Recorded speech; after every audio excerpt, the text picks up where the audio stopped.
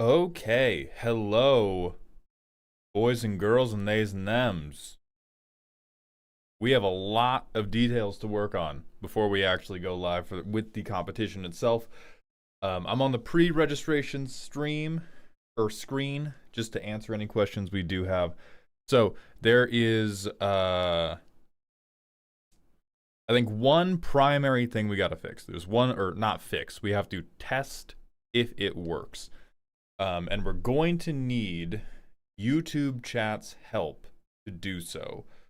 Because I had to get, marbles is how it's going to work. I want to be really clear with you all. We're going to be doing some test marble setups right now. None of these are for entering the competition. Exotech, thank you for the Prime for the 7th month in a row. Welcome back to the dog home. Nothing we do before noon. Nothing we do before noon is for submitting for the competition. Mick6, thank you for the 7 months at tier 1. Welcome back to the dog home. Not gambling. Very specifically not gambling. We did a lot of work to make sure that it was not gambling. How do I submit to the competition? So there is an exclamation point command enter to find the form for pre-registration. To enter the competition and get reviewed, it is going to be a marble race, but I need to make sure the method of marble racing is going to function. So what we need to do, let me find this. I put it on my desktop.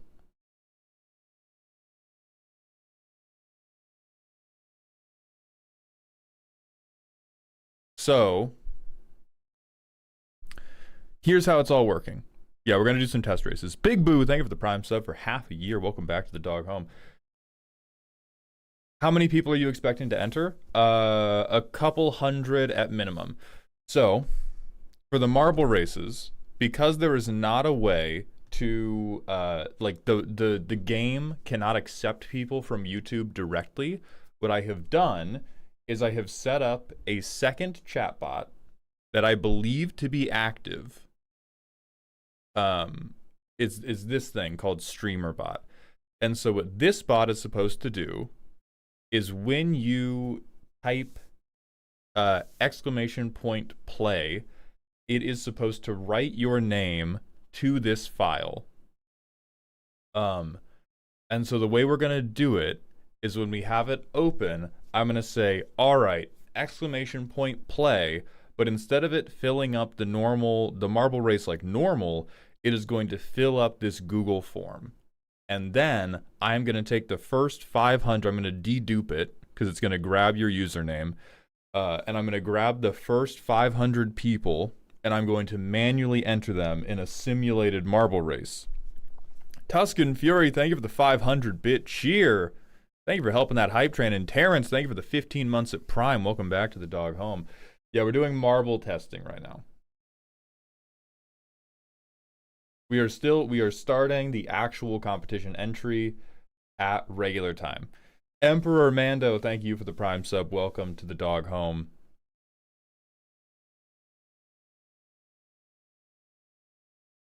And if this doesn't work, I have a backup method that will be a little bit more annoying, but should definitely function. It will just require like some background copy pasting. Hi, baby. Thank you, baby. Mwah. I hope this works. So do I.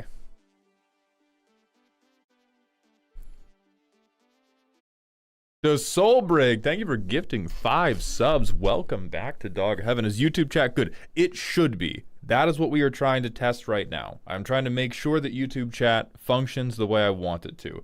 If it doesn't function the way I want it to, I'm going to have to spend $20 real fast, and then we're going to have to do a different manual thing that's going to be... So this is just to make sure no one joins marbles without having joined the competition? No. Totally unrelated to that. Totally different thing.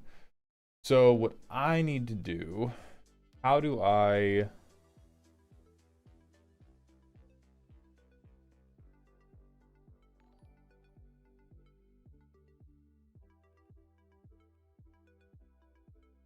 I need to figure out first how to do a simulated race in this thing, because there's a mode where none of you type play, or like you can, it doesn't matter. We're not running this race. Player list, okay, locked. So this does not let me provide. Never mind, it's still working. So this does not let me provide the list ahead of time. So that means we got to back out of here and that this is the wrong option. Rolls. No. Discard and exit. Main menu. Spilbo Baggins, thank you for the Prime sub. Welcome to the dog home. Maybe it's build? Main Skull, thank you for the tier 1 sub. Welcome back to the dog home. This does not look correct. This looks like making a track. This does not look like uploading. Dog! Are you for real? Why is it the dog home and not the dog house? The dog house is if you follow. The dog home is if you pay me money. Altered Shabti, welcome to your first live stream. I would say that this is less professional than we normally are, but it's not. I'm kind of a mess as a person. Okay, so where the fuck do...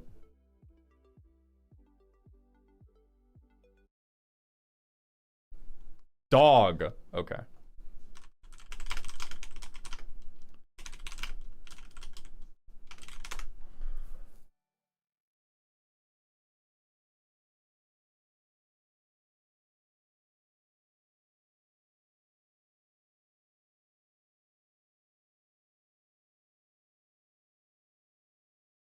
Import options to add names to your simulation races. You click open. Races. Simulation. Settings. Add names. Okay. Start and exit. Races. Maybe it's just in settings here. Ah, use custom names, add names.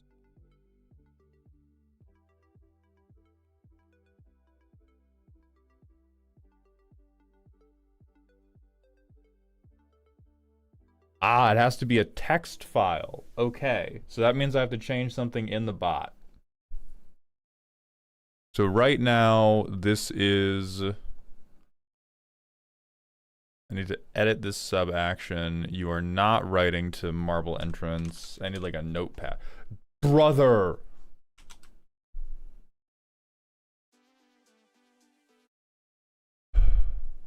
Okay. Hold on.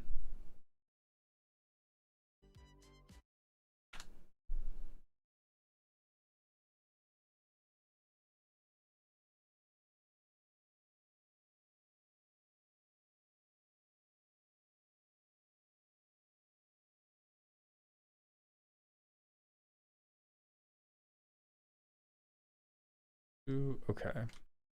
And we gotta save this. Player list. Text documents. On my desktop. It's a text document on my desktop. There we go. So this should now be what the bot is saving to. Where are you at? Desktop. Player list. There we go. Append to file. Okay.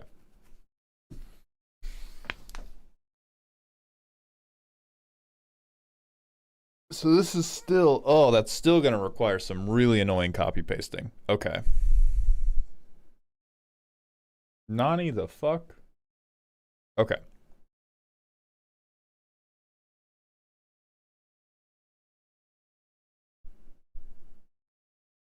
And what are our commands? This is enabled.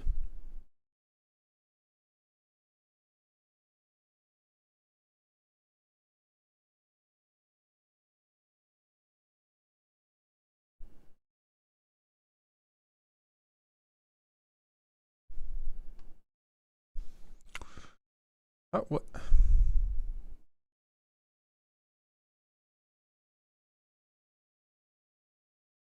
Okay.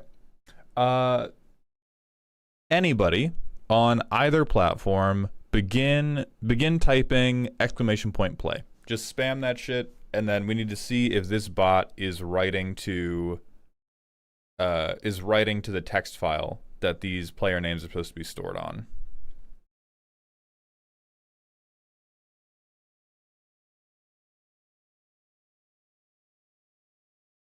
Julius the Mad Hare, thank you for the tier 1 sub. Welcome to the dog home for the 3rd month in a row.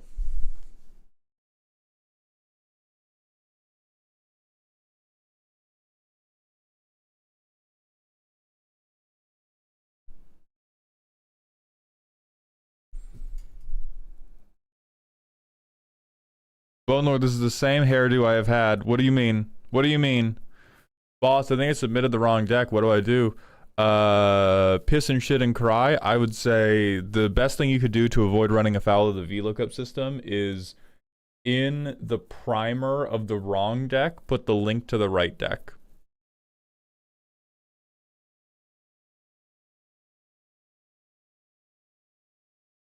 Do I need to have anything enabled for the command to work? No. Alright, so let's go back to the desktop player list. Well, 6 of you it got.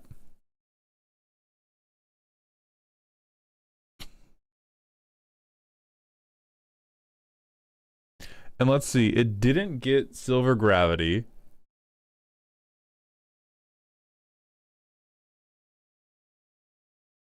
So there's not a consistent error where it's only getting like subs or it's only getting VIPs or something. It's missing a shitload of every category of people.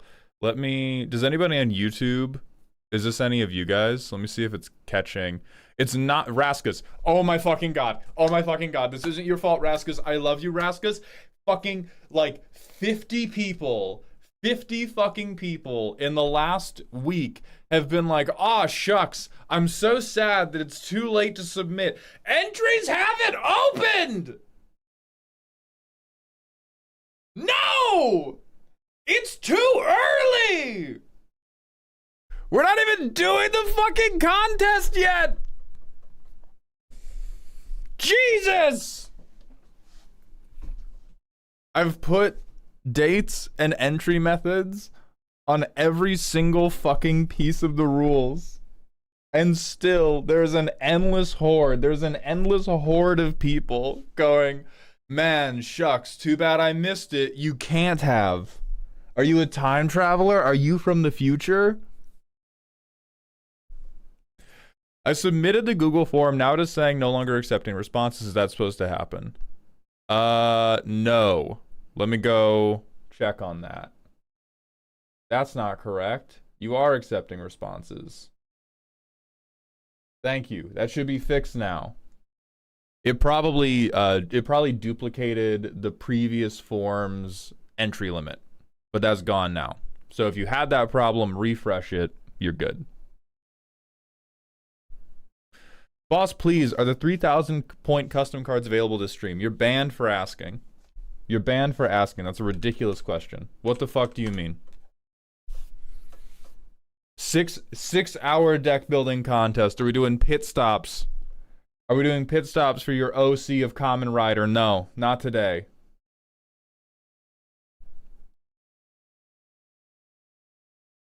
When I press enter, nothing happens. Not sure what to do. I don't know, do it better like that. I mean, enter brings up the link you have to click on. If other people click, it's not personalized links. If anybody brings up the link, you can just click on it and then enter. I don't see a link. But it's there. I've pinned it.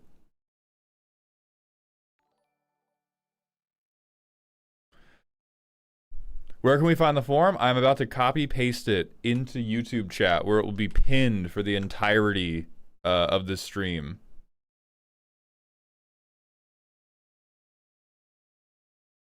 It's on Discord too. Yeah, if you can't find it in either of the chats, it's on Discord too.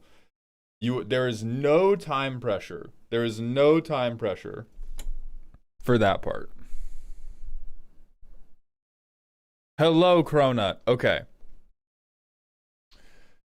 So let's open that up again.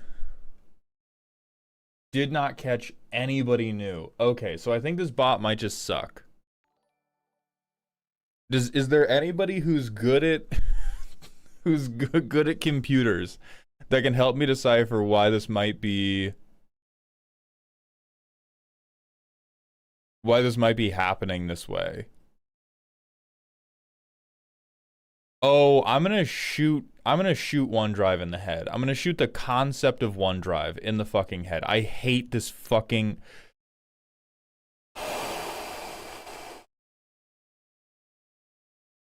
Why is it saved? Save it to my computer. Do not save it to my fucking OneDrive. Put it on the physical fucking computer, you worthless goddamn piece of trash software. I am so tired. I am so tired of OneDrive. Most useless goddamn invention I have ever seen. Jesus.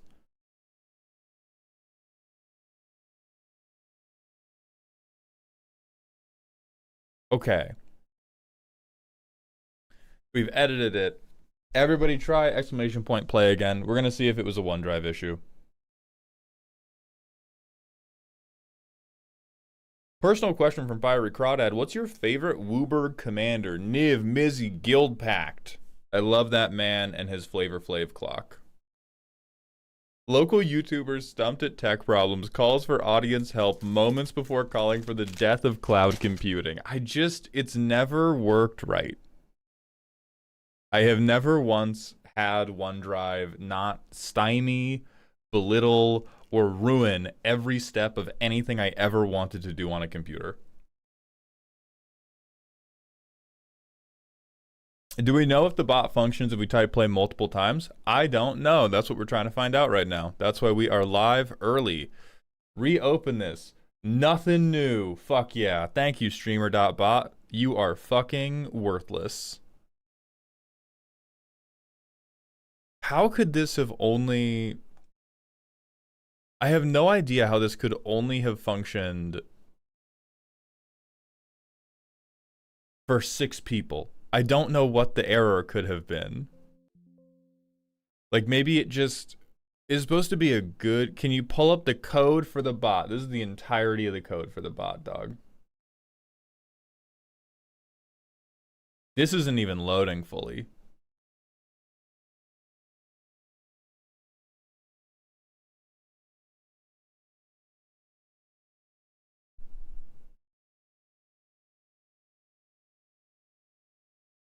They were the 6 people the bot thought were the coolest chatters. Does the bot create the file? No, the bot does not create the file. What is packet congestion? Could be receiving too much data at once and dropping things if it takes too long to process. That's very possible. I think that's like also somewhat evidenced by the fact that the bot is failing to, like, I can't even open the... Okay, there it is. So this is the entirety of the command. It's just exclamation point play.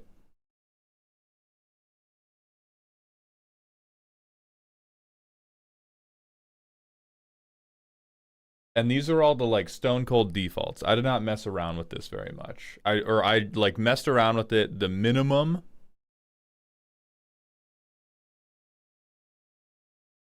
And then it writes to the text file. It writes the username. It appends instead of overwriting. It's not subscribe. Well, it's not meant to be subscribers only. Is that saying it's only available to VIPs and whatnot? That is what I thought, but the but the 6 people that made it in are not moderators VIPs. But it also doesn't give me, like, it doesn't give me other groups to utilize. And it seems...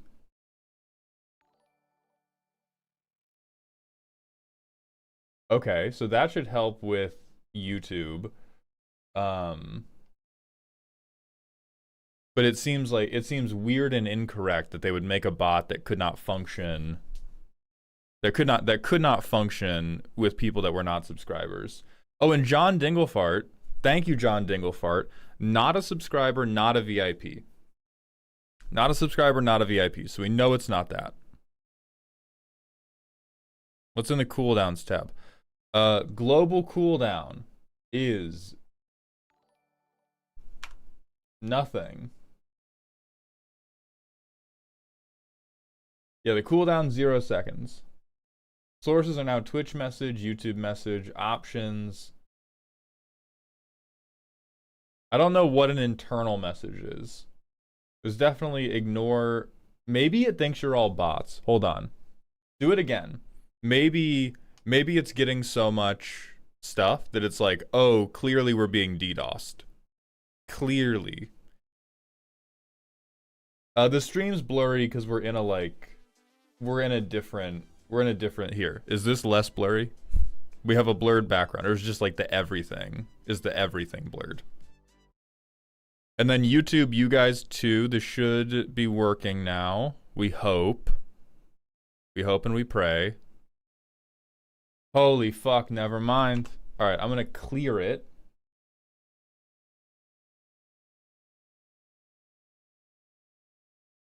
What?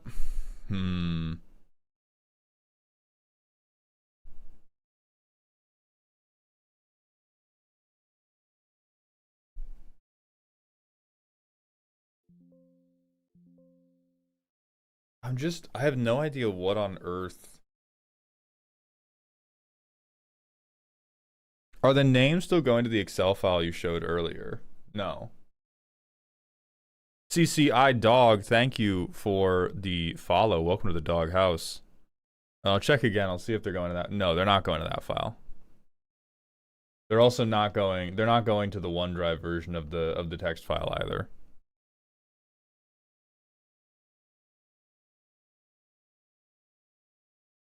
Does it have writing permission for the first second and then die or something? I don't think that could be. I don't know how that would create an issue. Try moving the file out of your documents into your raw C drive. Could be a write permissions issue. Okay, thank you.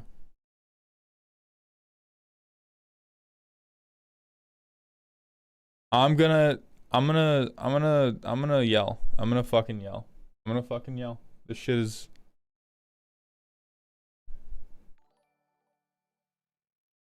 Okami Shiro, thank you for the 80 streams in a row. And my Monadays, thank you for the 8 months at tier 1. Welcome back to the dog home.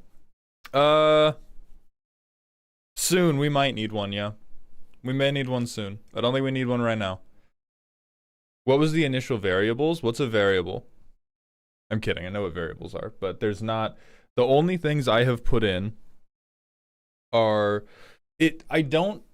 Guys, I really don't think it can be a permissions issue because we know it is able to write to the file. Like, we know for a fact it is able to write to the file. Because it wrote 6 names to the file. It's not that it can't do it. It's that it, for some reason, can't do it when multiple people are doing it.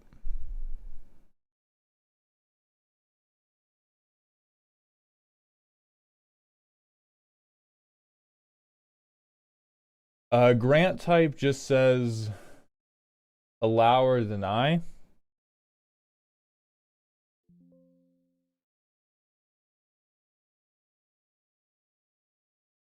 Wow, I wonder.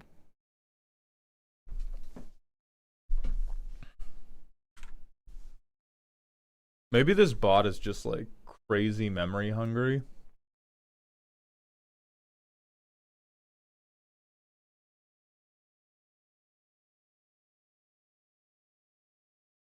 Why does it say I have 20 fucking Firefox tabs open? I have 1, 2, 5. I have 6 Firefox tabs open. Also, Lulu, thank you for the 5 Real super chat. Mauld, what do you think of Niv Mizzet Supreme? I've always wanted to build a poker-themed Bracket 2 deck with him. What do you think? I mean, for Bracket 2, hell yeah. Do you need to add general viewers to available entries? I'm not allowed to. That was, when I was working on this last night, that was one of my first thoughts, was like, oh, maybe I need to, like, oh, I don't see that general viewers have permissions. I I don't see general viewers have permissions. So I probably need to let general viewers enter, but there's no, like, these are the only...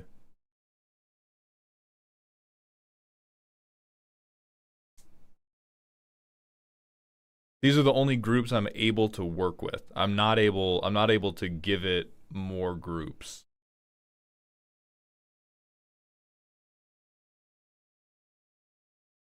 Which at the time, I just assumed... Hold on, can I...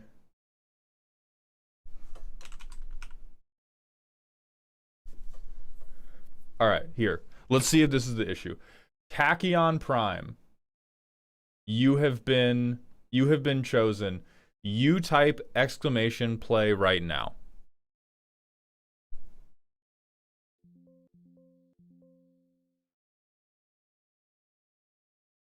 And if it lets you in, then we do have some type of then I think this bot just like low-key fucking sucks. Because if it lets you in, then it means that we do have a permissions issue. Soul Captor, thank you for the Prime sub. Welcome to the dog home. I appreciate those Bezos bucks. Mark, it's gonna be, here's the thing. It is gonna be scuffed. It is going to be less scuffed than last time. No matter what happens, they are here. I picked them because I just saw them type.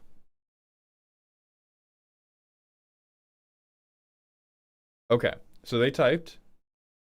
Let me go to this fucking file.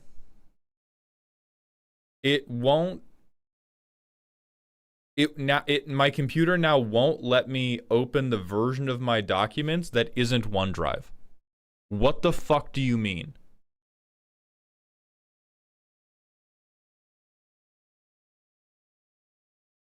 I hate you. I hate you, OneDrive.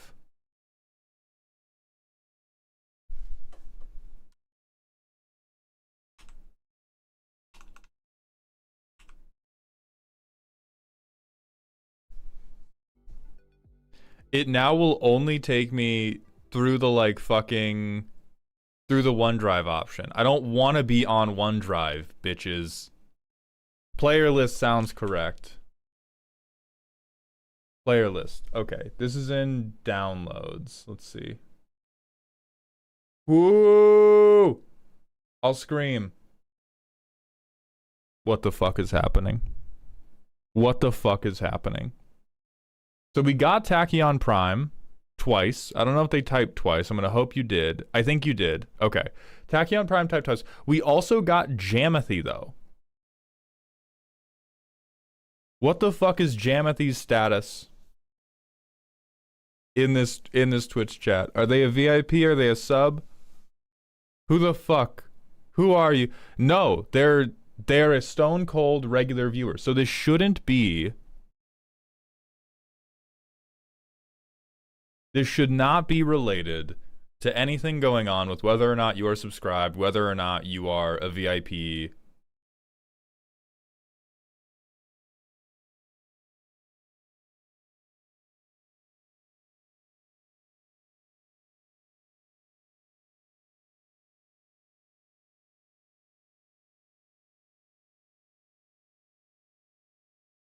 But we've had this still, I mean, okay, we're just going to change stuff and see what works. Some people try again. Could you take the list of the names from the Google form? Probably. I wanted to make this work because my worry is the Google form is likely, or historically, based on the previous competitions, the Google form is going to get bigger than the number of people we can host in one marbles raffle. So right now it is still smaller, which is good.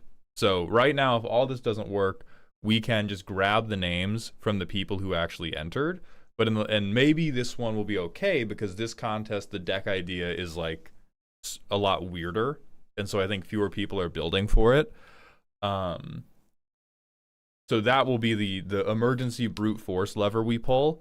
Is like right now we have a little over 200 people entered. And as long as we stay under 500 people entered, I can just grab all of the entrants and randomize them every time.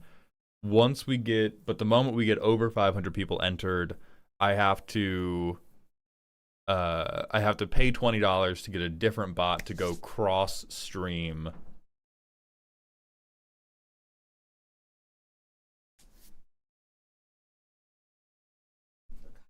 Oh, because she's so sweet. Yeah. When we heading? Okay. Love you, baby. Yeah.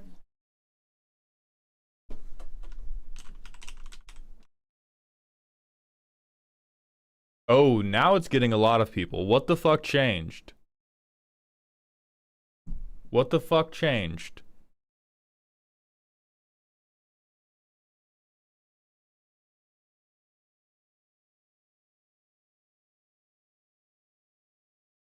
You stopped looking at the allowed thing?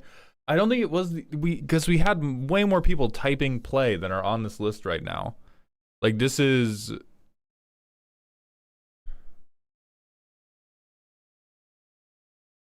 okay, so I just saw Cruel and Tyler Green try to enter on YouTube. And so if they're not in this list when I reopen it, then I know you guys are fucking lying to me.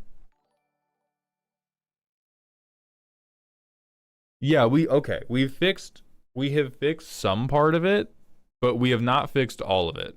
Like we have gotten more people in.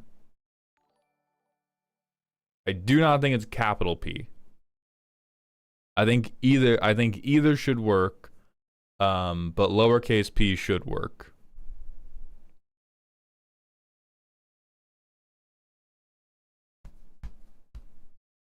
Because we have YouTube messages are supposed to work. Twitch messages are supposed to work.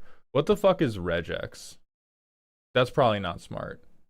Enabled include. Locations anywhere. Group. No options. Thank you. All right, YouTubers, I'm now watching your names specifically to try to make sure this bot is getting you correctly. Oh, let's look at the event feed. Dope. Nothing. Nothing.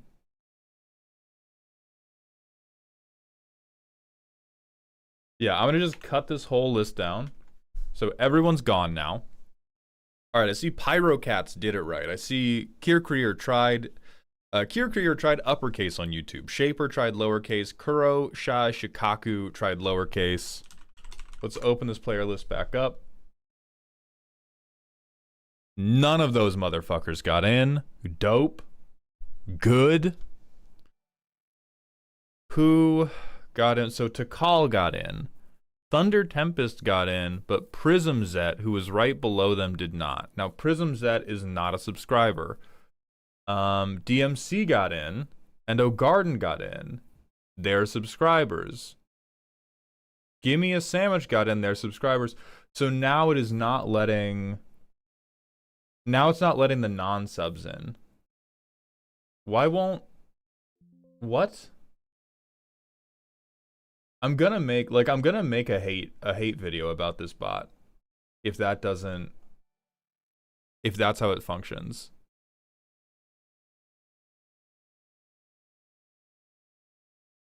Shugo and Doppels, thank you for the Twitch follow. Welcome to the doghouse.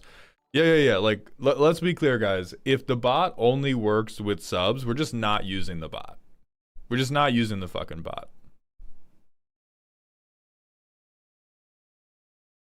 Could use the Nightbot giveaway, and instead of choosing a winner, copy paste the entries list maybe. That's what I was going to do via Streamlabs CloudBot. That was one of the other levers I was going to pull. But isn't there a slider where it's sub only or not? If there is, please God show it to me. I have not been able to find a single option for this that relates to subs or non-subs. And then Mark Mayer, thank you for joining the dog home on YouTube. And then Marsat X, thank you for the Prime sub. Welcome to the dog home. I appreciate those Bezos bucks.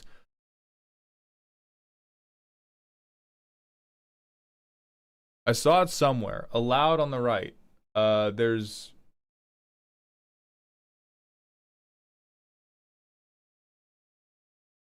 user permissions. Is there not a way to just move all? No, I have to search you one by one. Because otherwise what I would do is I would just take the list of users that are active and I would copy paste them into this and then bing bang boom, we're done.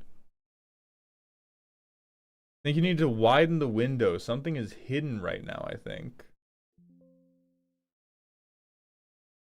Okay, you're banned for trying to trick me. First of all. Got our first disqualification of the day. You churlish motherfucker. Alright, you're back. Let me look at what the deck entries are like.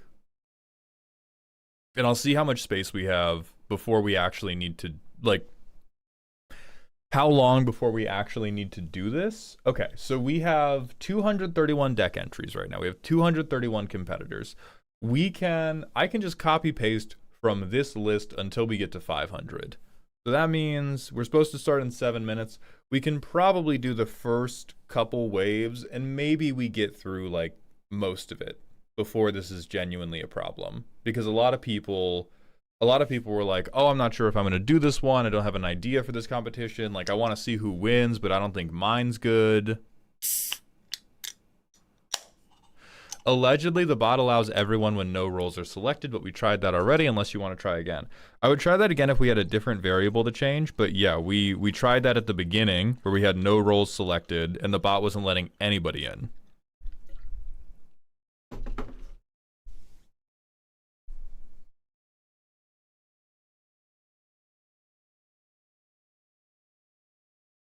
So if we just move everything back,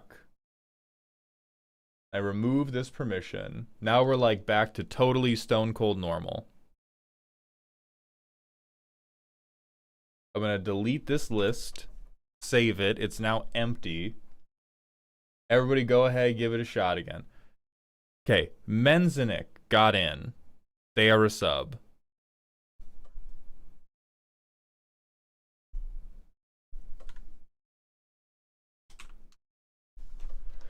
All right, woo, oh, that's a lot of names. That's looking better. That's looking better. So we're starting at Menzenik. Then it's Benjamin Octopus, who did not... No, hold on, I'm in the wrong spot. Menzenik, then Brandland, who's not a sub and did get in. Then the Cactus Problem, who's not a sub and got in. Chris Laverne got in. Red Turtle Tank got in. Takot got in. Zyraberg got in. Idless Hands got in. Coverst got in. Helios got in. The One True Hobbit got in. Thunder Tempest got in. We appear to be good on Twitch now. Now the part we have to check is, did YouTube viewers get in?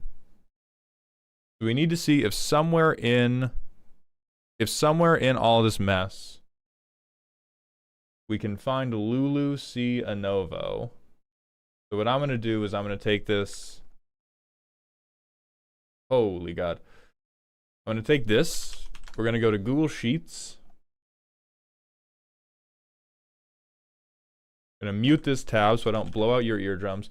Lulu did not make it fucking in. Okay.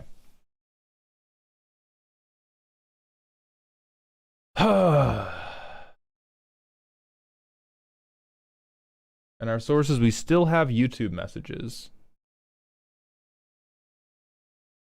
Reload the file, see if there are more names. I don't think that'll do it, because there's a lot of... So we now have it working for all of Twitch. And let me double check that this is like connected appropriately to my... Oh, what the...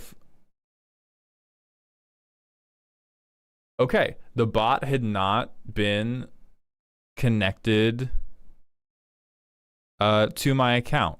So YouTube, Twitch, I'm going to ask you to not type anything because I want to make sure that we get this as clean as possible.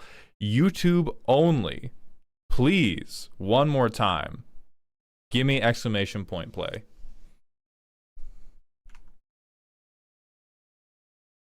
All right, I see Sweethearts. I see Jazza the Real One. I see Dranith Vindan. I see Stefano. I see a ton of names now. But those are some of the names we're going to be looking for. Let's go check the bottom. I see Cruel, who I have seen many times, I believe, on the YouTube chat.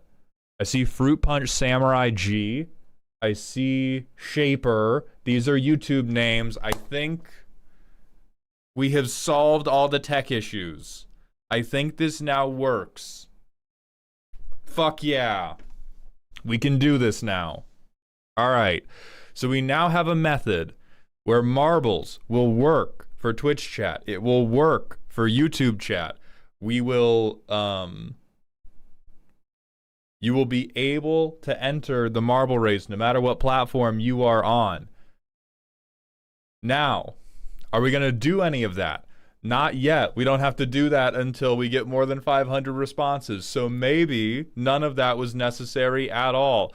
Don't worry about double entering. We're going to dedupe. Aramis, we do know the non-subs for Twitch are working.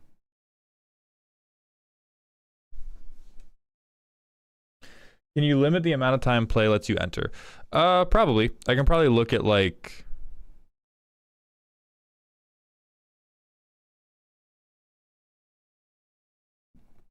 I can give it a user cooldown of like 60 seconds. Yeah, I'll just give it a big user cooldown. Dope. Thank you all for struggling through that with me. By the power of kicking one drive down the stairs, we have succeeded. Yes, we have.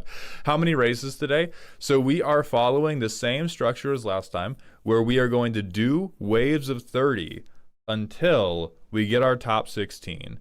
Is there a way to check that we're on the list? So Doppels, for now, if you submitted a Google form, you're on the list. Maul, we better not be doing the stupid castle marble map. I have terrible fucking news for you. I have terrible fucking news.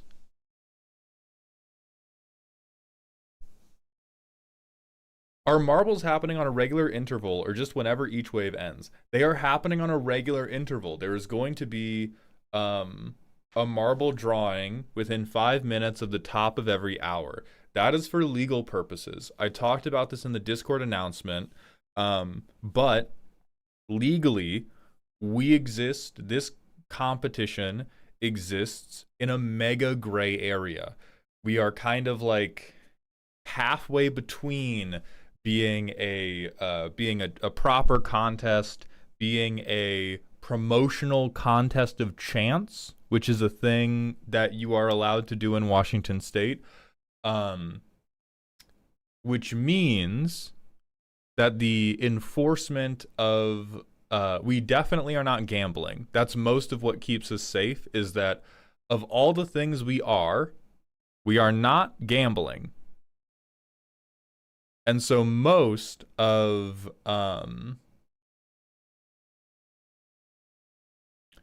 what's going to keep it safe is I can never take money from you guys to enter the competition. Cannot take money from you guys to enter. The moment that I take money from you guys, then it becomes like illegal gambling pretty immediately, because we have elements of chance, we have a monetary prize, So what we are doing is we are avoiding all elements of consideration. Consideration being, and I promise this preamble makes I promise this preamble is going to make more sense. Consideration is you paying me to enter, or you having to do something that is particularly strenuous or time consuming. So the reason that the entries are happening at the top of every hour is because I need to be able to post, hey, you can enter this at noon, 1, 2, 3, etc., etc. But I can't make you wait for multiple hours for randomized entries. So what we did last time, where it was like at the end of every wave, we open a new wave, that would begin to be a problem, because that would qualify as consideration. It would qualify as time consuming enough that somebody could argue like, oh, well, I had to wait 3 hours and I didn't know when entries were going to be opening. I mean, Alton Brown, I'm allowed to specify a time zone. I don't have to make it like comfortable for everybody, but I just have to make it such that you don't have to commit money or commit like most of your day to be here. Because right now, all of the people who have entered are like, they're good. You're good now. Yeah, we do have to do manual ad breaks. Rauka, thank you very much for the Prime sub. Welcome to the Dog Home. And Daft Punk 1716, thank you for the Prime sub as well. Welcome back to the Dog Home. It's time to kick it off. We have to do the manual ad break. Thankfully, this very first drawing, we are not super time capped on because we can use the list from here. So anybody who submitted the Google form, you are in the running for Marble Race number 1. Nobody is being left out. Is there a way to make sure your submission went through? Yes, let me go ahead and I will make, well, yeah, it's username, so that should be fine. I am going to I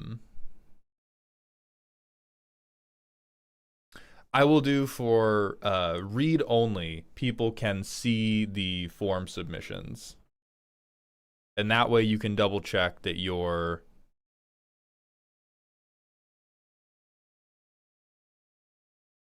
I think. Let me make sure nobody said anything. Nobody did anything fucking out of pocket.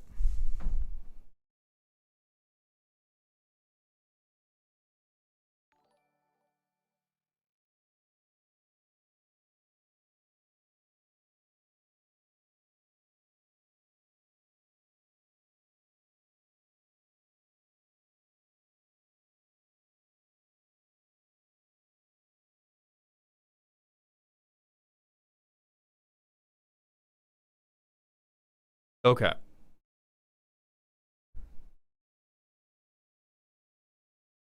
One of you,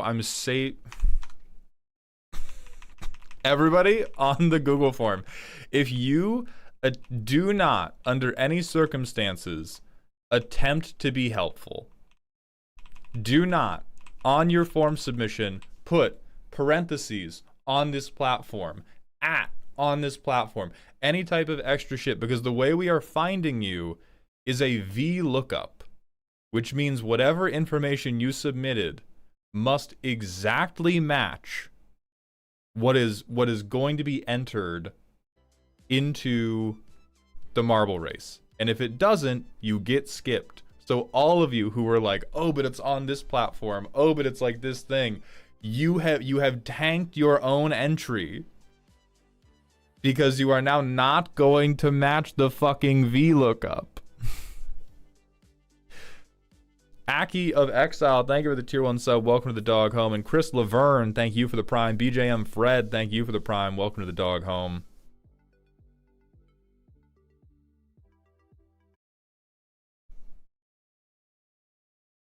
You don't need the @ sign, I don't think. When does the form close? The form is open until the end of round 1. What if I typed my name? Doesn't you have to type... Dog, hold on, come here. What's going on? Can you... Kilroy, can you read this very slowly for me, please? I'm begging you, Kilroy. I need this, Kilroy. I love you, Kilroy. Please, Kilroy, read this slowly for me, that I put in all caps at the very top. Please, Kilroy. I have great hopes for you, Kilroy. I know you can do this, Kilroy. Don't do this to me, Kilroy.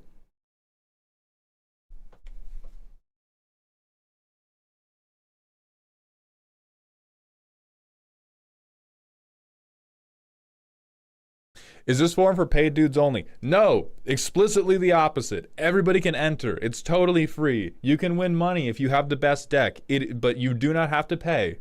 You do not have to pay. There is a pinned link to fill out this form and enter.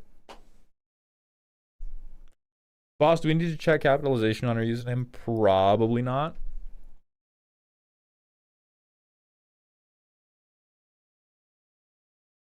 Can we build an IRL deck and mail it to you as a submission? Absolutely not.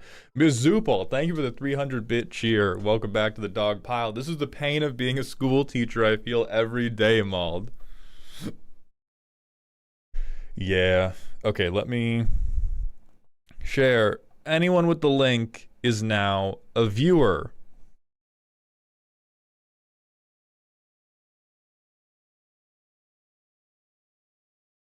Let me run up a command for sheet.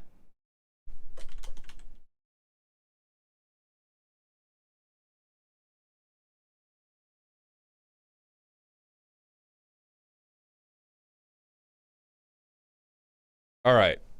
So you can now view the Google form for the entrance by typing !sheet. Children, if you don't spell your name right in the Kahoot, you will have your balls crushed. So can I resubmit if I put the platform in the username, or am I just boned? You probably can.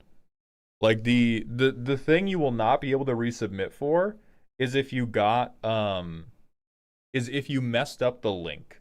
If you got your username right and then fucked up the link, resubmitting is going to be difficult. But if you got your username wrong, when I go to VLOOKUP, the VLOOKUP is going to find the first instance of your username being right, which means if your username's wrong, it'll skip you. Why is Trober special? That was just the first name I recognized when I was testing the VLOOKUP. What if we submitted twice? You're going to die. Contained animosity. Thank you for the 100-bit cheer. Did you hear about the Greek philosopher who refused to cover her chest? Her name was Aristoples. Interesting.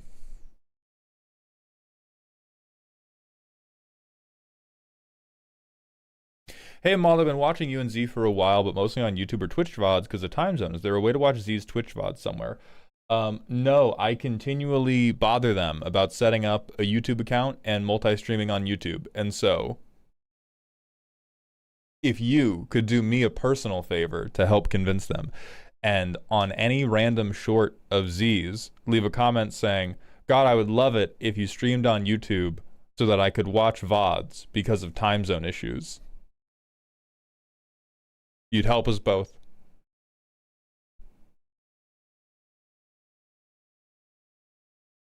Does capitalization need to be exact for search? I believe so, because the way the VLOOKUP is going to work is I'm going to take the list of names, I'm going to put the list of winners here, and it's going to go to this form, find your name, and then grab the deck that is associated with that name. So like if Secret Bean Man goes here, I'm going to copy paste. Hey, look, it grabbed Bean Man's deck.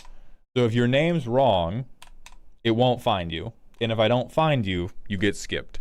Huffdud, thank you for the 14 months in a row at Tier 1. Welcome back to the dog home. It's been 5 minutes past the top of the hour. I'm reporting you to the Illuminati for being a dirty liar, except I'm not, because we already covered everyone who's entered on the form is in. VLOOKUP is not case sensitive by default. Thank you, Cusk. So it's not case sensitive. Mysterious Mr. MR. It is also important to point out that for this contest, I don't need to like your deck. I am a judge. I may have my own internal biases. I can control for those. Honestly, if I like your deck, you're probably in more trouble. Because I hate Superfriends. Remember, guys, the reason we're doing this is not because Planeswalkers are cool. We're not doing this to make a deck that I want to play. The number one reason we are hosting this competition is for what? That's right, say it with me. Slander. We are maintaining the agenda. And our agenda is that we hate Teferi. Money? No, I lose money doing this. I lose money doing this. We're doing this for slander. So I would estimate that the people who win are going to be people who make decks that I don't like.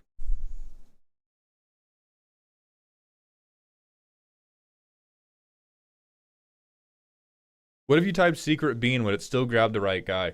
No, because I set it to exact match only. If I had set it to non-exact match, then it would, but then we get a lot of like other false positives if people have similar usernames.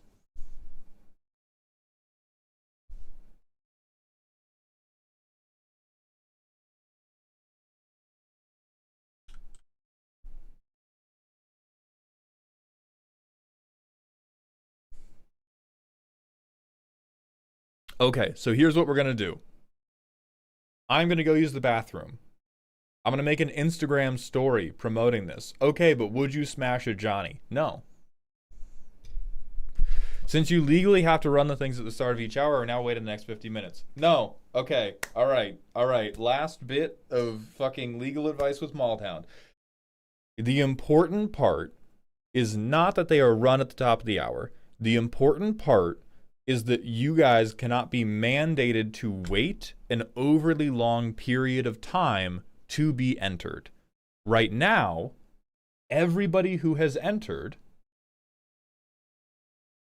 may be selected from. We only have to run it strict at the top of the hour once we have more than 500 decks submitted. When we have fewer than 500 decks submitted, it doesn't matter because if you leave, your entry does not get invalidated. The problem comes in where I'm like, oh, well, you have to, because the legal allegory for this is you guys watching this stream is you guys watching a sales presentation. You're allowed to make people watch like a short sales presentation, but I can't make you watch a long one. If that sounds vague, it's because law is bullshit. And so, because nobody who submitted has to be in this chat right now to get picked, it's okay that we've not run it yet. Yeah, like I can't make you sit through a timeshare meeting or a full one. The Weird Potato, thank you for the Twitch follow. Welcome to the Doghouse. Can you announce in Discord or similar if you hit 500? Yeah, I will. Boss, the forum gave me a second entry when the page reloaded. I think, can you delete my second entry? No.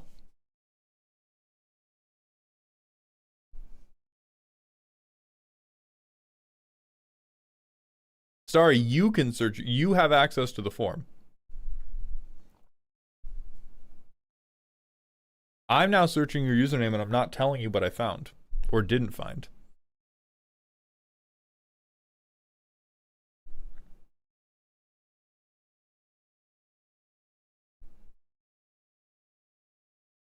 All right. They haven't got back to me about the Strixhaven product, so I would assume we're not getting it this time.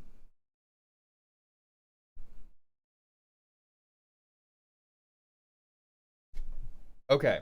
I'm walking away. I'm pissing. I'm doing...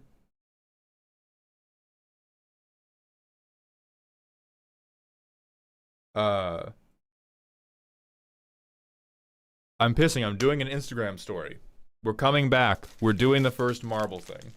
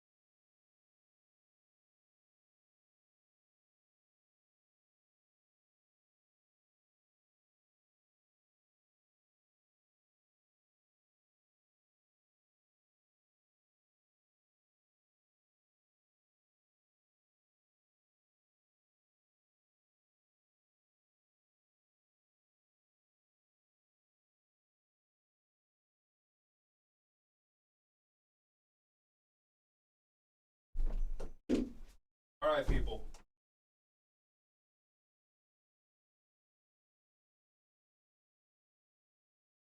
Let's talk about some goddamn magic decks, huh? Let's talk about some goddamn Magic the Gathering.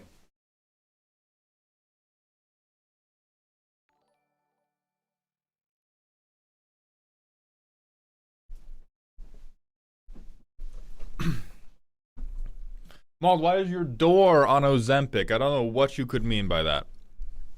Dirty Dan, thank you for the Prime sub for the 13 months in a row. Welcome back to the dog home. Mr. Meowski, thank you for the 8 months at tier 1. Jazzaproxy, what I'm going to do for you is I'm going to put it in the Discord. If Twitch is unable to provide links to you, the way we are going to get around that The way we're going to get around that is I'm going to post it in the announcement section of my Discord, which you can just go to the announcement section and find it.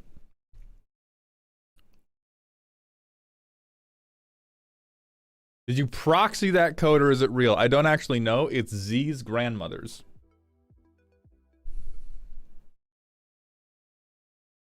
So let's begin writing names to a text file. Let's begin writing names to a text file. Thank you. All right, so we have to delete this player list actually.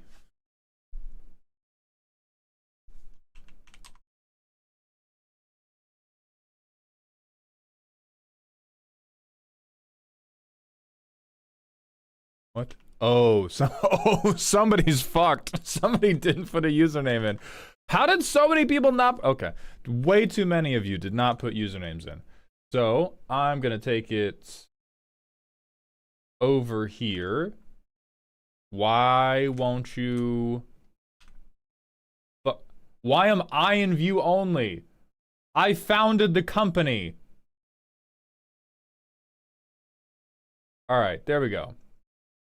And then where's dedupe in here? Got to clean up? Yeah, remove duplicates. Remove duplicates. All right, 304 unique rows remain. Wonderful.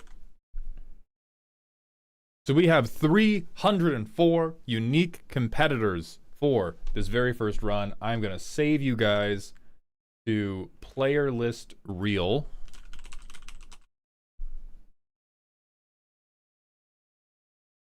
Yeah, we can keep that in downloads. And now, I believe it was in settings. Yeah, use custom names, add names, open, downloads.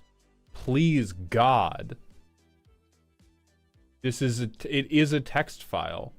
Player list reel.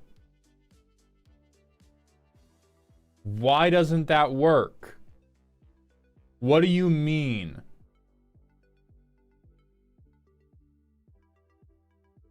It is a text document. How is that not a text file?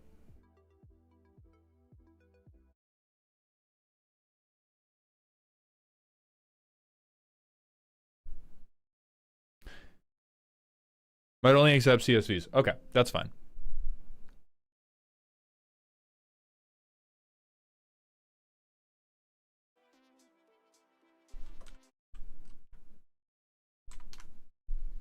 Here, we're going to open Excel. That's everybody's name. You're going to get saved as player list reel. We'll go comma delimited, whatever the fuck that means.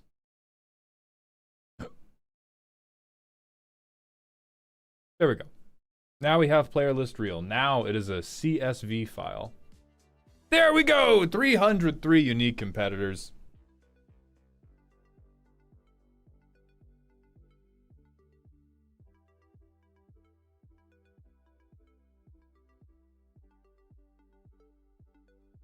Okay, so now let's be super clear.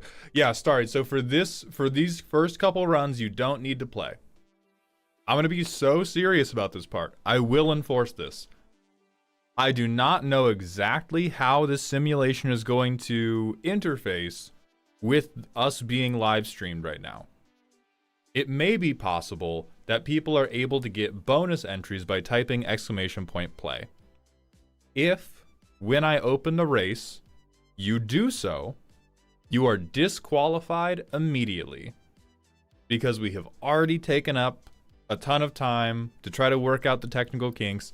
If anybody who introduces a new technical kink to this, you will be disqualified instantly and banned from the stream.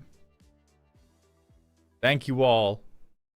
Thank you all for your attention and your patience. I'm now going to see if this works.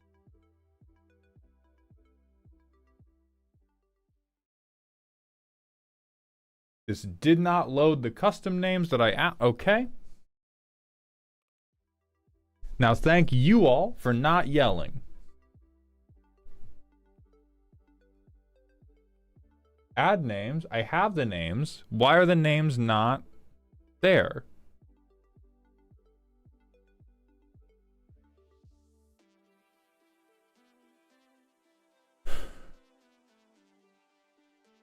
Distribute custom names, maybe?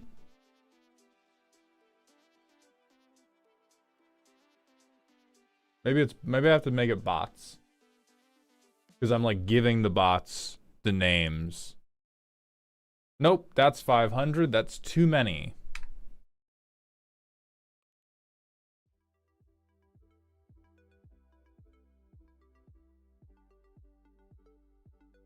This is not the test run.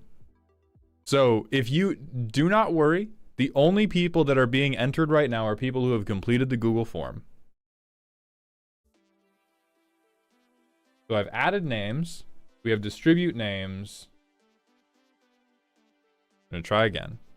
Yeah, the test run began over an hour ago at this point. We have 0 fucking people. Why?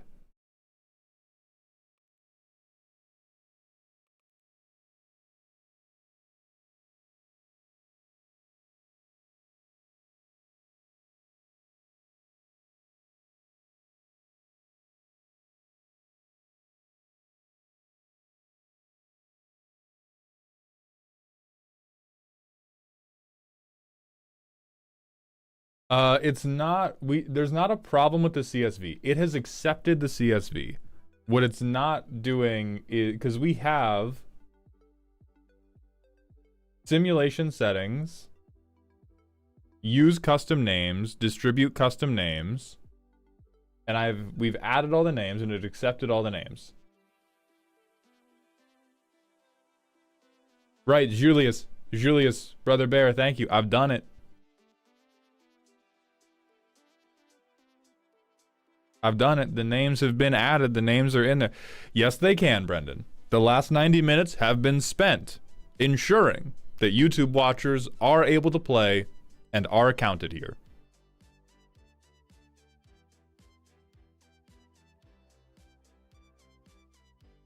It does not give me a number of bots.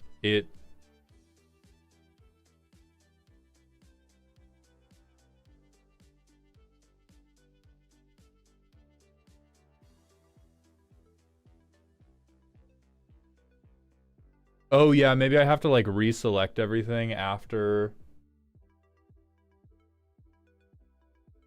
So we have how many names do we have? We have 302 names. So if I give it 302 bots. Nope. 302 bots and I have it set to distribute names.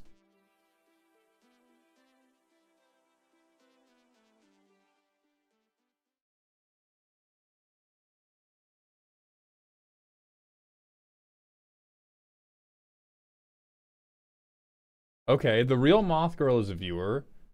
Jacob, so we can just do a couple 1-for-1 checks to make sure that all of these names are in the list. So do we have Rio Husan? We do. We have Lettuce Puppy. We do have Lettuce Puppy. All right.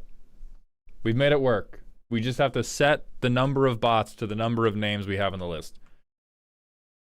Oh, my God, that took so long. Thank you all for your patience. We've finally done it, and we are now finally going to begin phase 1 of the Super Friends deck contest. So to remind everybody, what we are looking for today is a Super Friends deck that utilizes no planeswalkers. Everybody in this contest, all 302 people entered right now, have definitely sent me a deck list that definitely has a primer, that definitely explains why their deck is super, why it's friends, and why it upholds the spirit of Super Friends, which is generally to be an annoying little shithead. Let's get into the first drawing. The top 30. The top 30 are moving on today.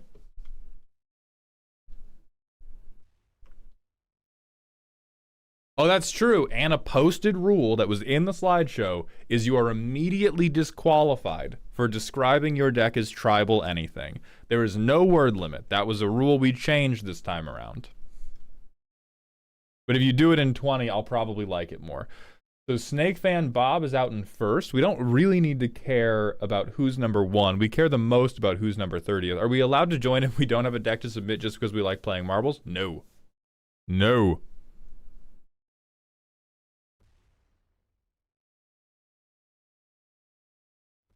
All right, Benjamin, Will the Doctor, and Julius go down. Now, another thing to keep track of, there is a time limit. Like, the map will set everything on fire and begin killing people after the first person has finished. So if Sunder Dragon gets in too far ahead of everybody else, everyone's gonna die.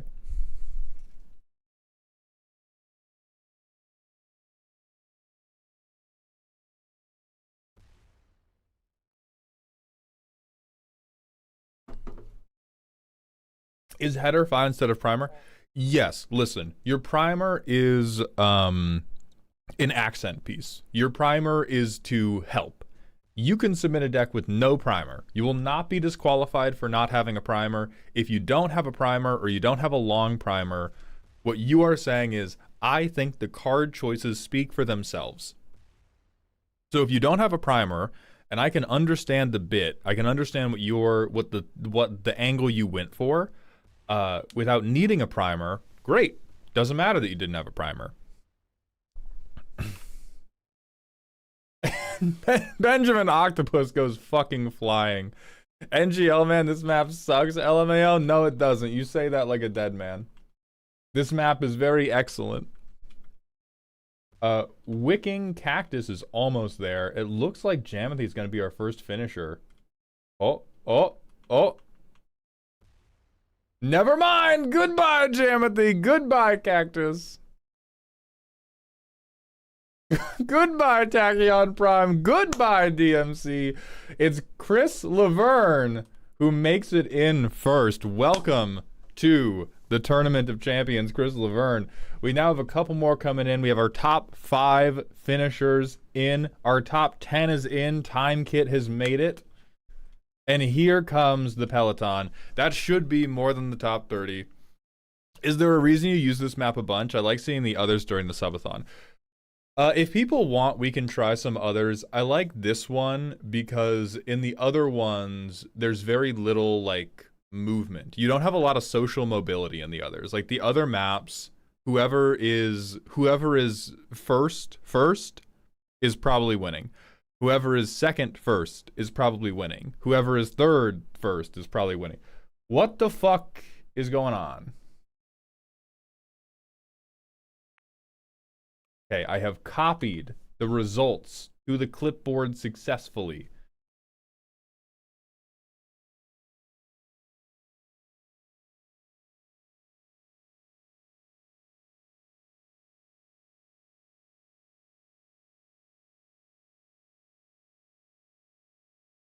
And now let's see if anybody did this right.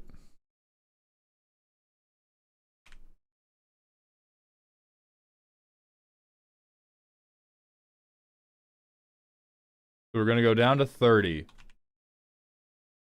Holy shit, everybody did it right. Holy God, all 30 of our finishers submitted their goddamn username correctly. Good job, everybody.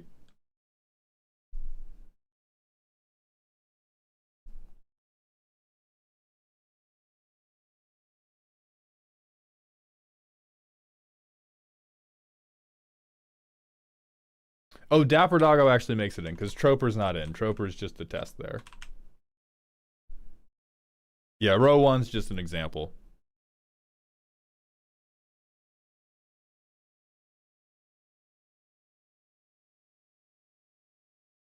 Why is this...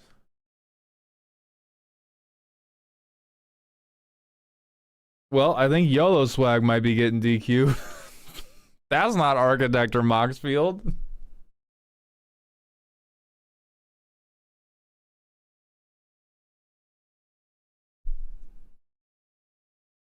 Okay, let me pull up. I have the slideshow. I have the slideshow on a different tag.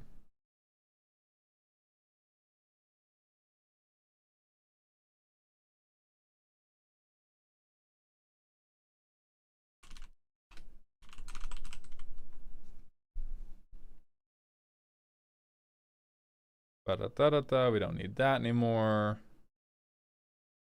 We need you here. You go away. You here. Okay, no further ado. Chris Laverne. A story that grew in the telling. Maybe the real Superfriends were the sagas we summoned along the way. Mixing Tolkien's somewhat famous quote Bombadil in the set that got me into Magic. Summons are a staple of the Final Fantasy series, whatever their name may be in any given installment. They're your big companions throughout the game, so the perfect choice for me as Super Friends. Immediately disqualified. Friends is Super Friends. You cannot just say the big fucking rhinoceros is a guy that I like. I'm friends with him. Everything on your board is already friends, you fucking liars. They're army soldiers together. Super friends, you have to justify why it's all friends. You can't just go, well, I played my worm deck because I love fucking worms. Let's move on.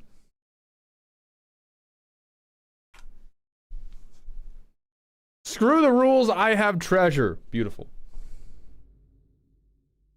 We love rules here. What are you talking about?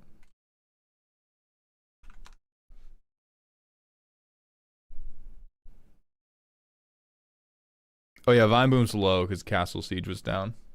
The Super Friend.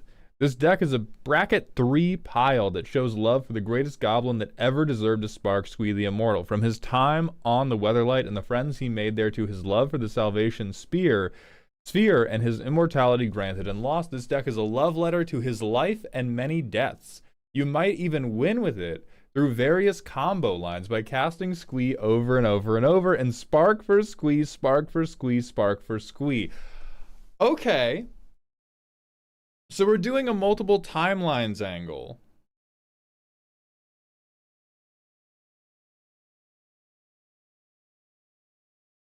I can almost rock with that. I can rock with the Super Friends or the 50 different versions of Squee. How is this Super Friends though? Well, their primer is arguing that the friends are all the different timelines of this guy because he's like canonically the only one, or I think mechanically the only guy who can get cast from the graveyard or exile.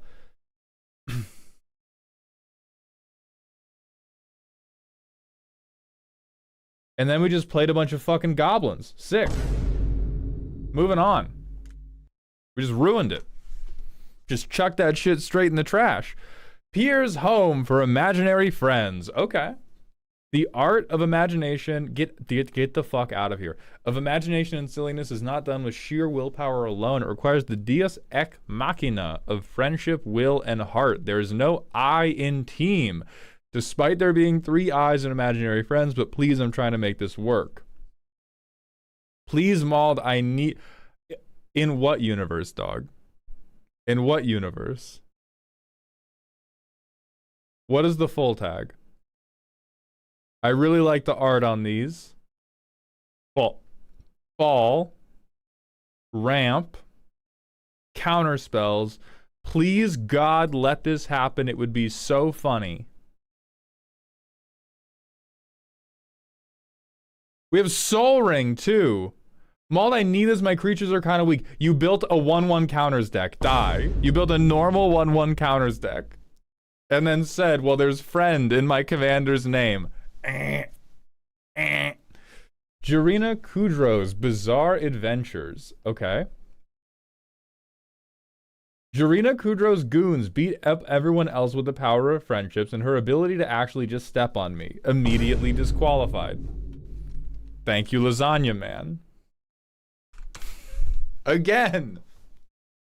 Super Friends does not mean I go to combat with dudes who like each other. Super Buddies. Oh, Jesus. All right. I will at least hear out Aang as a commander for this, because you know what? Aang was a little bit of a pacifist. So if we can, we have airbending, we have draw, we have earthbending, we have firebending, finisher, mill,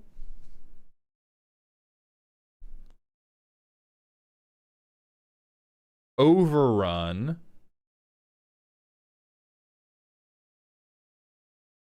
mill. Okay. Okay.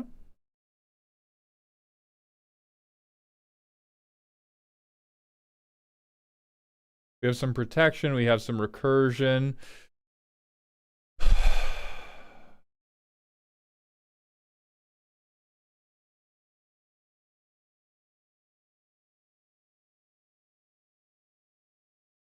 I want you to know I hate you.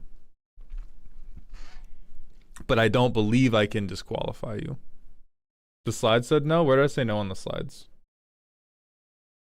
Oh shit, true. Die. Ha! Ugh, I love when I can stand on my own rules. I love when I can stand. I love clearly written rules. Die.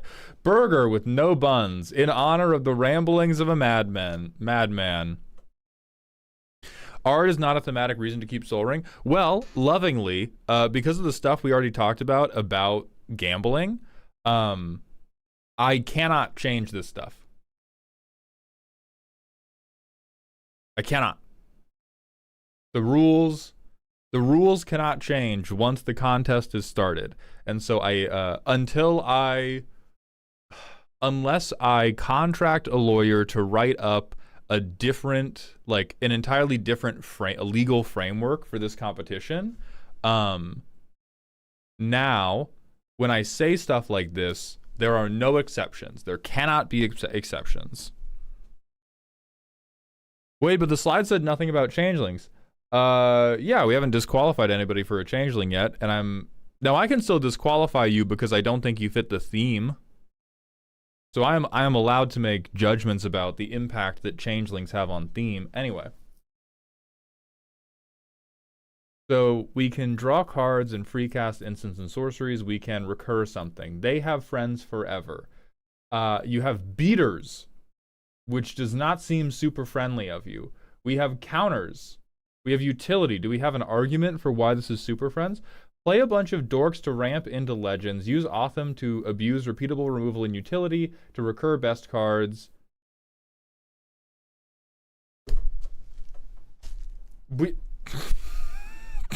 I built a bracket 2 deck with friends in the name. Immediately disqualified. I love this topic. I love this fucking topic. Garnet creates an AO3 account. Super Friends, but our friends are a bunch of fanfic. It will be thrown at you and exist at you like Super Friends does, self-shipping with different sagas as we go. Okay.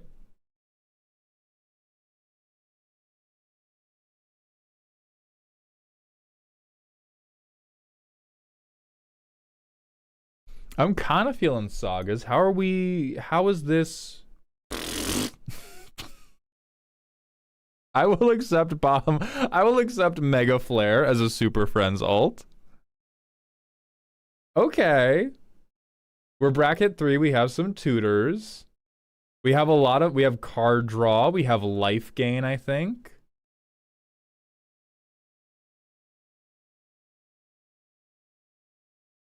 Oh, we have a worthless artifact to fiddle with our counters.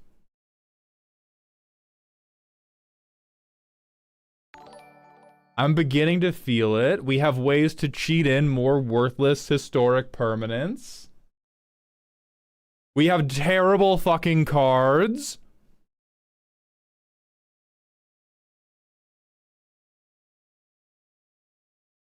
We have a creature-based board wipe.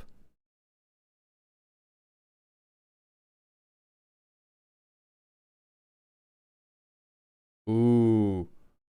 Ooh. 38 lands. Proliferation?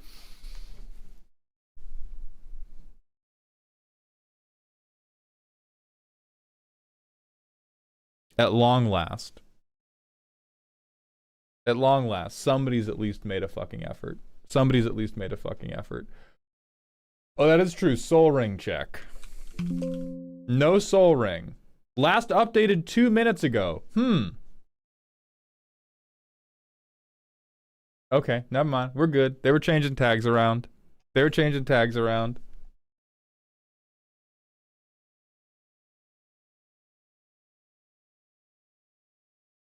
Okay. I think the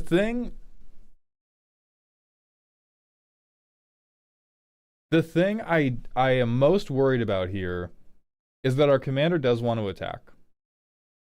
So I would be interested in seeing how super friendly our commander seems when we're swinging her over and over. But you definitely passed the DQ check.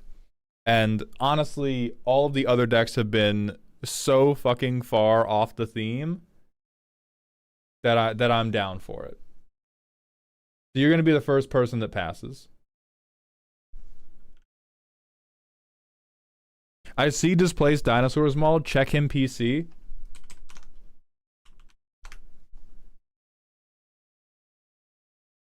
You are allowed to create damage at some point. So, boss, was the Super Friends rule strictly a no combat deck build? No. No, I think this is the thing that, like, people have consistently, like, it seems purposefully misunderstood over and over and over. You are not allowed to do combat. But Super Friends generally do not accrue their advantage by going to combat. And so if you have made a Super Friends deck where you gain advantage by like playing creatures and swinging them, and then at the end of the game you overrun, like it's just not Super Friends at all. You just built a deck that goes to fucking combat. Now, if you build a deck that is accruing a ton of other value outside of combat, and then can eventually go to combat, like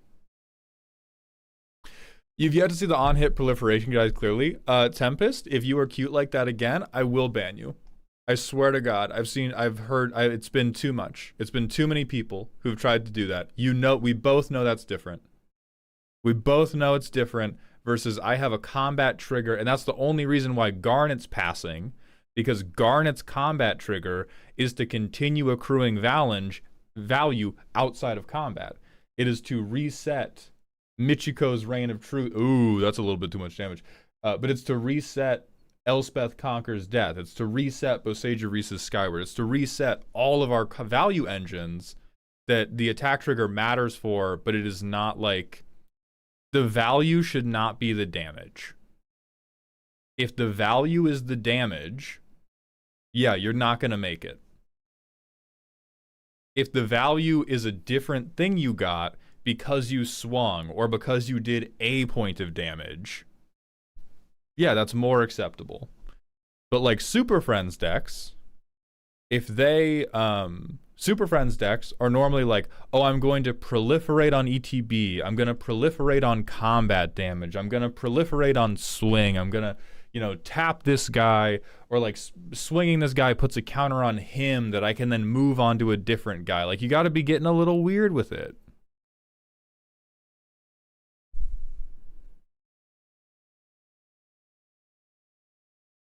So anyway, who was this? Autumn Breeze. Welcome to day 2. Next, we got Time Kit, the winner of our previous competition. Let's see if they're as good at this as they are with Stompy. I don't know if I love showing off the power of friendship and violence. With the only avatar having bending cards, I decided to go all in, only add non-land cards with avatar art. The power of friendship will defeat the Fire Nation. The journey of... Oh, no. Oh, no, not Beastmaster Ascension. End the journey. Oh, no, it's 11 different ways to make additional combat damage. Ugh, you do have friends. They're just not super. Goodbye, Time Kit. And then, yes, quick word from our sponsor. The prize pool for this contest and future contests is in part provided by CoolStuffInc.com, who is my sponsor. So if you are going to buy stuff for Strixhaven, if you're going to buy stuff from any Magic set, you want to pick up some singles maybe. I don't even know if they sell those. I think they do. Go to CoolStuffInc.com. Use code MAUL. You get 5% off, and the more you guys buy, the more they will fund the prize pool of future competitions. Legally, it is important, I note, a purchase is not required to participate. You do not have to purchase anything to win. You do not have to purchase anything to enter. You can enter totally for free. This is just, if you were going to buy Magic product already, consider buying it from Cool Stuff Inc. And if you do, pretty please use my code. All right, next we've got Wanazi.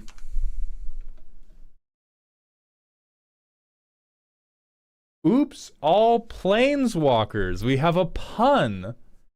When Iroh enters, make a food token. At the beginning of combat on your turn, you may have target opponent gain control of target permanent you control. When you do make an ally, put a counter on it for each permanent you own that your opponents control. Well, doesn't have planeswalk on it. Might have allowed it. Might have allowed it. Have a good day, Wanasi. YOLO swag, that is definitely a virus. The pun was good. The pun was good. We immediately broke it. We immediately broke the pun by just having a regular mono white creature. Look at the Aeson Highway.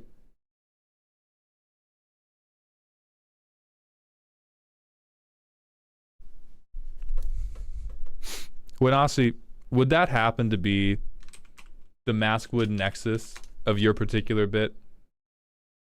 If I asked you, perhaps, for a deck of all dragons, and you sent me a deck of all cats, and then said, no man, I have 4 tutors for Maskwood Nexus.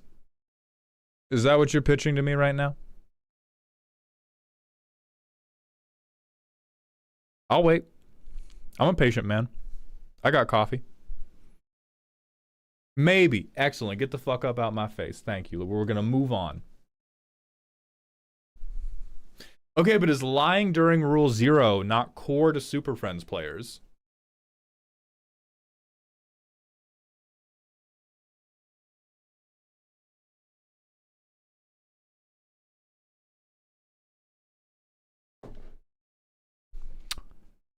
The judges will hear your appeal. I will hear you out. Show me this highway. Everyone is super.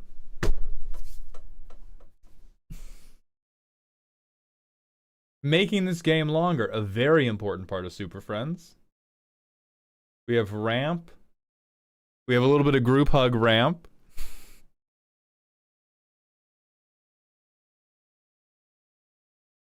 All white creatures gain planeswalk.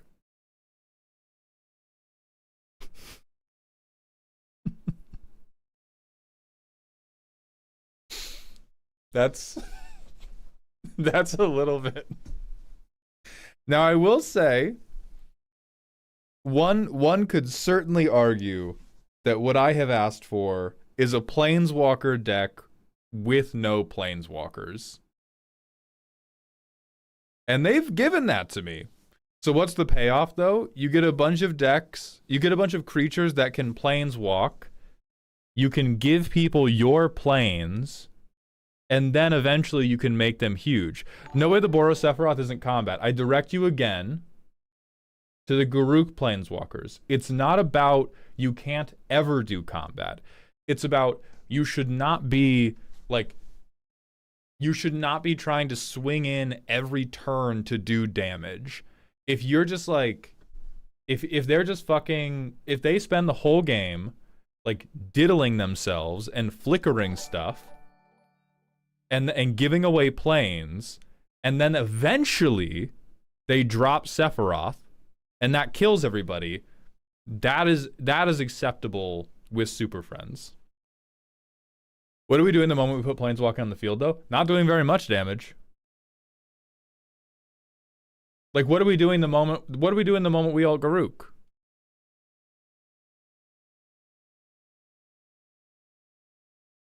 It's the same thing. That's the, like, Super Friends deck. I would even argue that makes it better. A Super Friends deck is almost always built around the core gimmick being ulting my Planeswalker. That is, now I'm Planeswalking, is when I ult you. When I'm now I'm Planeswalking.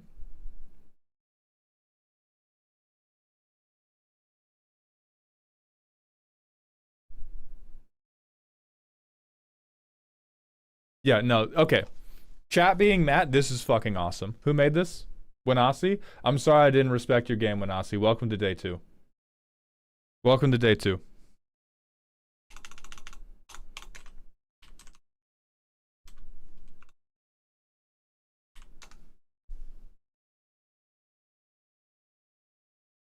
Okay, green skis.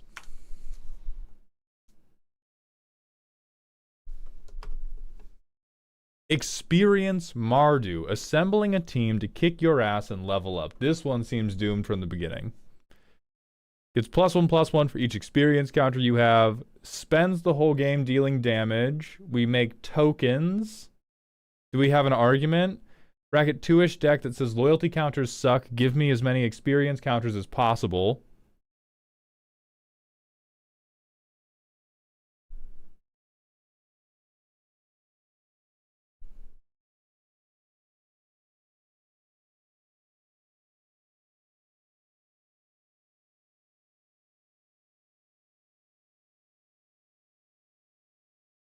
Absolutely not. This is just a solid deck.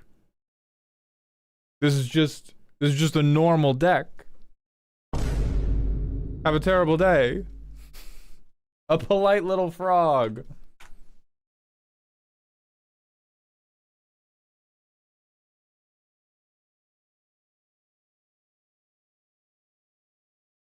To be fair, Chandra is a planeswalker that deals damage. Listen, guys, I think anybody who is attempting to lean almost exclusively on objective definitions or objective comparisons of the constituent parts of their deck, you're probably getting disqualified. I would make it right with Jesus. All right, we have a Modi, Celebrant of Bounty. Super Friends with no planeswalkers because everyone in my deck is just people who are hot and sexy, and a Modi makes a booty call for each and every one of them. Only hot people allowed at my party, babe. I'm using the hottest person at the party as my deck image. Okay, so we're a freak. We're too comfortable on main. We are body shaming a little bit because we're saying you can only be friends with hot people. That's disgusting. Die. Absolutely not. I do not accept your premise. Strouthie Khajiit. Yeah, go watch Shape of Water again. Super Friends without planeswalkers. Tom Bombadil. We are manipulating lore counters. Okay.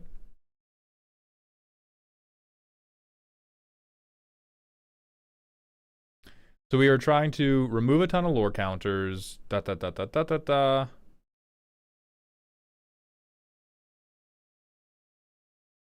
All of the targeted removal in the deck can target planeswalkers to punish people for actually playing Super Friends. All right, so we have a incredibly expensive win more card. Okay, we have combat damage dealer that synergizes heavily with our plan. Another bullshit win more card. That's the maybe board? Oh, fuck. Never mind. Why is this zoomed in so much? There we go. We have blink.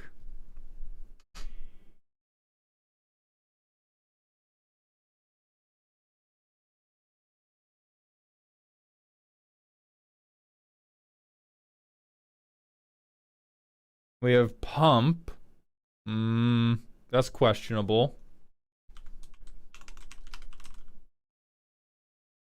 I'm seeing a 1-of-1 match on Soul. Oh no.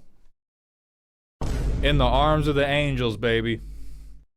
In the arms of the fucking angels. Marsat, you're up next. Super duper friends. All the +1/+1 counters, none of the combat. That sounds good. Counter laundering, down tick. Phenomenal. Draw. Really solid. Ramp, no soul ring. I love that. Gotta have proliferate. Yes, you do.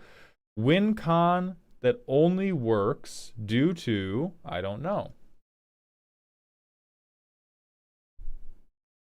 No combat, we die like planeswalkers. Yes. Yes. Bunch of dog shit. Share the wealth. Sure.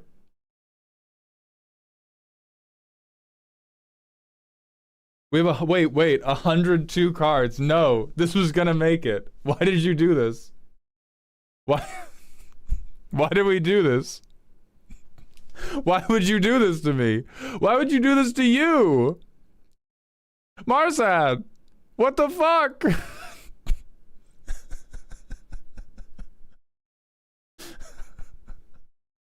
How would we head door to nothingness? No!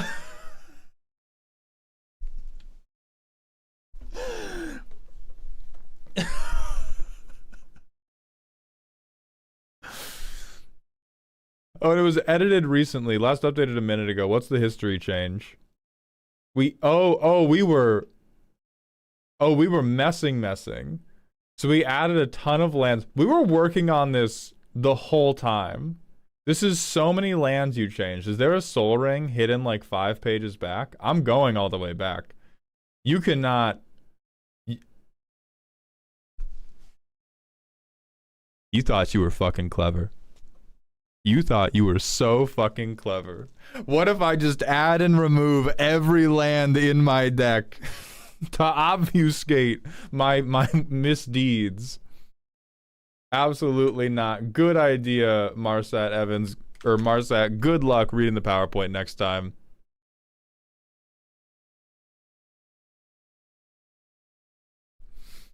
Challenge of the Shriner Friends. Drown in value. Do nothing and win. This is probably a great example of deck that I fucking hate and likely have to pass through anyway, depending on how they did it.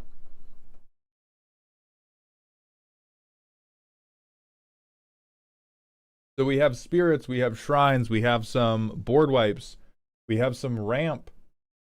They have not played Soul Ring. Pillow Fort. Quite a lot of it. Where are the friends, though? I would imagine it's the shrines. Last updated an hour ago. We look okay.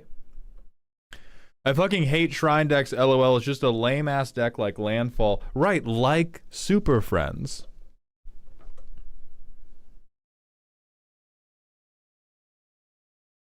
Shrines is friend. Shrines can't be friends? That's insane. Can a building be a friend? I think the one. Yes. The shrines make creatures. This is literally a Minecraft server. You're all. Listen, guys, I think. I meditated before today. I had to meditate before this stream started. So I could prepare to have to pass through decks that I personally did not like. But if we're being so fucking for real, like a bunch of 1/1s and the magical buildings they inhabit, that's a Minecraft server. Easily. That's like barely even debatable. We're all just, I think you all are rightfully angry because you all tried to come up with a very, very creative approach to the contest that did not require that creative an approach. But how is this not just a generic Shrines deck? Can you point to the part of the competition where I say it can't be a generic Shrines deck? People like Shrines. Well, Titan Castles, not all of them are creatures, but like the deck has creatures in it, and some of them are creatures. You failed someone for being a generic experience deck, to be fair-ish. They were not failed because they utilized experience, they failed because they were just like normal combat accrual type deck. If there are multiple Go Shintai decks, does the first one just win? No, you have to show, like at that point, we have to do a runoff with which ones work better.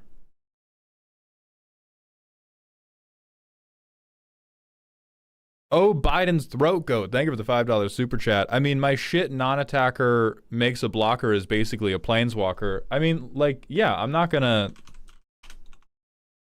Do you know what card is getting nobody disqualified?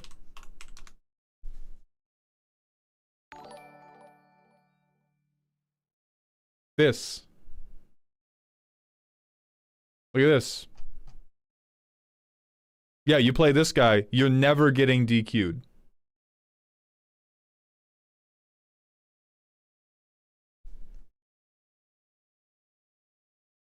Yeah, with hate in my heart, Y. Stevens is the one who gets the layup.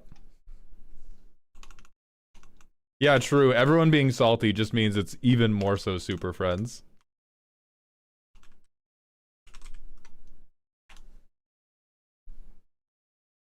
All right, Ache Sign. Just a little guy. A fun casual deck here to play totally fair Magic and keep the game going, not like you unfun meta enjoyers. I wonder why I only have one playgroup left. Also has Primer.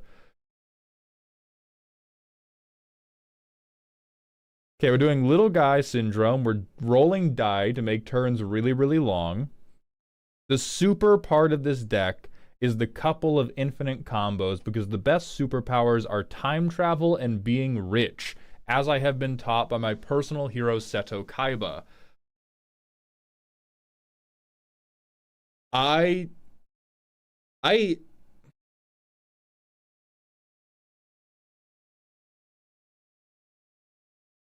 That's awful. That's awful. Make tokens, dirtle with dice, have a super time with your friends. Your goal is to get things like Fog, Isochron Scepter, and use reset effects to keep the game going for as long as possible. Before everyone mills out or you pop Helix Pinnacle because no one ever taught you empathy in grade school. Matthew Romano, thank you for the $10 super chat. Welcome to Dog Heaven. Best Tiny Bones? The one who puts stash counters on stuff.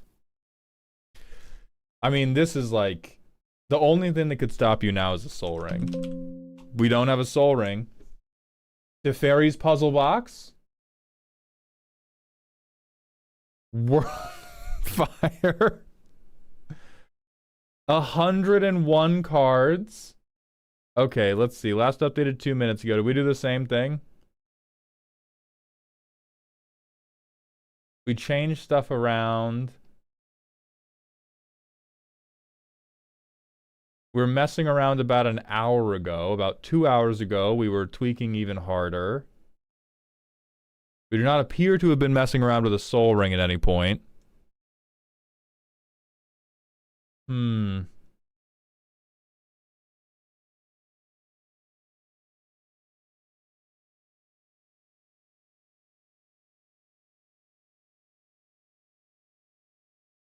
Right, why 101? It's because they lost count, and I'm debating if I allow it to proceed with cutting a land, or Feels a bit unfair to let the 101 card deck go through unless it has a companion. Not really. I think it would be unfair if there were other decks where you got auto cut just for being over. The other deck that was over was trying to hide Soul Ring. Damn, y'all cannot. The 102 was not cut because it was at 102. The 102 got cut because we went to history. We went to history, and we saw in their history that they had done like a shell game with all the lands to hide the fact that they had had Soul Ring in it until the competition began. Yeah, the other one was cut from Soul Ring.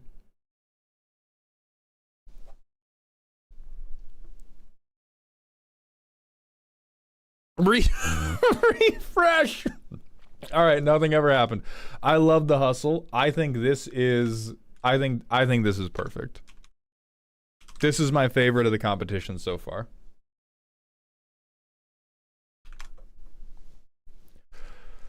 Soupy friends. We have mimeoplasm, spicy soup, soup store, soup broth, soup thickener. Is this just all oozes?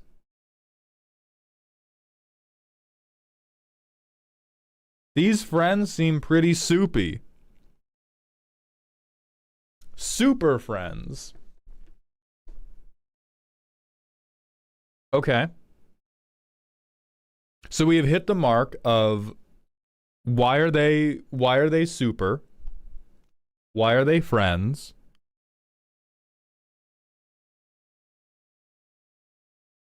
I don't think this hits the spirit of Super Friends at all, though.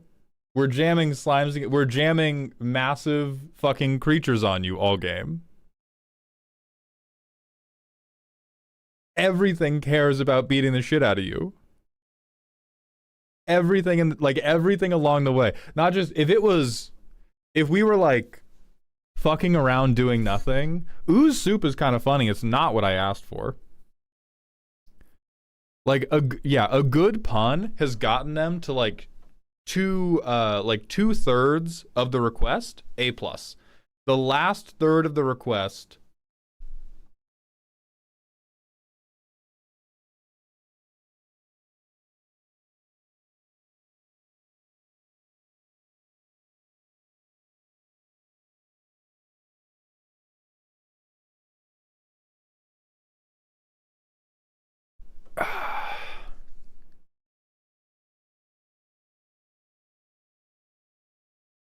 Lulu, thank you for the 2 real super chat. Why are they buying planeswalkers at the soup store? I don't know, because they drippy. Planeswalkers are pretty drippy.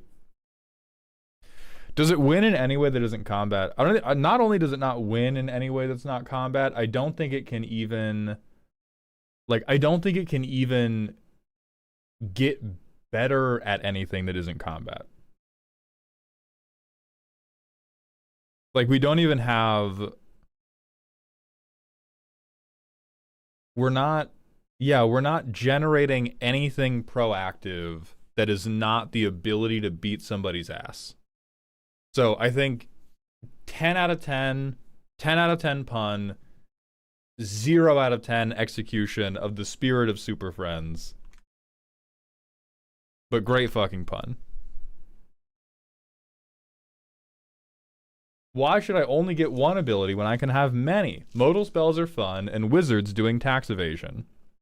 Okay, planeswalkers think they're cool because they have multiple abilities to choose from, but guess what? I can too. Riku has assembled a council of wizards.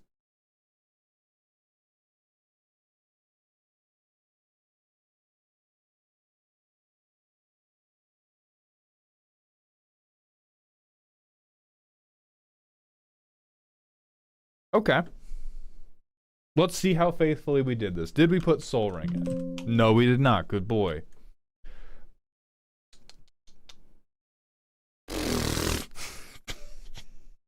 I don't know about that. Whoa, let's take a second. Let's take a fucking second on this one. Well, he's friend shaped. I don't know if he acts like a friend.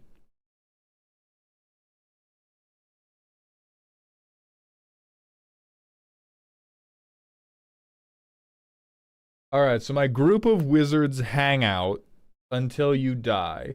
I do like the multiple abilities angle. I do like that we're trying to capture the same level of analysis paralysis. All the ramp is modal spells is the second mode on VV Murder. It sure is.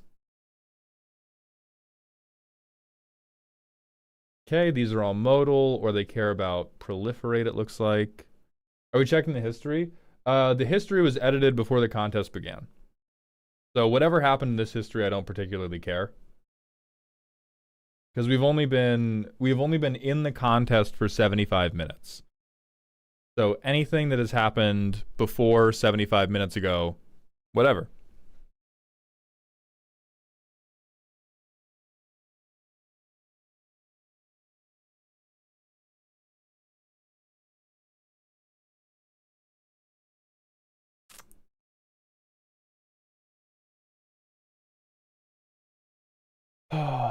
I'm really liking the picks like Oracle of Tragedy and Quandrix Apprentice. I'm not loving Vivi. I love the value. How does this deck win? Eventually you hit something that deals damage. But it does putter around pretty fucking hard. Not loving is how you feel about Superfriends, to be fair. That's true. 33 lands is very low, but we have a 3-mana commander. And we have a low curve.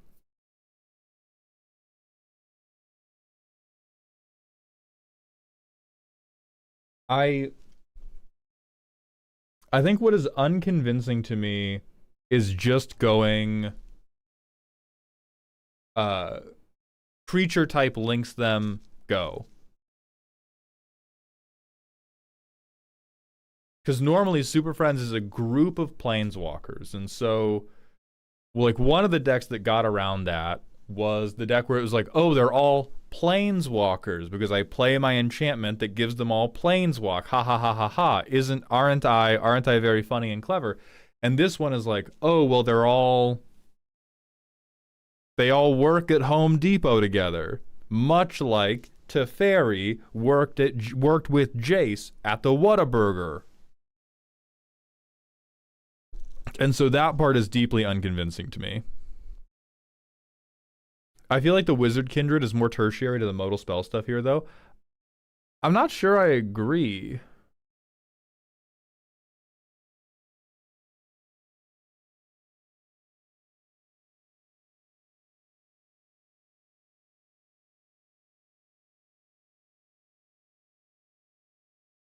Then why does that not apply to Oops All Shrines, not hitting on Shrines, just asking? Because Shrines as a creature type are the closest natural match to what Planeswalkers do as a permanent type. Like Wizards...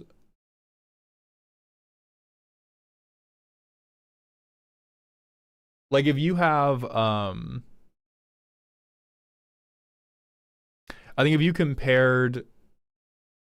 Well, okay, Shrines being an enchantment type, not being a creature type, is actually not related to the comparison here at all. Like it doesn't matter.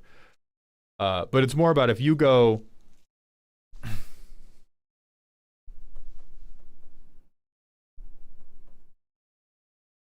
But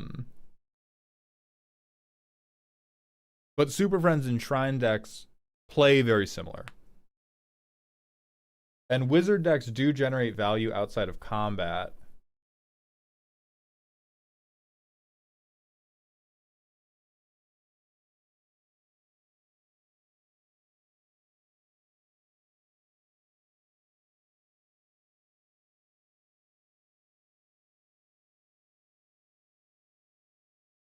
Yeah, this feels like it half adheres to the theme.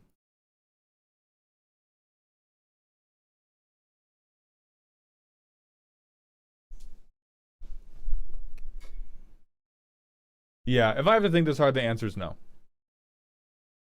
I agree. We're moving on. Lizards and friends play with junk. Okay, we can cast dragons and artifacts with flash. Commander creatures you own can sack creatures or artifacts to deal a damage.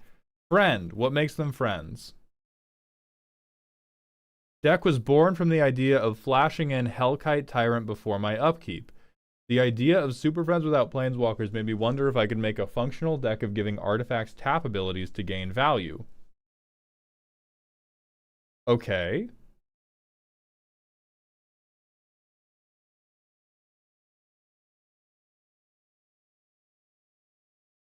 Alright, so we have some non-combat wins. We can go to combat if we have to.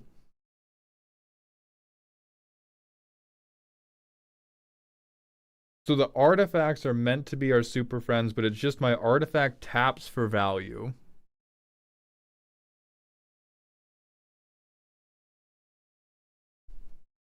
That doesn't really feel like anything, though.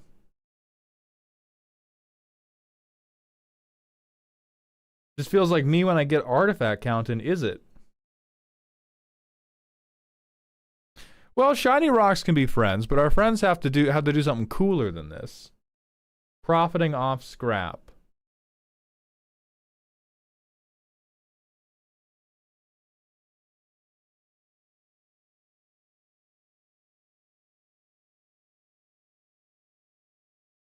Scrap.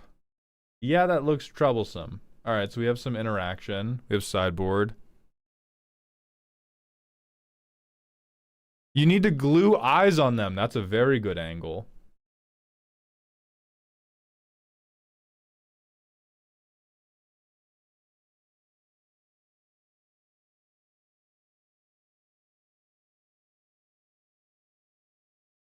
Hmm.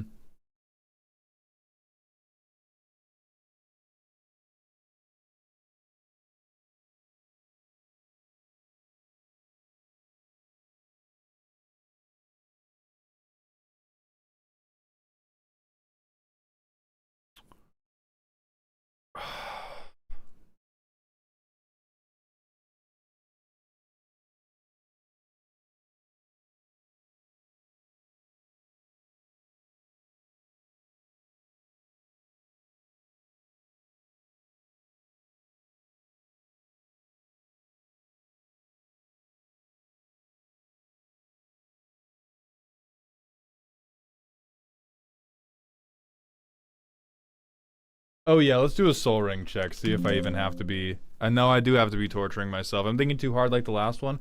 Yeah, but the idea is good here. I'm trying to... I have to think harder in this contest because I'm thinking about a thing I don't like. Like, Stompy was easy because even though I hate the green players, I do like playing Stompy decks. Which I think is an important distinction. Like, I'm not only trying to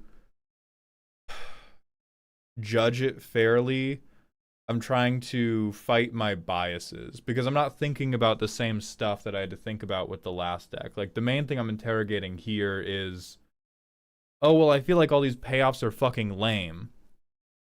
That said, all the payoffs on Planeswalkers are fucking lame. And then people don't. And then people don't. But people like them anyway. If you looked at it randomly, would you think it's Super Friends? Oh man, fuck no. Fuck no, yeah. Never mind. Thank you. Swan Dragon.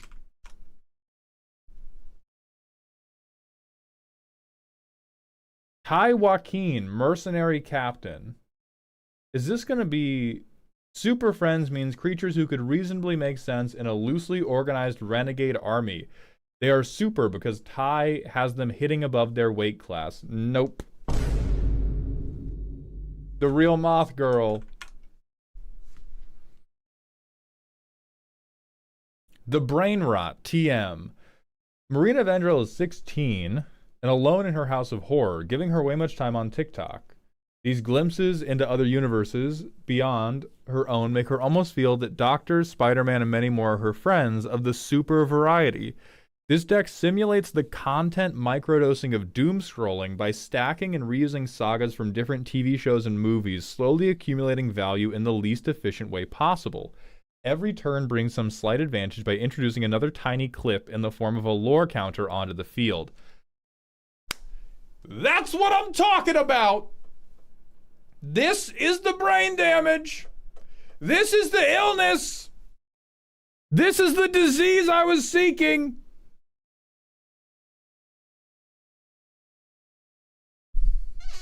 Two-minute clips of TV shows you didn't watch. I'm not reading the rest of this deck. You fucking pass. Moth Girl, congratulations.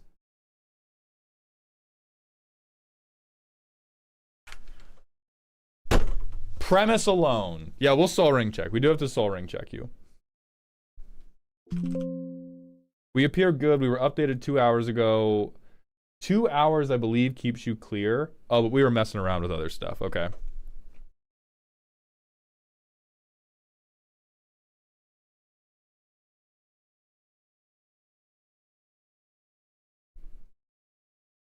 That's a really good idea.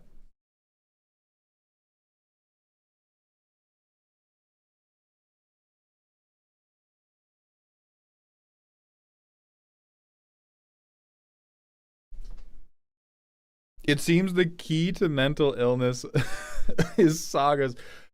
I think there are more ways than just sagas, but sagas are probably one of the like low-hanging fruit ones. All right, next, N. Conran. Asika's investment firm. Welcome to Asika's investment firm. We are here to use your investment of counters and turn them into your dreams of a win. Through various counters, we finance your way to victory using various means focused on counter growth. We are super in how we grow and proliferate our investments and focus on our legendary team to win over your trust in the game. God, we're still gonna look at this one. I hate what some of y'all are doing to the word super. Some of us are really taking the word super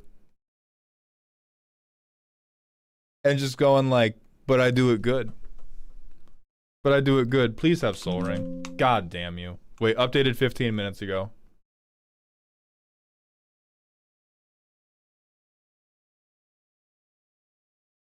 "13 hours ago. God damn it. All right, you're clean.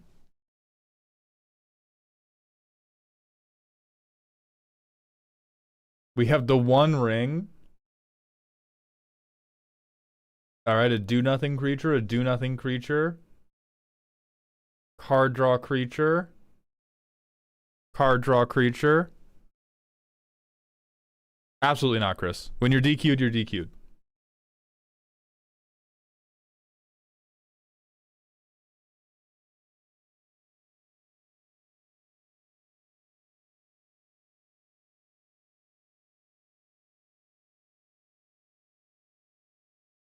Let's check if we do need to run another marbles.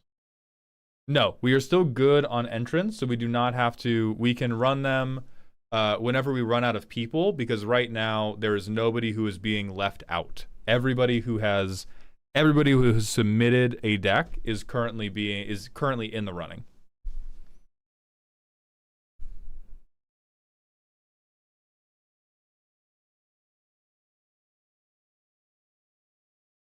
Sorry, we've had new submissions, but we can. I have to redo the list when we do the next one because we've had like 40 or 50 new submissions. But until we hit 500, we don't have to do the marble runs any more often. But I can copy paste the new list.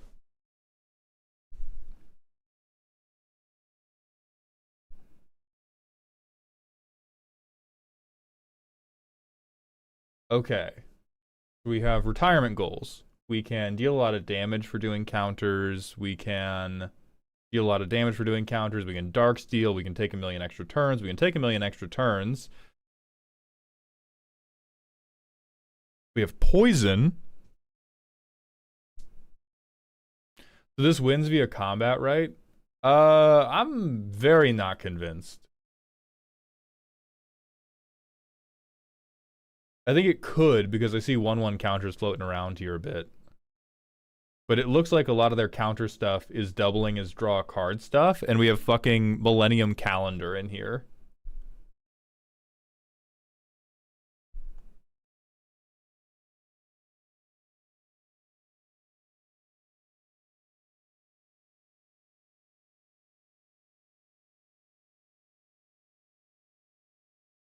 All right, so here's my issue with this one. I think we've actually hit the feeling of Super Friends pretty well. I think I fiddle about with counters until eventually I am fiddling so hard that you die about it. What I don't think we have not passed the bar of why is this super, why are they friends? We have said they all belong to an investment firm that is super because they are really good at it. And then we just played some 80-cent bulk rares. So I think mechanically you hit the nail on the head. I do think we've let the premise down. I don't see anything that like really strongly links these guys. Like we have a ring, we have a guy on a horse, we have a frog, we have a bird man, we have a woman, we have an elephant attacking an army of people. You know, like you don't have to link them through art, but we don't have legendary.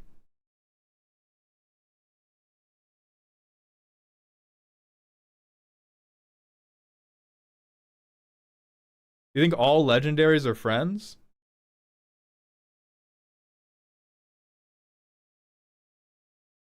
We can't say that's why they're super, because we have a bunch of non-legendaries too. And we have a bunch of non-legendaries. Yeah, no. Okay. You hit the feel. I think we fail qualifying the premise.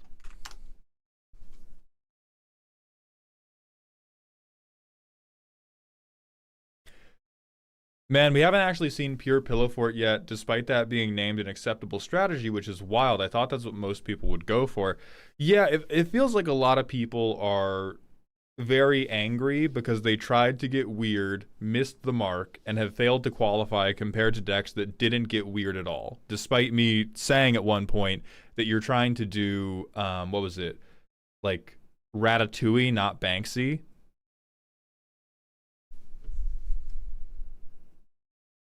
Moth Girl, that's fine. All right, let's check the history.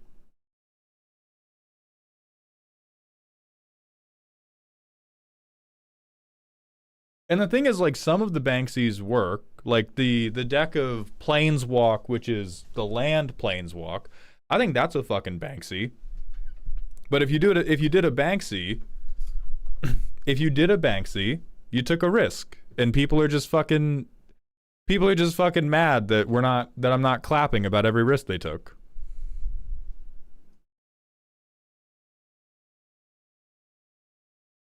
Not everybody, mind you. I realize it's a very vocal but small minority. Yes, Darebrain, it's still possible to submit. Okay, so we have the Wandering Minstrel, traveling from town to town, picking up allies to make a concert of legends. Cards like Sisay make it a toolbox. Joda turns every cast into multiple threats. Did we really put Joda in the deck that's meant to accrue value outside of combat? I do like the idle tag, but we have the fucking legend who just doubles her power. Come on. Come on, man. No. Absolutely not.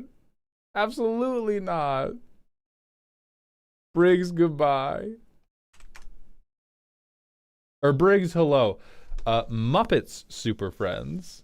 Interesting. So we have the two roommates. It looks like we're going straight up group hug.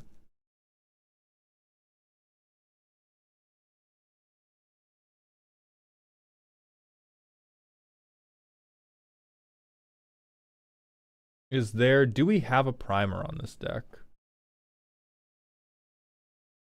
Super Friends without Planeswalkers, which meant I had to be inspired by other Super Friends Muppets. The real win condition is that moment when you sigh, stare at the table, and mutter, Super Friends. Friendship is mandatory, presents are inevitable, survival is optional. This deck is a celebration of generosity and aggressively giving people things they did not ask for. Cards, have some. Mana, take it. Emotional support, absolutely not. We're all friends here, which means you will accept my gifts. Nah, I think we're sending you straight into the sun. This is again, our commanders are friends. TM. In my experience, very few Super Friends decks have ever given me anything. Maybe there was potential if we leaned really hard. If we leaned really hard into the like pillow fort aspect of group hug, I'm sure they have a way to win somehow. They're gonna get so many cards and so much mana. Oh, the meta aspect of making the players forcefully be friends. That's it. Okay.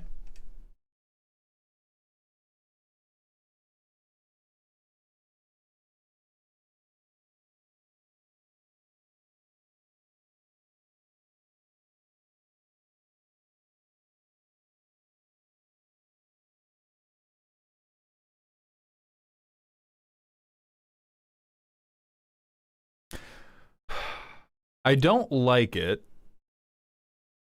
because it feels like we have not tweaked the play pattern of group hug at all. We have only tweaked the primer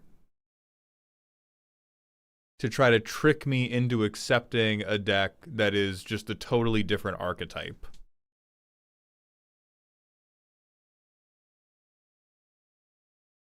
Troper, you can go home. Yeah, like I enjoy primer trickery, but I do think this is just I think this attempts to stand entirely on primate trickery. The player is a planeswalker. This is illegal. All right, I'll accept that. That makes sense to me. Yeah. Kaladin WSH, you're up next. What's up, DJ Limitless? Trust the graveyard. Saga is Planeswalker but cooler. Outvalue every other player with Saga plus Graveyard Recursion plus cool win condition. It is super. Any Saga is never truly gone, just like the Commander. Value is inevitable. It is friend. All opponents grow closer. After I wipe every creature they attempt to play. It doesn't care about creatures. It aims for a flashy win with Helix Pinnacle and powerful enchantment recursion spells. Okay, so we have another person approaching it from the standpoint of sagas. I love the mass murder tag. Hey, thank you, Comfy Panda.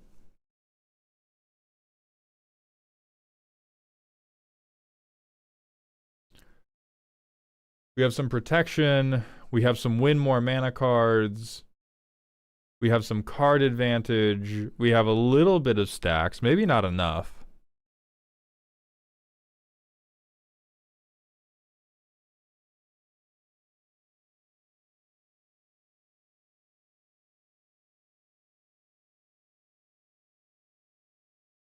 Amza, we started at noon, but its entries are still open.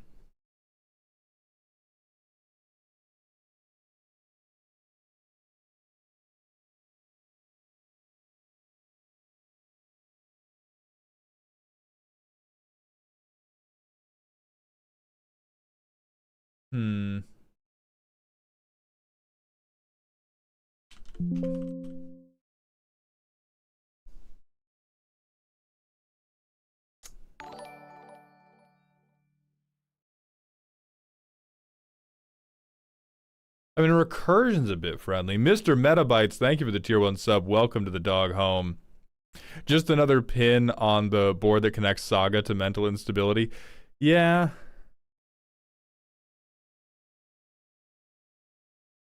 So group hug is banned now on the basis of players or planeswalkers. Group hug is not banned. Let's be very clear about that, because I realize there's been a lot of confusion about the rules today. Group hug is not banned. The previous deck was disqualified because it did nothing to alter the play pattern of group hug to make it fit the spirit of Super Friends. It only attempted to sell me on an alternate definition in the primer that it did not successfully sell me on.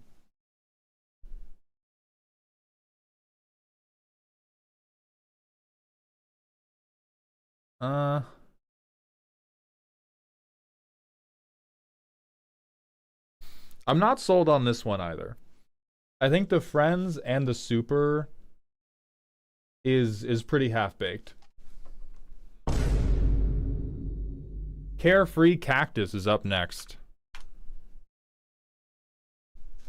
Super Friends, I promise. So I goad my own stuff, then hand it around the table. So what about this promise is Super Friends? We have Goad, we have fucking Slicer. No. No. There is no amount of linguistic trickery you can do to make me believe that Slicer hired muscle is a friend. Emperor Mando is up next. Chad Thundercock and his massive Moggers. Mono Red Storm is for solitaire players.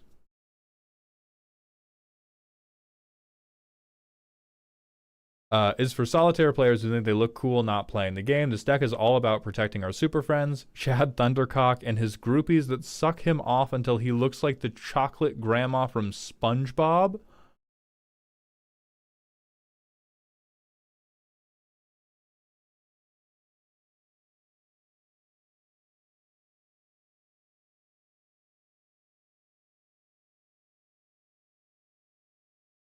I gotta forget all about that.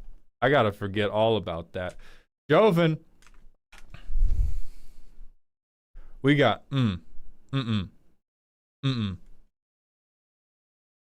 Super Friends is playing with yourself for 20-minute turns until the rest of the table lets you win or until they beat you with hammers. This deck mimics this by having most of your cards loot your deck one card at a time. This may be even more unbearable for your pod considering Planeswalkers looks like a board state as opposed to the nerds who are looking for counterspells. Oh, we're lab manning. Oh.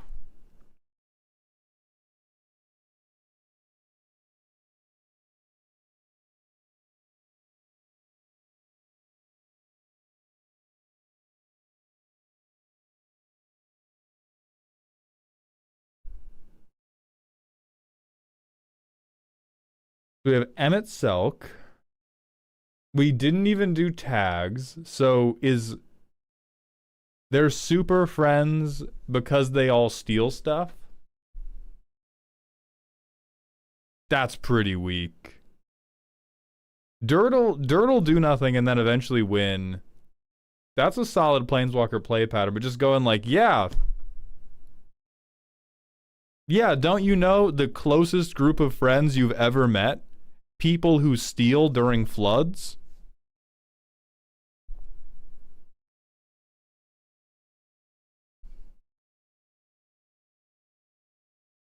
Nah, I'm not buying it.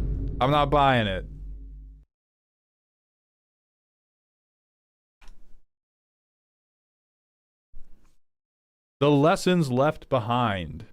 Planeswalkers, the powerful beings, da-da-da-da-da-da-da-da. We're doing sagas. So we have Tom Bombadil. The Bomb.tail, story pacing. We have Corvold, we have a lot of creatures. The Weather Seed Treaty. So we talked about the stories they left behind. Does every saga reference a Planeswalker? That would be kind of cool. I don't think Azusa's a Planeswalker.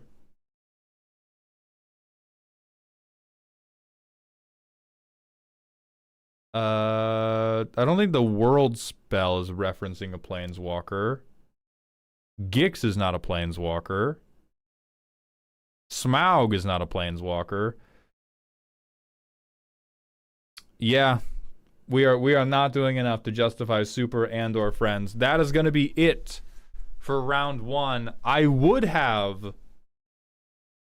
think I would have really enjoyed a Tom Bombadil deck where he was telling stories about every Planeswalker through the sagas. So we're going to go to the manual ad break. I'm going to re-poll the list of entries, and then we are going to run the next marble race. Remember, if you've entered on the Google form, you are in the contest. Don't worry about it. You don't have to time anything. You may or may not get pulled. You don't know. You don't have to do anything. Just sit tight. Vlurin, thank you for the 6 months at Tier 1. Welcome back to the dog home.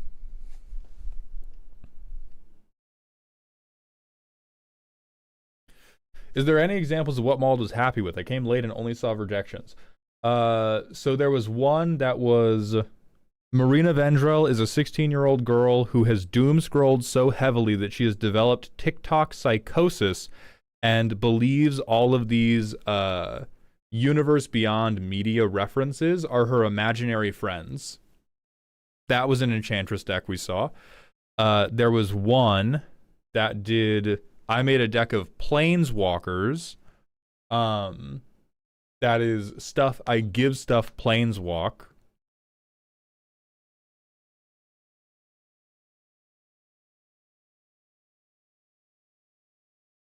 Well, the thing is, Tom Bombadil Sagas has a lot of room. Like, Tom Bombadil Sagas is not the be-all, end-all, and I think what's getting a lot of people...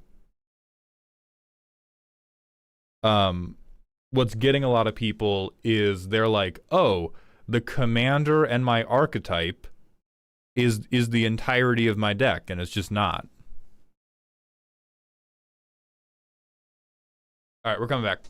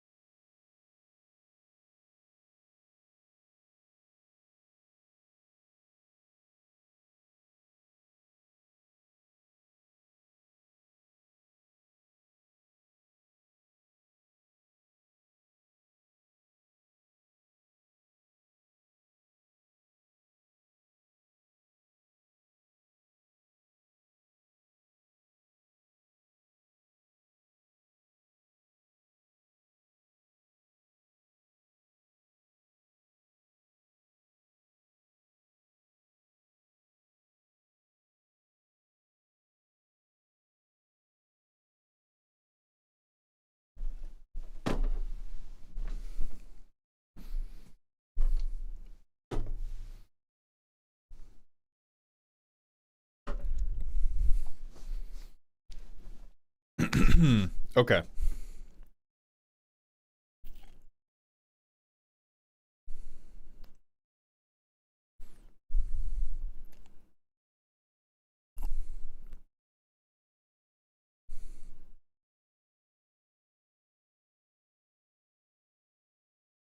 Let's go. Where's the sheet? Where's the full sheet? 372, that seems right. 372, and then we got to do data validation.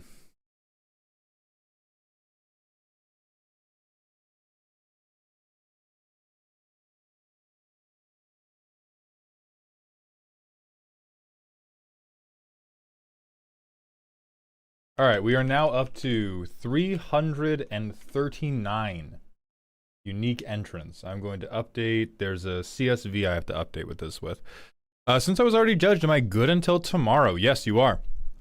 You are good until tomorrow. You don't even have to show up tomorrow if you don't want to, but it will probably be, it could be helpful if you want to shout from the sidelines.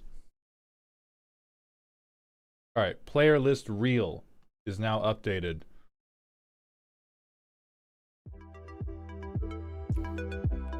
Troper, you're good. Don't worry about it. We're deduping enough. We're gonna clear. We're gonna open. Finish. And what's the name count? 339. So Castle Siege bot 339. Play. Maul, don't you need to exclude the wave 1 30 decks? No. We're starting. We do not need. It doesn't matter now. It doesn't matter now. We've locked it up. You guys can't mess with it. You will not be banned for typing exclamation point play. You will not get in trouble.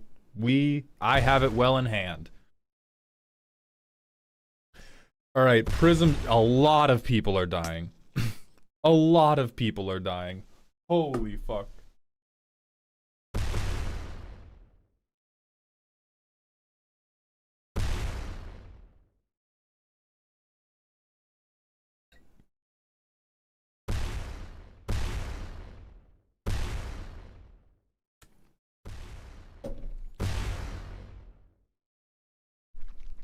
I made Chad Thundercock not as abrasive to your eyes for the next time you have the blessing of putting it in your search bar. It's already scorched to the back of my fucking lids, brother. What do you mean the chocolate grandma from SpongeBob? How do you spectate your own marble? I don't think you can. I think I'm the only person who can spectate. Goodbye, adequate chum. I would simply avoid the mines. Yeah, good old Dusk is just fucking dodging.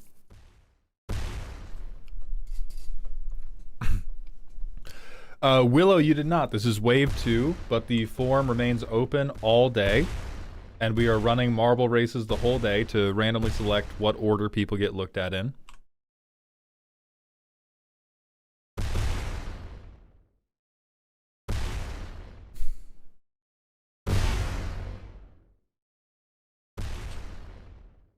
Okay, metal's going on by. We got a lot of dead bodies this time, guys. This is a very savage map. We can try out a different one for wave 3. You have names already reviewed in the marble race. That is true, because it does not matter, Soulbrig, because we can, if I need to, dedupe the names who make it this time against the 30 who have already gone and just bring more in until we have 30. I figured it would be pretty unlikely that people who won the first time were going to make it in the next time. How does the marble system work? Does the applicant need to be in chat to enter? If we get over 500 entries, you do. Right now, you do not. Right now, if you have submitted the Google form, you are entered.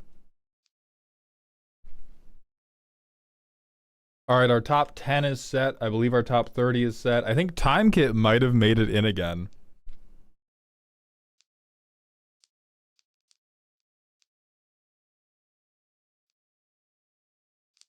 And here comes everybody.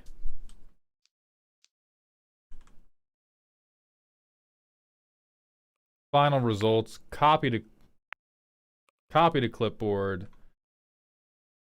And where am I doing this? So these are the next 30.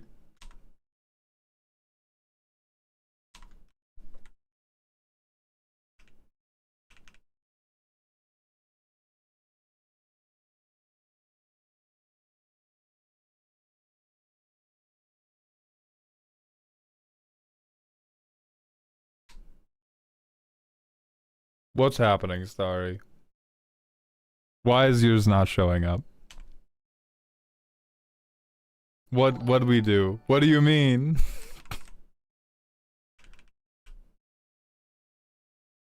It means that on Form 1, if we go to Starry-Eyed Nightwing, it can't find... Huh?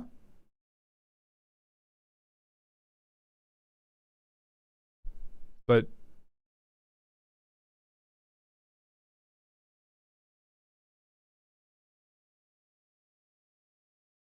Am I a crack smoker? This is the same name. No, there's no underscore, or there's no typo. There's an underscore on both. All right, I will class that as a technology failure and not your failure.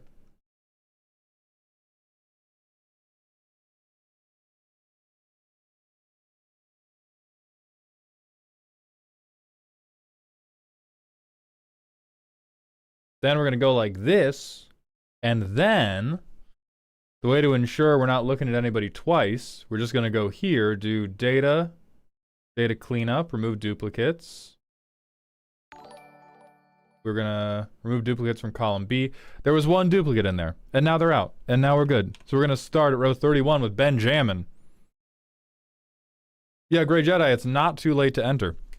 Pelsa Boobin, thank you for the Twitch follow. Welcome to the doghouse.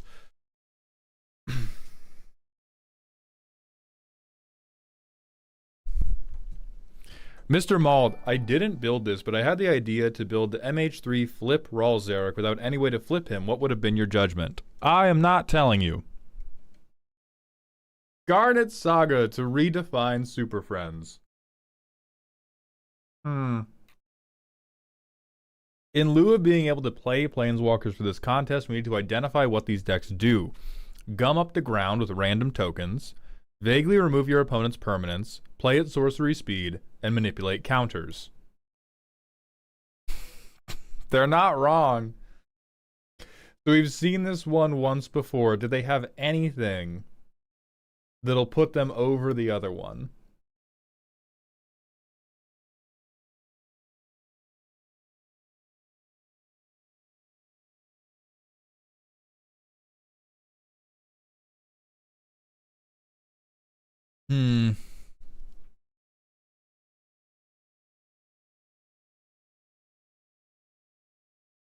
Thunder Tempest, we're not going to bring in another to replace them. We are just going to run the next wave one deck sooner. Alright, we did the history check and they're good. In the Google form, don't write the @ Chris. Just straight username, no at necessary.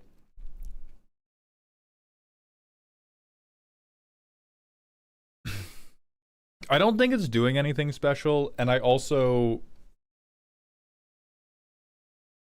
not think we do not appear to have defined the sagas as the friends. I believe, I think the other deck we looked at that was using Garnet was arguing that the sagas were the friends. And this one is arguing that the friends are the friends, but the friends are just guys that kind of vaguely help what we're doing.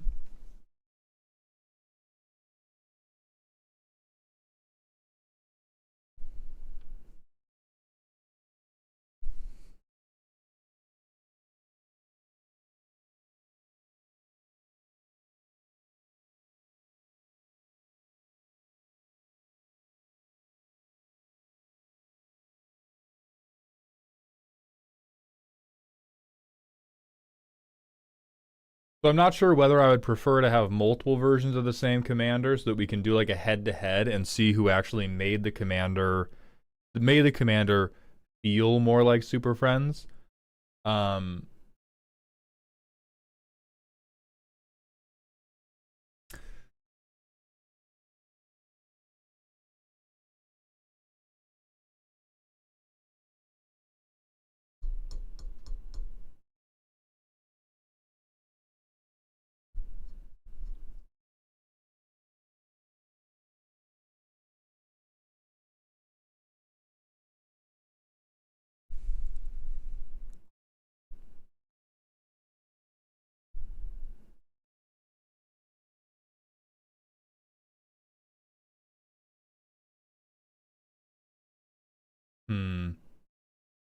Let me turn the haunting background music on so that you guys have something to listen to while I deliberate. Oh, it is on. Good for you. Must be fucking nice. It's not really doing anything unique from the other one, but if I if we are going to have as a rule that you cannot repeat what other qualifiers have already done, that has to be a rule that I am communicating ahead of time. That I do not think in the new legally appropriate meta that we exist in, I don't think we can have as a rule, or we could have it as a rule, but I would have to say ahead of time, you know, the first, like, only one deck per idea can make it through. It does feel meh that the same deck is in twice, but I do think there is a worthwhile... I think it feels meh in round 1. I think it may be interesting in round 2, because what could happen in round 2 is maybe that first person was talking a lot of shit, and their deck doesn't actually feel like Super Friends. Like, there's a lot of space where the first Garnet deck did a better job presenting their deck as Super Friends. My intuition is that this one will play more like Super Friends. Doesn't it take slots from others? Yes, but every deck we let in is taking slots from another.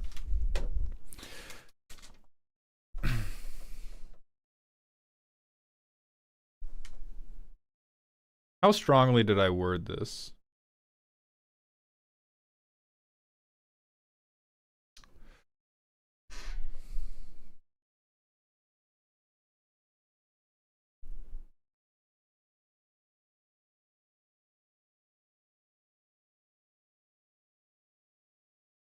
I think this one does not pass on the basis of we got this for sure, and then I don't think we got this or this. Like, I think we hit the last third, and then I don't think we hit the other 2/3 of the prompt well enough to justify moving on. So I'm sorry, Benjamin. That does look like a good list, but you are not going to advance today. Welcome to the dollhouse. I swear to fucking God, you better have God's most brilliant justification for why this burn deck is about to be Super Friends. You're trapped in the dollhouse. Super Friends decks are known for setting up a pillow fort. That's dull. What else can be a pillow fort but a ton of defenders trapping you with the mad child? Wait a minute. Wait.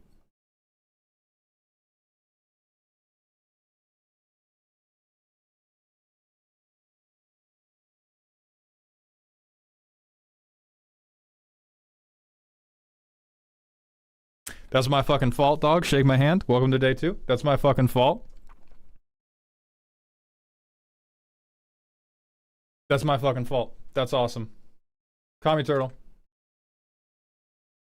I'll see you in the goddamn gladiator pits. That's amazing. Yeah, ring check. Hold on. We gotta ring check him. Thank God, no soul ring. Soul ring never diluted this deck. That's fucking funny. And do we have your fun is wrong? I kinda don't think we have enough of these, but I do love this. What does this deck do? This is Defender's Arabella. This is Arabella, but all of my, like, we need power 2 or less creatures, but it's not aggro. It's I play a bunch of walls and I trap you in a dollhouse because you're my friend and you have to play dolls with me. And so everything is either a wall or a, like, Chucky doll movie-esque thing. I don't like this guy, but that is, like, overall it holds enough that you pass. All right, next we're going to Void Garden. Where's the super? Supernatural. Chucky doll. Yap session. Fuck. Alright, Yap session. Give the masses cards to keep them happy, build up precautionary defenses, and win via a lengthy filibuster. They are friends only so far as a cabal of politicians and their expensive security can be. That's not a strong opener. It's mauled, banned. Not the deck, you, Titan Castles. It's mauled. Fuck out of here. Fuck out of here. I have Hold on.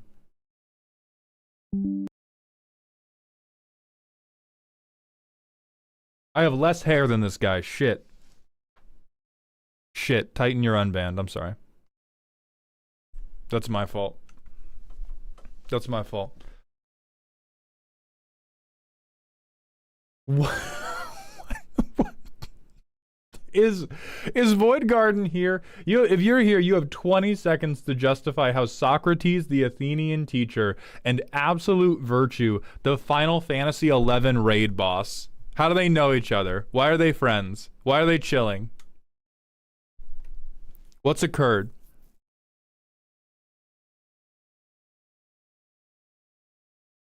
They meet for coffee sometimes. Duke Courage, thank you for the tier 1 sub. Welcome to the dog home.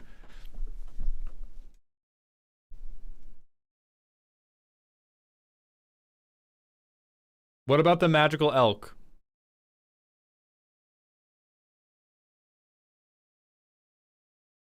What about the magical elk?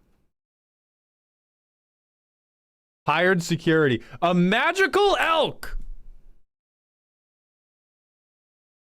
The 3-2 deer! Yeah, trust. I trust that you gotta get the fuck up out my face. No shot. Absolutely not. Quick shelf. Get out here. If everyone transforms, everyone is super. I will entertain your premise. I will entertain your premise. So we have 1,000,000 transforming cards. Can I pet that dog is funny. My worry now is that you're gonna show me a bunch of cards who just want to do combat damage.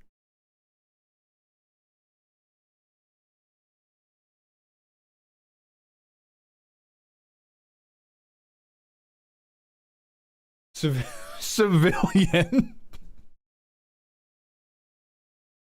The point was that we don't have civilians. We have Shamil. We have Dowsing Dagger. Oh, history check 9 minutes ago. No. We're good. We're good. We're good. We're not going to talk about how the deck costs 8K. No, that's fine. I don't give a fuck how much the deck costs. I care if it's cool, man.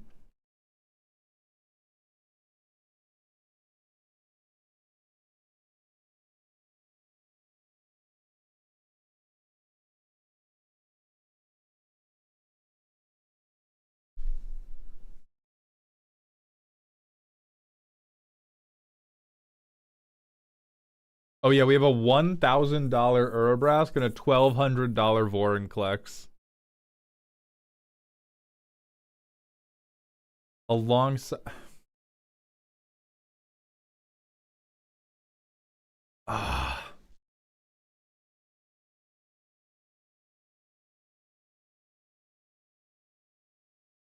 Is this stupid enough that they're allowed to go to combat?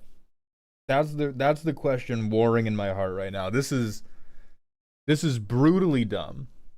If I pass you to day 2, you don't make it through 1 round of day 2 because there's no chance. There is no chance this deck plays actual Magic. Yeah, Frines is also just frying my fucking brain.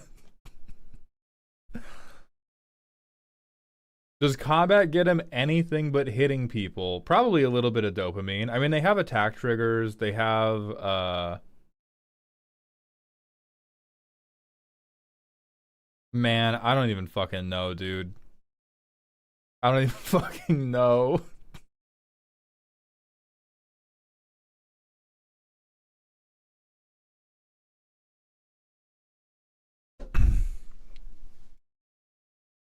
Okay, here's going to be the ruling on the field.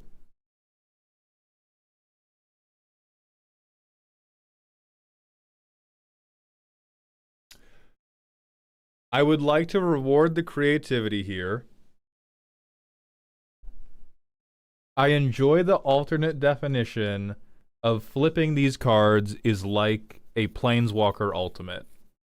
And I am attempting to ult as many Planeswalkers as possible, which requires mana and mana cheating. I would like to give you the opportunity to show me that this deck can work better than I think it will, which I think it does not work at all, but it is a funny idea. So Quick Shelf, you are going to move on. We're going to Zergling. We have a local furry runs a steroid smuggling ring. Under the advice of his advisors, the advisor Denry Clean started a steroid smuggling ring for advisors. So it is a C-SPAN Trenbolone plug. They are made super by a copious amount of steroids. I aim to give the deck the most lame, uninteractable win con that grows inevitable. Employees' friends is every advisor. Employees are the non-advisor support cards. Okay. So they're work friends who are all doing steroids together. This is not badly written enough to be AI. Like I think the ways in which this is written badly do not smack of AI to me. Also, let's all cool it on just pointing the AI guns around. I see a lot of people do it, and a lot of people are wrong as fuck when they do it. Okay, so we want to do Delny. We want to put counters on. Why is that not combat? You said the win con is mill. What is making it... What is actually making it mill? Or are you just, like, telling me, hey, don't worry, I'm not going to do it? Right, yeah, that's what I'm trying to interrogate now. Because it's one thing to say, I think the idea of a bunch of jacked advisors is funny, but it kind of looks like the deck just plays by beating the shit out of people. We have 15 persistent petitioners.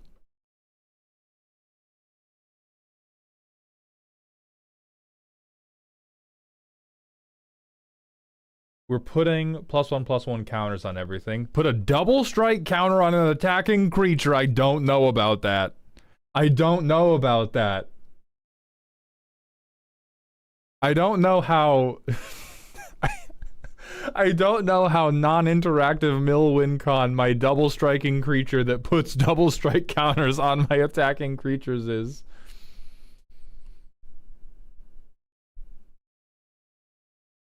Oh yeah, give me counters. Give me... Okay, drawing for cards is okay. If we weren't putting counters on, I would actually be like, yes, this is the type of combat that's good. Like, Avon Courier also good.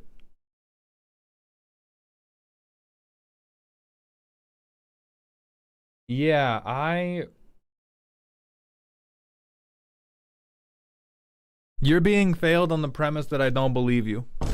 I don't believe you when I think you're a liar, Zergling. We're moving on to Namless.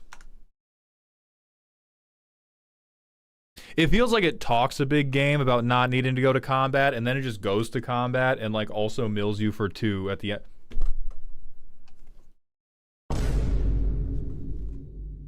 Metal! Slivers are nobody's friends. Termites are not friends with anybody. Urabrass super friends. What the fuck is this deck? Red mana, best mana. Why super friend? Strong, independent, legendary creatures do very red things. Lord help any of you. If you were made to sign up for like a college level writing course with a gun to your head, none of you would leave alive. That's not super friends. That's not enough. Red legends. Look at them. They're legendary. Look at how legendary they are. Get the fuck out of here. All right, let me see. Do you have a... If you don't like long games, it's pretty self-explanatory.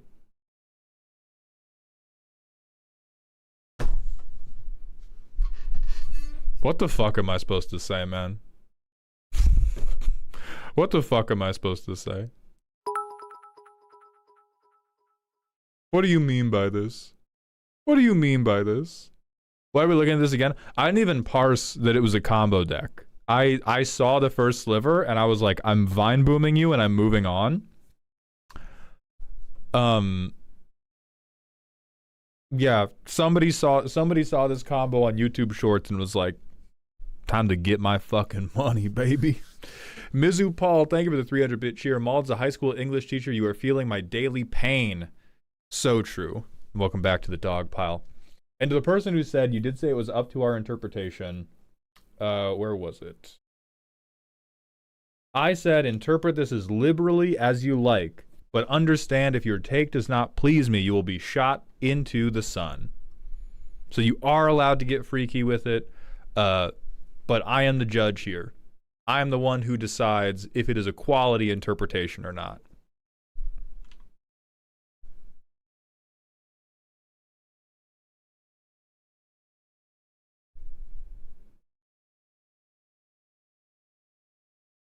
That's fair. I haven't seen the slideshow link anywhere, though. It's...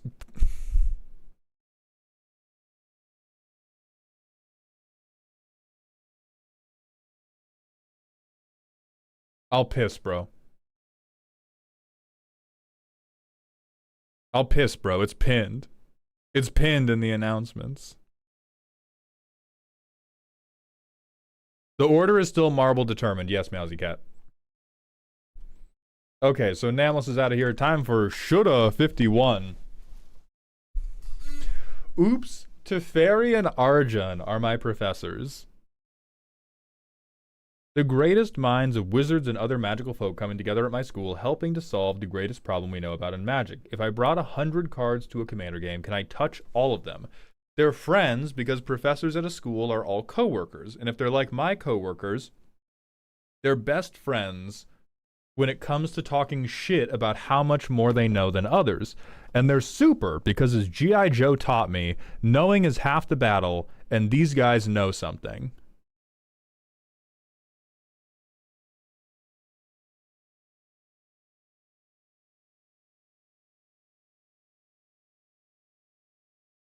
Yeah, that's okay. Yeah, that's fine. I just need a little energy. I just need you to commit a little bit. That's awesome. Good job. We'll look at the deck. Jogging my memory. Okay, it's when you cast a spell. You were about to get DQ'd for running fucking opt. Champions of the debate. Science projects. Professors.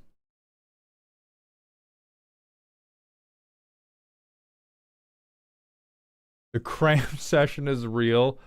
Oh, we're close.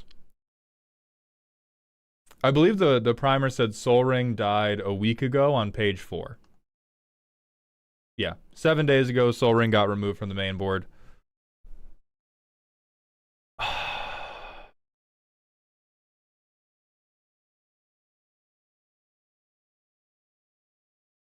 Wait, why do you have an what happened to you that you have an uncounterable 4 damage shot?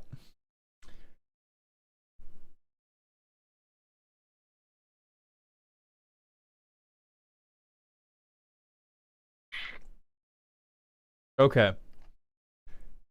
You have sold me medium strength on Friends.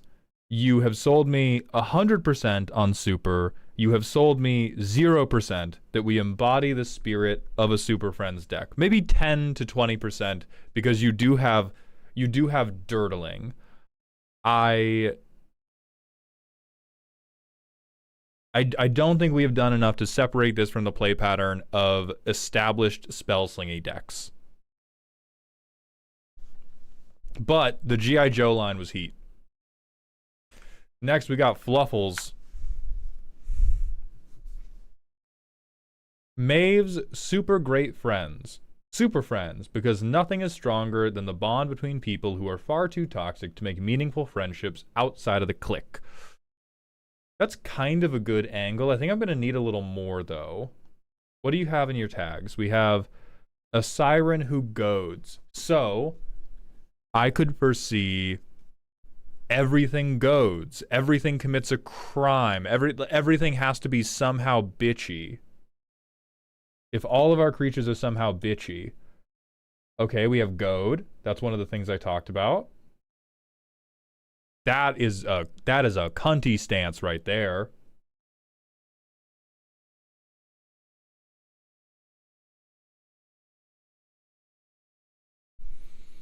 Right, Mean Girls. Yeah. Mean Girls. If we could really quick, somebody want to tell me why Geodude is a mean girl?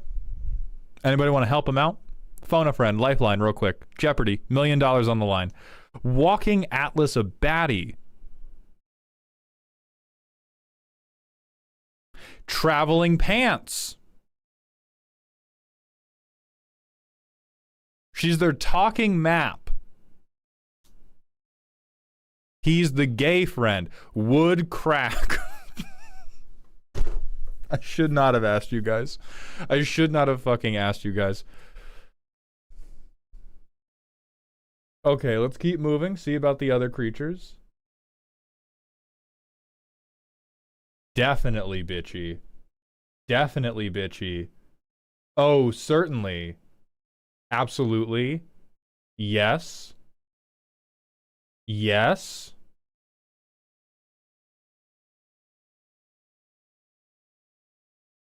I don't know about this one. I don't know about this one. They're fairies. This seems... They're girly pop for sure. Fluffles, I don't doubt that it's good. We're currently judging you on your adherence to the theme of the creatures are friends because they are bitches.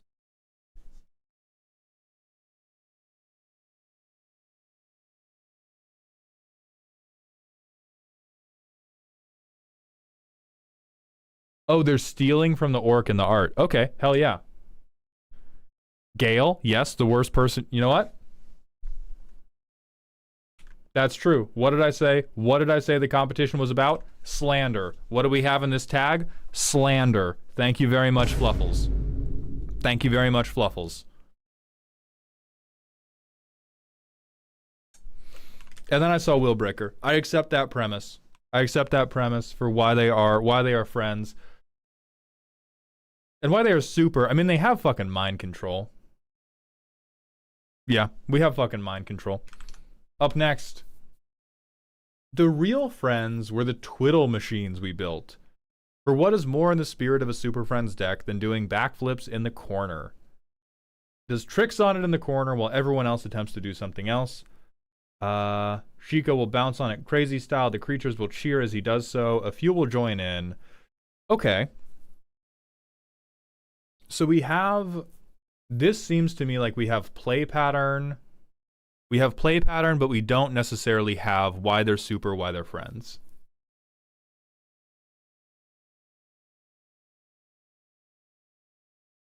Assimilating the friend group. Very funny. Cameo. Cameo episode. See, I don't... Kiora's like... This feels to me like a Marvel reference. There's no heart here. I don't have soul to it. I have, oh look, you recognize them from a Planeswalker card. I don't know why they're friends with Chico. Don't worry about me just drawing cards. Friends handle problems for each other. That one's cute, but we only have one creature in here. Fucked up looking emblem. So fucking true. Keeping them out of the click. I love the pillow fort energy. Yeah, you're going straight to the sun. I do not think we have sufficiently defined why our decks grouping are super and or friends. I think we have defined the twiddle play pattern well. That is not enough to get you to stage 2. Next from Sphinx, we're summoning some friends. Para Magical Adept, so we're going 5 color sagas. Summoning our pals. This looks to me a lot like creatures beat the holy fuck out of you. I hate to say it, this looks a lot like I summon a bunch of boys who beat the ever-loving shit out of you, which does look like a fun deck. Does look like even a cool deck if you enjoy enchantments. Does not look like a Super Friends deck. Please die. Kung Fu Ferret. Investigate. Led by a savvy detective, this band of meddling fry hunts for clues to defeat their enemies. So why are they...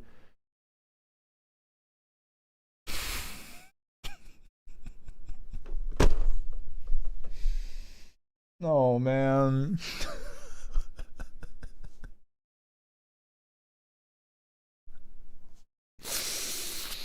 If I had known how many people would eagerly line up to have me shoot them in the head just so they could feel my shaft on their forehead for a moment, I would have designed a different entry mechanism for this competition. Oh, thank you so much for your time. Please get in the cannon. Please get in the cannon. There's no way this counts as super or friends. It's just a bunch of fucking merfolk. But I do love clues. I do love clues.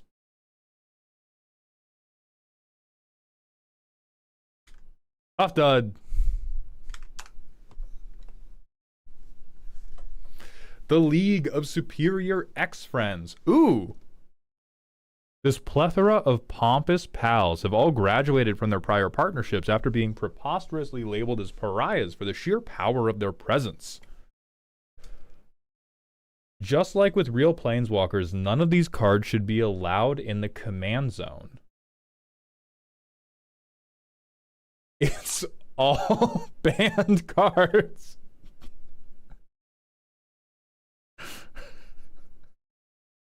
So, let's talk about the notes we've hit.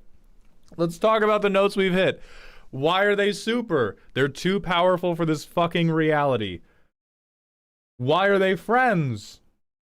I'm not sure. It's like the table of weird kids at lunch, which that was the table I sat at. Why does this embody the spirit of Super Friends? I would never let you play it against me.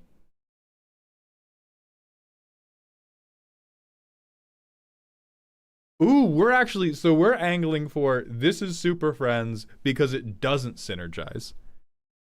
Because of all the fucking dumb, unrelated alts that Planeswalker players use.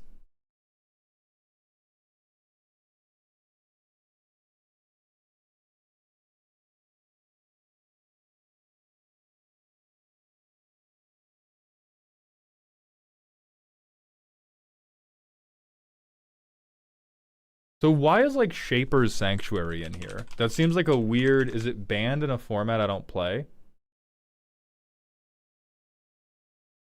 Like these seem like strange...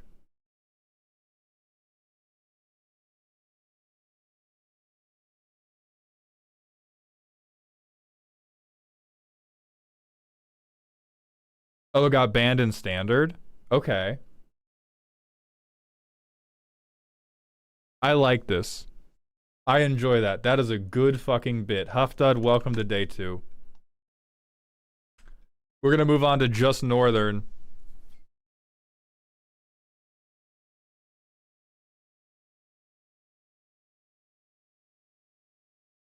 The power of God and anime. Okay, so we're doing full party. Is that why they're Super Friends? Okay. Oh, very, very long primer. I appreciate that. I'm going to read very little of it. What makes Super Friends what it is? Getting a bunch of weirdos with varying powers together to beat your opponent to death, spending 30 minutes touching yourselves and forgetting triggers until your opponents beat themselves to death. So I agree with the second point. I do not agree with this point. Build up a party of adventurers that would probably be good friends, make our commander powerful enough to hit everyone really hard. I'm not sold. Get into the fucking cannon. 2 straight on.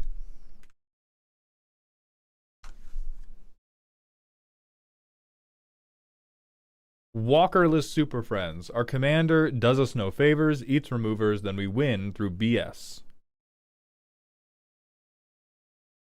Super. Power of Bullshito. That turns into dumb stuff when we don't immediately die. Friends, everything that hits the field needs buddies to do the thing, and through the hard-forged gameplay, prove themselves allies. No. No. You can't just be like, we served in the war together, now we're friends. You need to have fucked in the trenches, bro. You need to have kissed. In spirit, modular. No.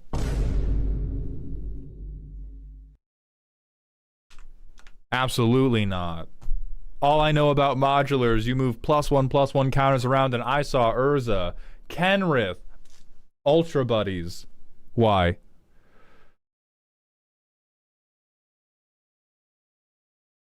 Okay, so you're making like a TV show. Okay, so we can't just be like, hey, they're friends now because I said so. Hey, wait, Soul Ring's in here? No, it's not in here. It's not in here. Chat can't read. Yeah, we can't. No, we can't just go, he's the second in command because I said he's the second in command. We gotta sell it a little bit. Next up, it's Kilroy.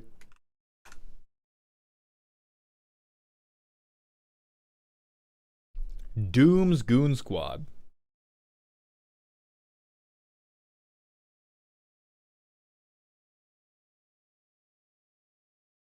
Super villains. That's why they're super. I will accept that. And then why? Right, we now have to cross the bridge of why would they be friends. We have hit why are they super.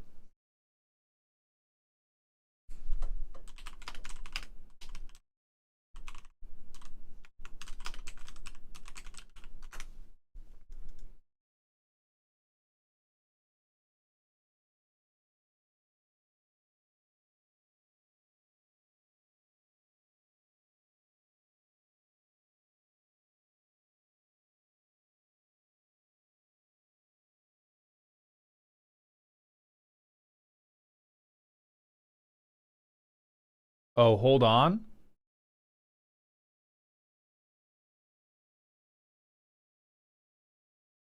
Namor the Submariner is one of the only people in the Marvel Universe who Doctor Doom has called a friend. Do you have Namor? Banned. Disqualified instantly. Starry-eyed.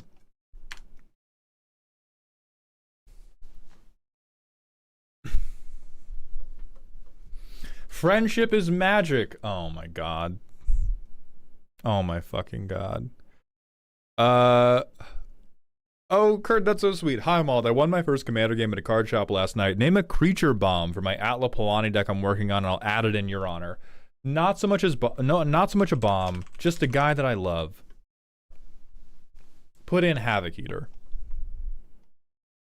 Put in Havoc Eater for me.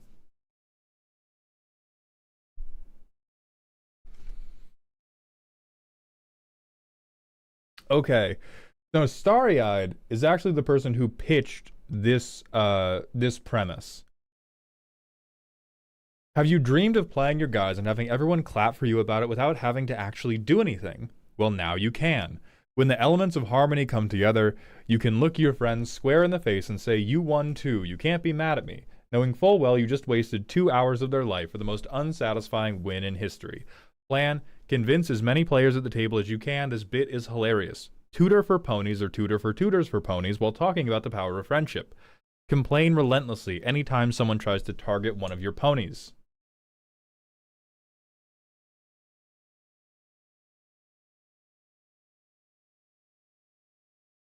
So if we control enough ponies, every pony wins the game.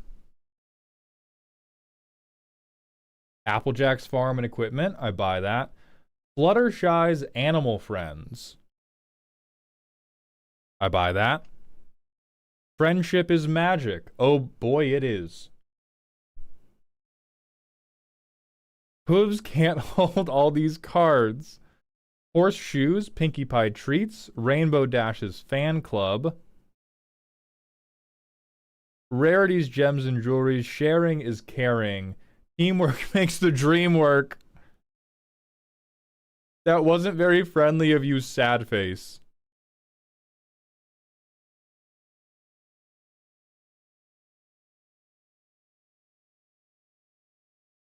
All right, definitely. That fucking makes it. I hope you crash and burn instantly. But 100%, that is the energy we want. Maximum motherfucking friendship. Maximum motherfucking friendship. The lands are not tagged. So true. F is for Super Friends.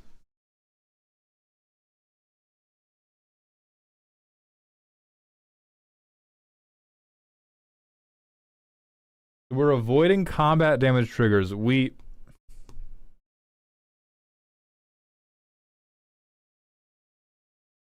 in the fuck is going on in this curve? So are we you can't. It's really important to point out, you can't just go, whoa, whoa, whoa, whoa, whoa. I'm avoiding combat damage triggers. By the way, my board is all 8/8s.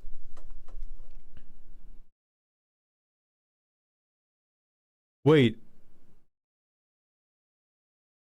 FIS for friends who do stuff together.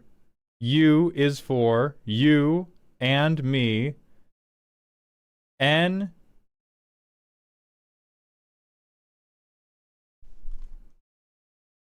I hate you guys. Shut the fuck up. I'll see you tomorrow. Shut the fuck up and I'll see you tomorrow. We're moving. I can't believe a fucking Joda deck made it, dude. Oh, that's awful. That's gonna rankle the people who don't like the contest rules. How did Joda win? Sing the song, bro. Sing the song, bro.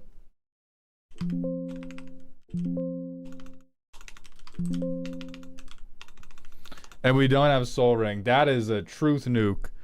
That is a truth nuke straight to the competition.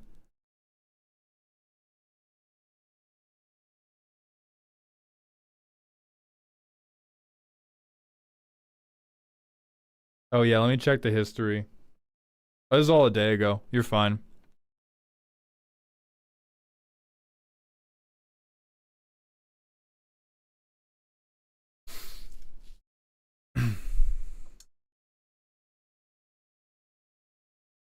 That's absolute cornball shit. I cannot believe.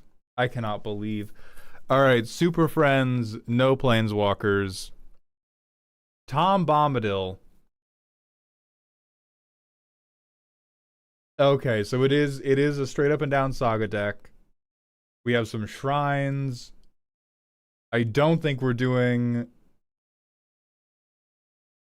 Okay, so we're at least trying to justify. We're just calling them friends. We're just like, yeah, these are my. we just wrote Super Friends in the tag 6 times. No. We gotta have reasons. Firespark. How is Joda Super Friends, man? F is for friends who do stuff together. Have you ever seen SpongeBob? What are we so clear? Joda's not Super Friends. Making your deck spell out the F is for Friends song from SpongeBob with your SpongeBob commander, that's Super fucking Friends. Alright, we got another Tom Bombadil deck. Talking they ears off. Tom Bombadil shows off every cool story he's ever heard. Soul Ring's in the history? I'll go look.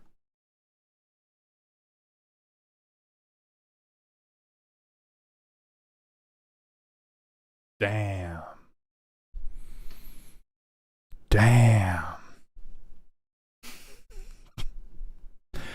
They were moving wacky. No, get out of here. All right, Detective Alton Brown. Superb Owl. All the fun of Super Friends without a single Planeswalker in sight. You want numbers going up. You want inevitability.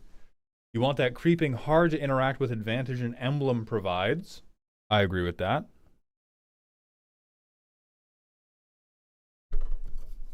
So we have like animals. They're emblem holders. So what?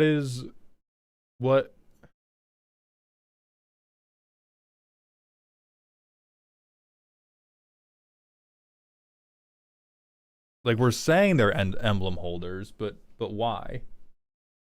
Where are stickers? Oh.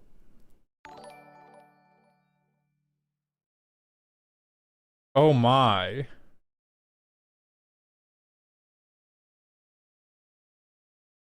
Yeah. We did all this stuff with stickers, and then we were like, ah, you know what? What if I just fucking put a million counters on everything?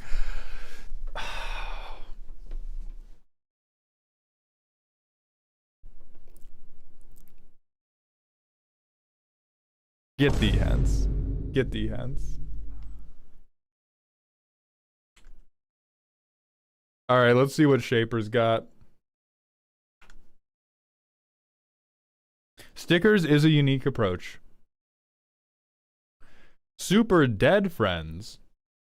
Why is she vine boomable? Because Ouroboros is a very like. It does not appear related to. It is not like a Garuk emblem or like a shrine payoff where because I have done my dirtle thing so much, now the dirtle thing is gonna get you. It's just a like, hey, I've played this, now I'm good at fighting, now I'm gonna fight you better. Now I'm gonna beat you by outfighting you. It's like there's a lot of nuance to how your combat can work, how you can buff your creatures, how much you can buff your creatures, but from a vibes focus, it should be no, it wasn't Garnet. It was not Garnet. Okay, this deck upholds the spirit of Super Friends with different abilities of the Planeswalkers. Super Dead Friends.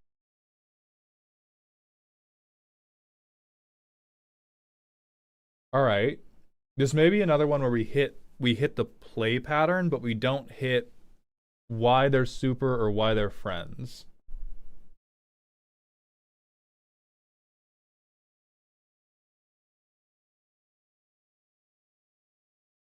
The tagging scheme is pretty cute. Really don't love anthems. Yeah, doing nothing for the first 3 turns, proliferate. Nah, this just seems like an okay Merkle deck. This just seems like a good Merkle deck, and we've tried to write a new primer for it. Shaper, have fun on the sun.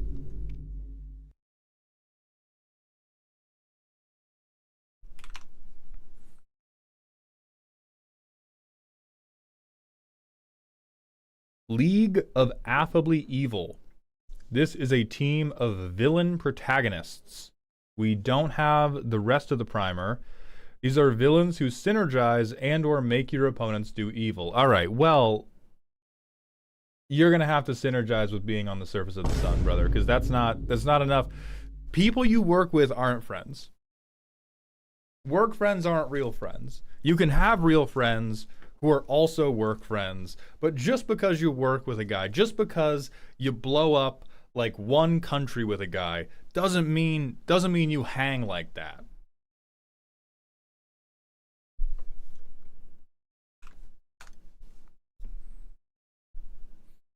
DMC, yes. Oh, we already pulled this up. All right, Aki of Exile. Yeah, Pete Hegseth and Donald Trump don't hang out. That's a little bit too real with how actively villainous and all the illegal actions the United States is taking recently. But yeah.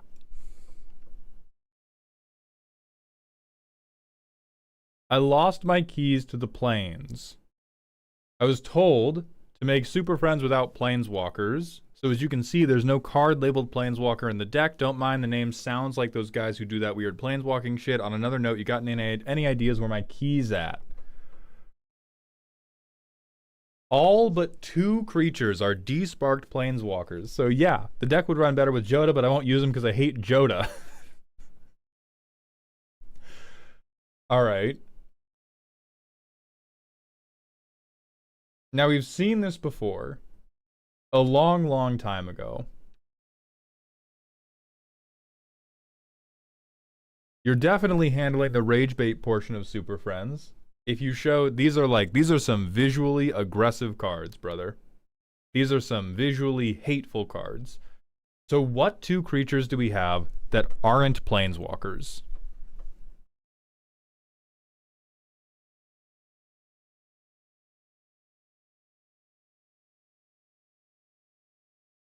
Spider-Gwen? Oh, we did it for Najila? No. No, we broke our theme for a combo outlet.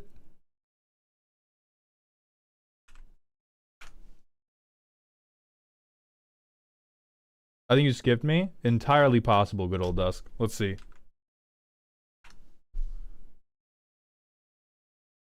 Oh, I sure did. Can't call them planeswalkers unless they come from the planeswalker region of Dominaria. Alright?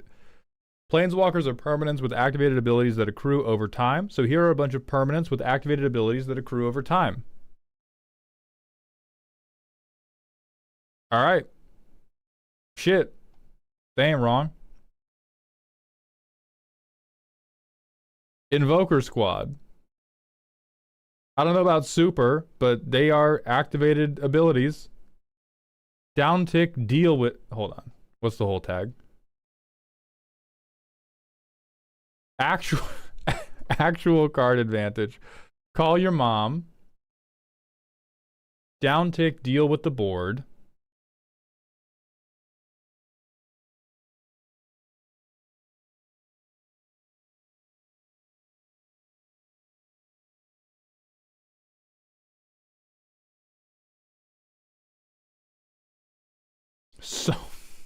So much power, dude.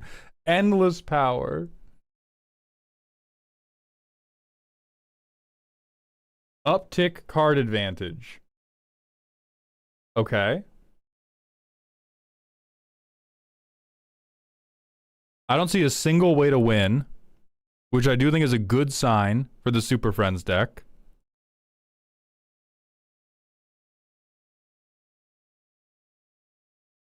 I don't think we deal with the board very well, though.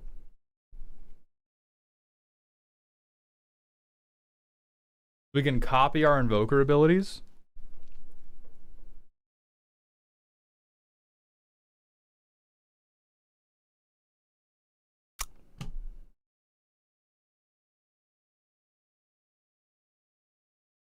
You pass. Good old Dust, thank you for reminding me about your entry. 1, 2, 3, 4, 5, 6, 7, 8, 9, 10, 11, 12. All right, we have 12 of the 16. If I make it to day 2, can I change some of the tags for spelling mistakes? Yeah, for sure. Just don't change any of the actual cards in the deck.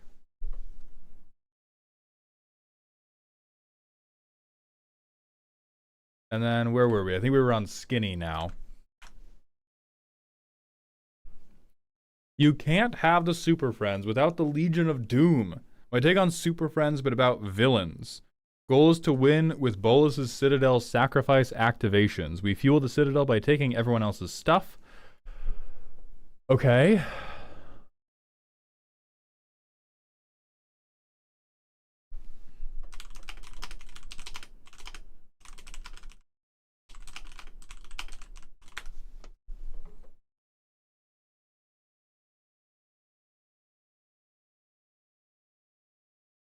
Do you guys see where Ashnod and Nicol Bolas teamed up? I'm trying to find it. Because I remember seeing the Final Fantasy game where Jin Gitaxias and Kefka made sweet, sweet love. It was crazy that they did a rated R Final Fantasy game, but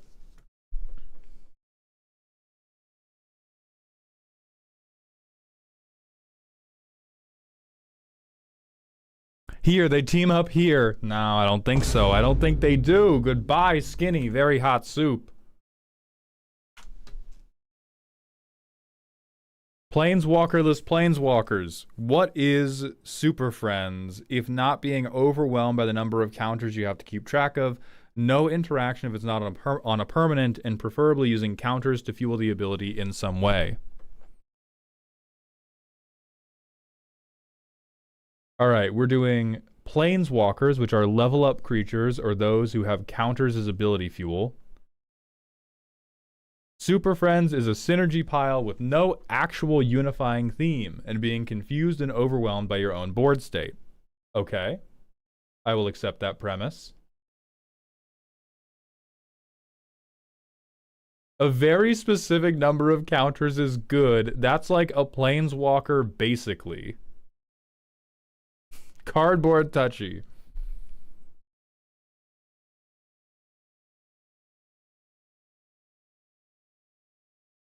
Is this a Planeswalker? Question mark. Yeah, that looks like a Planeswalker to me. Sure does. Has a lot of lines on it.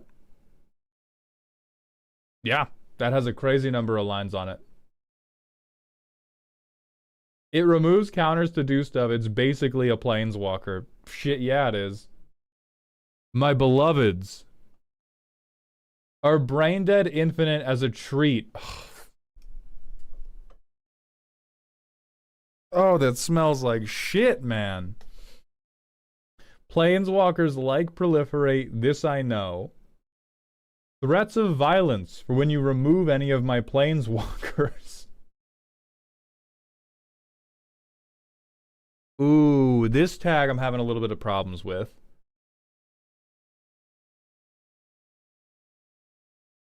I mean, Debaser I kind of get. Like, the 6 damage isn't the point. Jubilation is just an overrun. Like, Gruff Triplets is kind of just a big guy.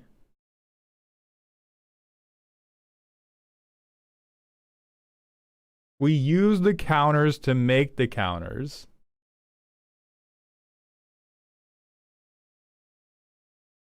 Yeah,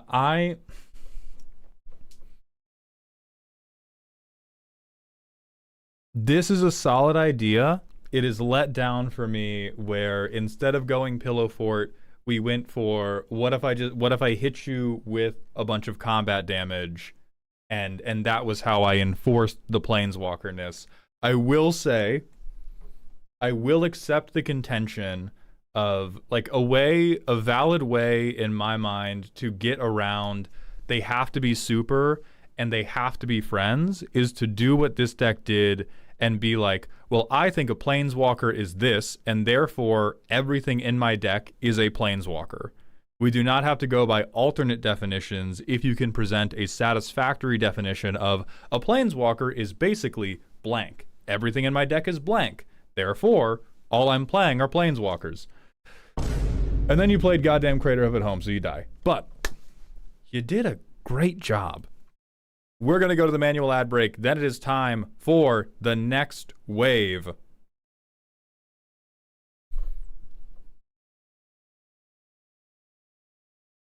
And we can still get everybody in off of marbles.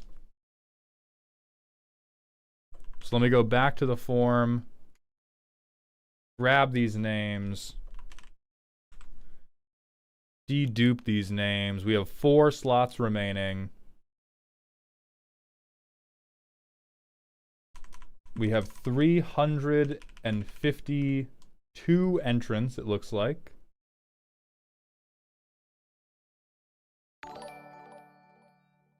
Mick Reed Rock, thank you for the Prime sub for the 4th month in a row. Welcome back to the dog home.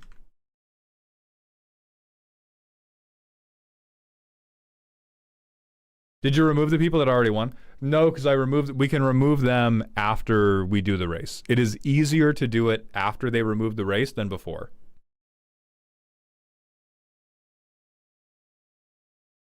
So we do get rid of them eventually, but it's quicker to do it at the end of the race versus at the beginning.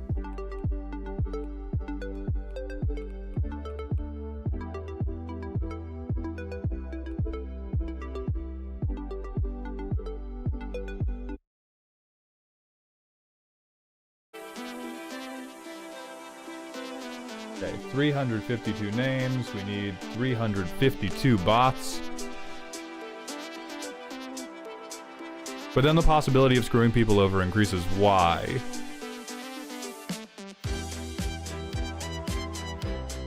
Or I guess it depends on what in your perspective is screwing people over. Okay, we're gonna hit an ad break. I gotta use the bathroom. When we come back, doing the marble race.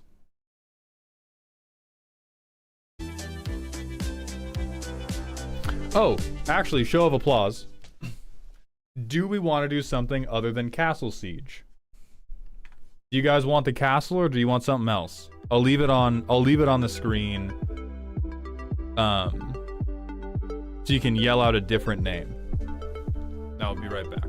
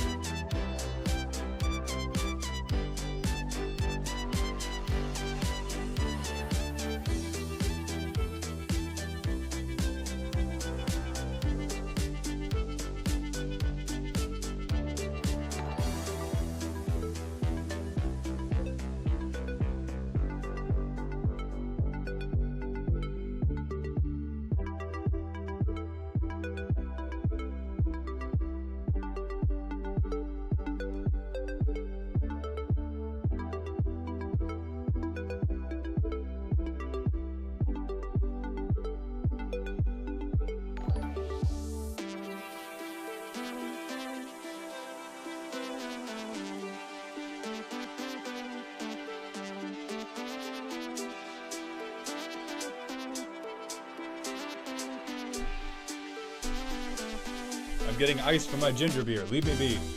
Bianca, thank you for the Twitch follow. Welcome to the doghouse. I saw somebody yell for Bongo Boogie. That'll be the one we do.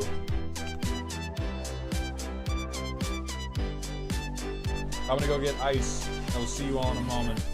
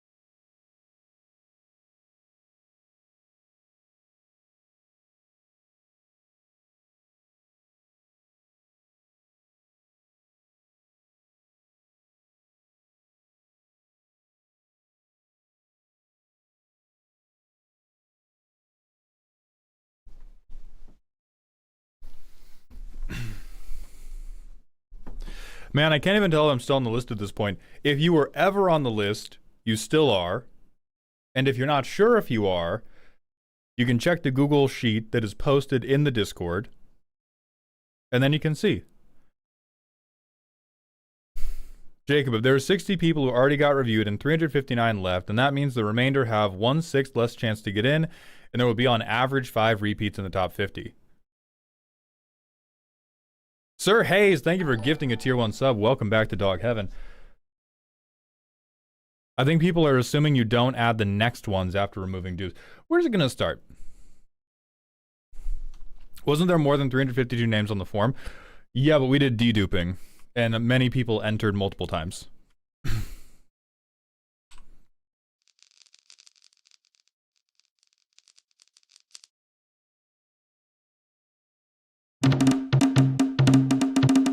Alright, Pack Mensch has gone down first, followed by Fluffles, followed by Barney Goose, followed by Quickshell, followed by Little McStoom, followed by Carefree Cactus. Oh, we got a lot of people out in front. Please, boss, I need this. Green Skis, thank you for gifting a tier 1 sub. Welcome back to Dog Heaven. Thank you for kicking off a hype train. Alright, Marsat's in the lead, followed by Gimme a Sandwich. Goodbye, Fred. Okay, this one's still getting a little bit mixed up. So probably around here is the 30 cutoff. So who's right on the line? I see CCI Dog, I see Mirius, I see Poiseron, I see a lot of people dying. Oh, and we've got finishers. We've got our top 10 set already. I didn't make a deck to enter because I had no ideas. I just want to play marbles. Hey, we can have some... Oh wait, the play marbles thing still isn't working that well outside of, but we can have some normal marble runs at the end for enrichment.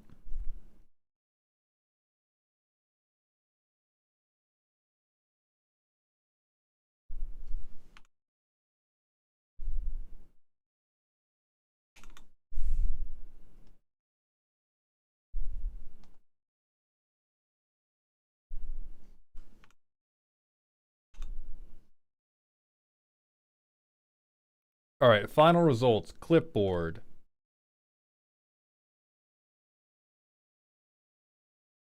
We're gonna go to this sheet, we're gonna go here, take that, cut, paste, delete. So now we want to dedupe this list against people who have already won.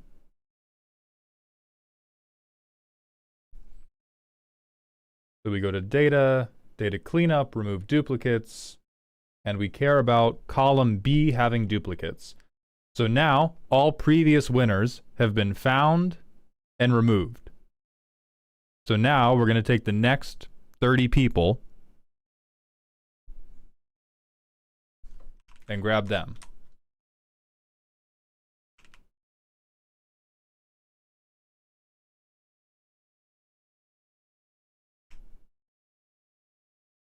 Yeah, there we go. That appears to have worked correctly. And we have just a fucking, just no username, just a Moxfield link.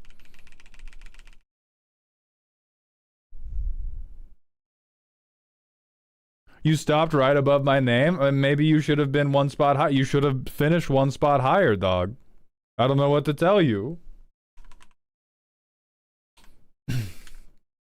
All right, first up, Bockwinkel. A little pumping between friends. Absolutely not. Moving on, Tachyon Prime. Holy shit. Holy shit. I'm calling your parents. The Going Miri. How is this Super Friends? Super, charge up your artifacts. Friends. Mirrors love to make friends, and by friends, I mean more of each other.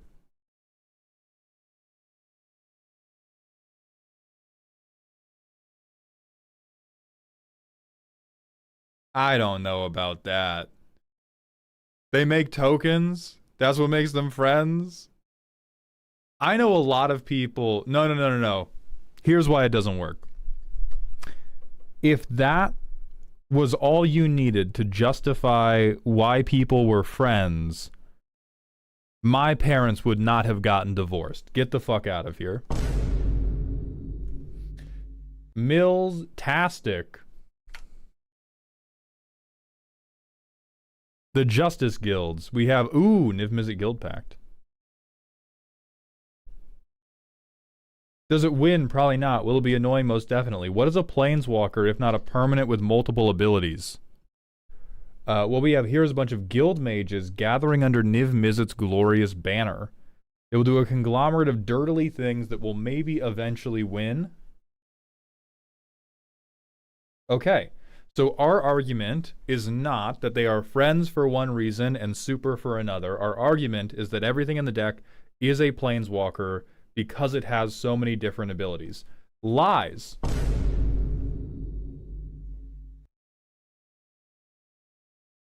Hang on, I'll give you a moment. Lies. Wait, is Soul Ring in the deck too? Oh my god, and so I'm sorry I didn't see the. All right, well, you did your best. Blightning Helix, thank you for the tier 1 sub the 4th month in a row.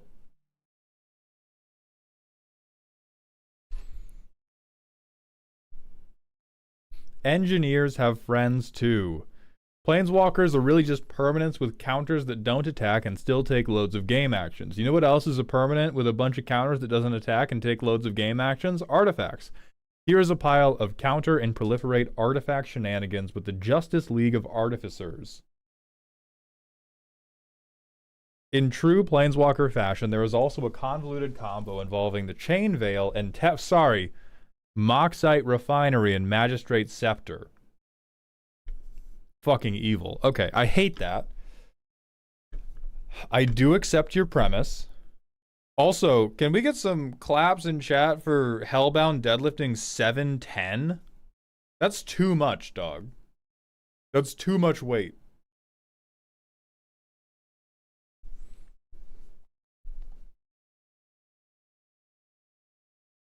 Damn grats if true. Wendy's Baconator. That's a crazy amount of cynicism. Who would come into my stream and lie about their deadlift PR? Whose life? They're not Elon Musk. Their life isn't that empty. Why would they? There's so many things. There's so many other places they would go in and lie about a 710 deadlift. Not here. Not here. All right, so we have Kilo.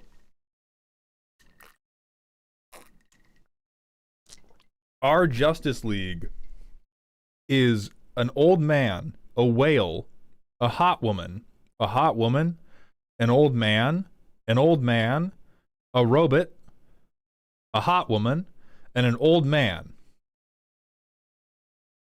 Seems about right. Batman's prep time. Jesus God. All right, we've hit the play pattern on the head. Uptick. I kind of accept that. Wait, this is different. Okay, it's just double tagged. I thought we had 7 more different pieces of interaction. Downtick.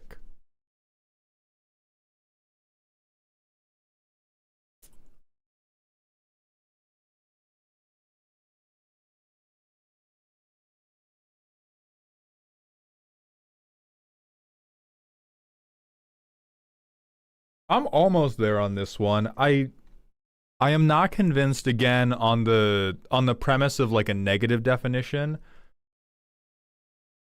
I am convinced at the parallels you have drawn between what Artifact Dirtlers want to do and what Superfriends players want to do. I am not convinced that we have done enough to move us away from a traditional Artifact game plan and put us firmly into the realm of a Super Friends game plan.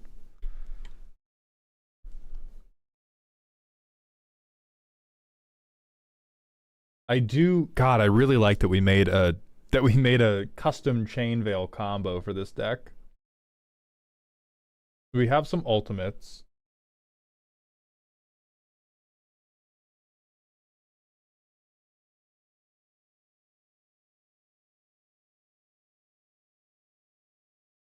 $34 is pretty crazy, but our curve is also really, really low.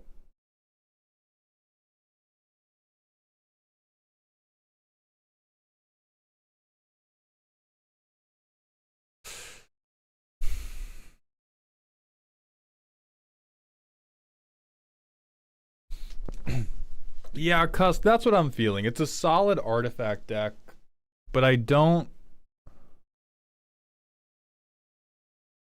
Like, it feels like the reason you wouldn't be able to interact with it is because they're always holding up removal, which is not really why you can't interact with Super Friends. Like, Super Friends is doing something to pillow fort, they're doing something to politic. They can make like an endless number of blockers because they have a token making planeswalker.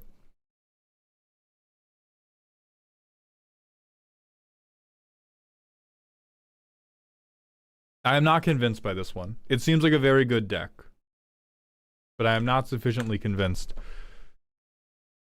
Next, we have Blue Farm at Home. I wanted to riff on the CEDH Blue Farm deck archetype by choosing partner commanders with the same colors as Tymna and Crom. For the sake of making a definition, a planeswalker in this deck either has to have an ability involving removing counters, or it has to have an ability that cares about the amount of counters it has on it.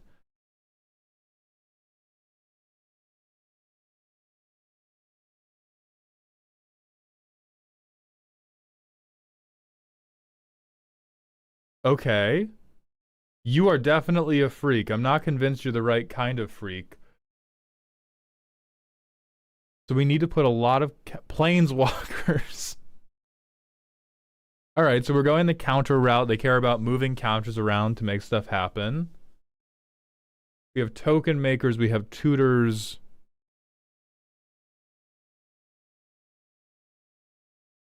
Behold my ramp.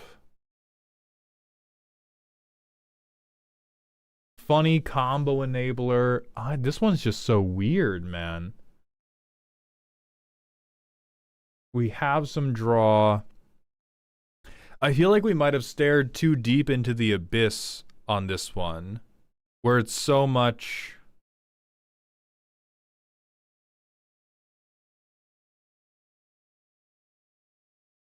where it's just so many different, like... it's just a bunch of combos.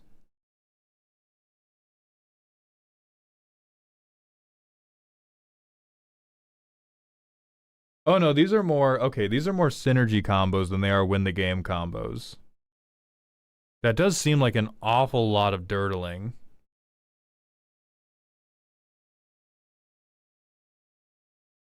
I think my beef is we define what counts as a planeswalker, and then we have less than 10. And if we didn't have the restriction of it can't be an actual factual physical planeswalker, and you showed me a Super Friends deck that had under 10 planeswalkers, I would be like, no, that's not true. You have lied. So, Alice in Wonderland, no, that's not true. You have lied. Please see yourself out. Next, we have N. Conran, who somehow beat the deduper. Oh, they entered again with a different username, probably out of panic. So we're going to get rid of that row, and we're going to pull in Eric Baum. You're going to make it in now. Because of N. Conran's foolishness.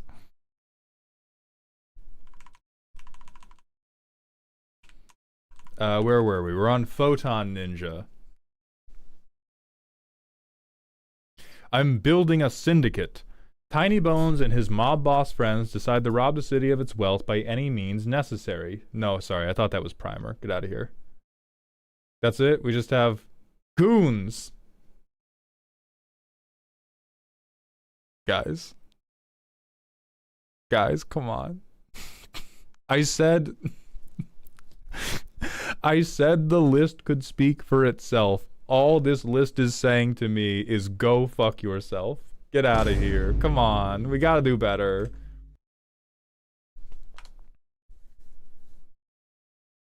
Next, we have Max Out Dragon, the B Team, a group of hardworking bandits here to remind you that the best family is found family, a family that steals together stays together. Aren't you still counting the test troper cell? Oh, Biden's thank you for the $2. Nope.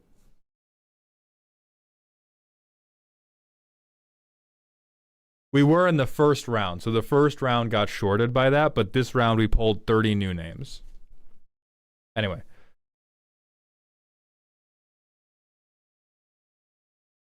So it's just a theft deck.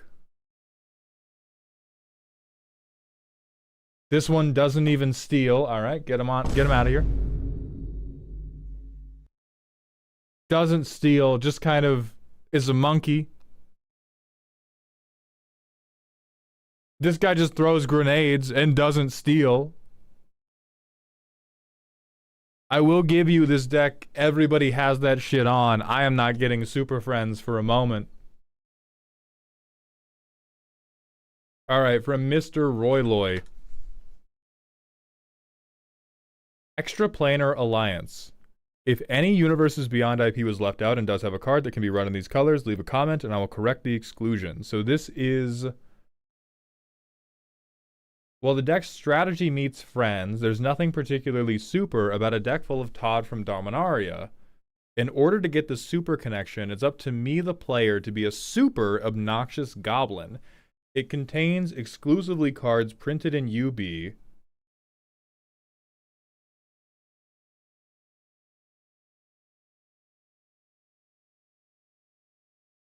Oh, is it a Joda deck too?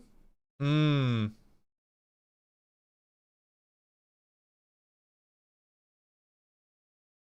So this is, I play Joda, and I'm wildly annoying. That is the super... Oh no, then why did we... Hold on, why are we referencing Joda?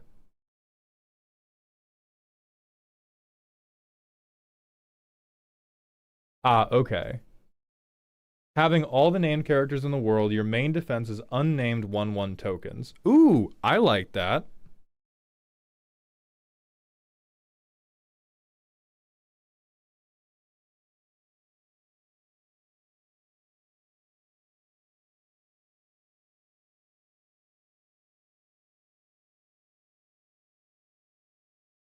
So I assemble a lot of guys and then I hit you. Mm. Mm. I'm not in love with that. That feels more like a depowered Joda deck than it does a Super Friends play pattern deck. This is Banksy.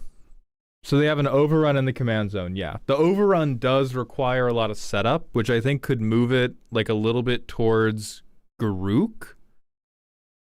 But it's more like elves than it is planeswalkers, because I also don't...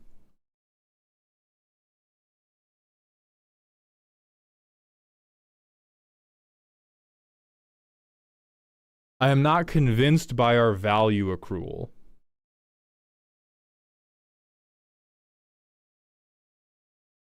I am more convinced that we just kind of like hang out until we get to 8 and then we kill everybody, but we're not doing like Super Friends. I feel like you have to be turbo dirtling. And we went more for this like artistic determination of what counted as Super Friends. Craterhoof also requires setup technically. They need like 5 legendaries. All the creatures are legendary. So the Craterhoof comparison, think of it more like, what are you doing before you Craterhoof? If all you are doing in the lead up to the overrun is making more bodies for the sake of making your Craterhoof bigger, that's not very Super Frenzy. Like Super Friends are like, okay, eventually I'm going to hit you with this big over the top thing, but on the way to it, I'm going to scry for 17. I'm going to draw and discard. I'm going to make a token that I can tap to make an extra token. Like you're doing all this extra bullshit. Yeah, I think this one's a Banksy, and I'm defunding the arts. No, thank you.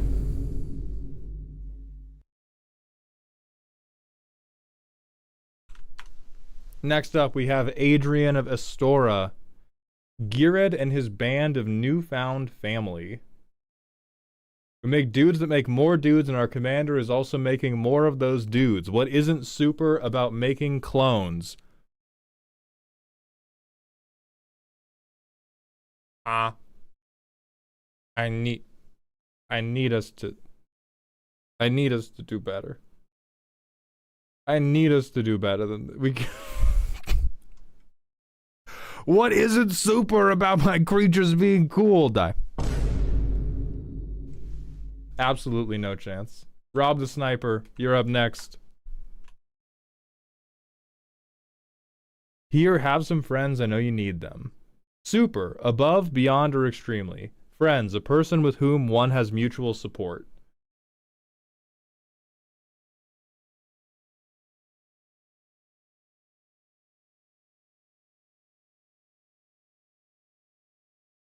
Okay, so everything on our board can defect or give other people stuff.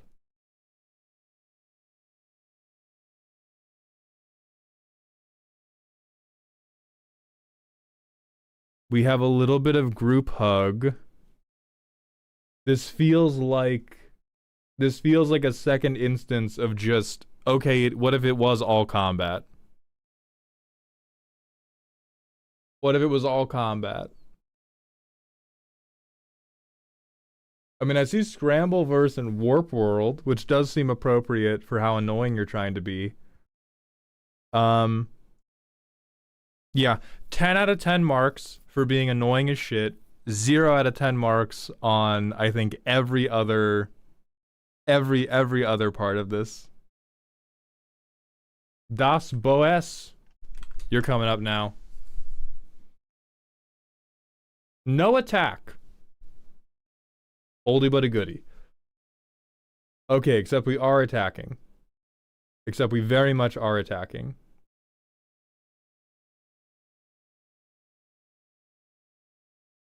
Okay, Super Friends control deck. Super inevitability engines. Friends are prison and political tools. That does not spark joy.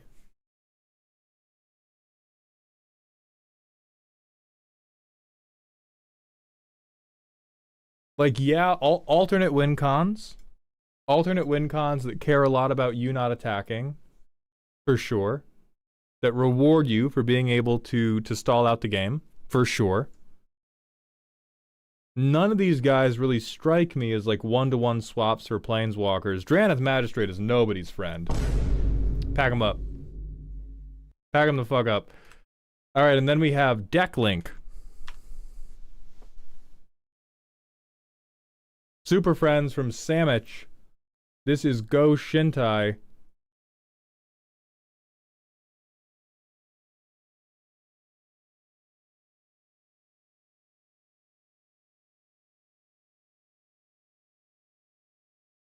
Okay, something. I've watched Wolf of Wall Street many times. Super Shrine Buds. Alright, they're work friends. Infrastructure. What is this? I just went a little bit deaf in one ear. That's probably a very good sign. Smothering Tithe. That's pretty super friendly of you. Enchantment Engine. Paradox Haze, Leyline of the Guild Pact.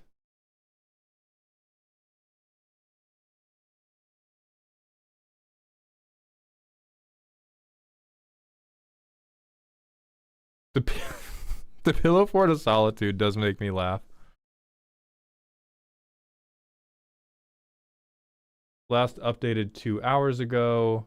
What did we update?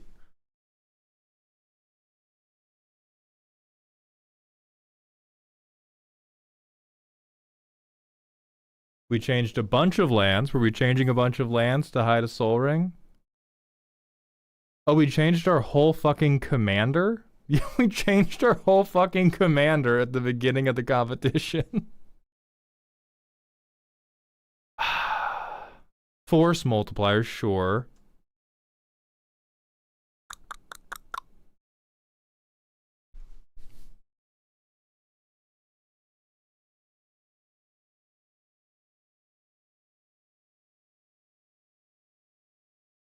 Hmm.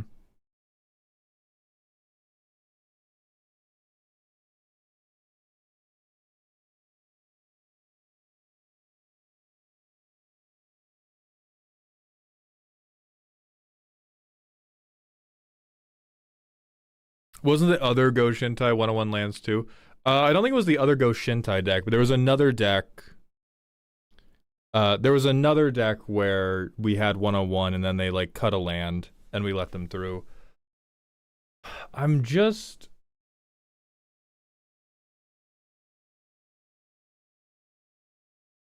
Oh, and we have a fucking gate sub-theme. Jesus. That is one of the decks of all time.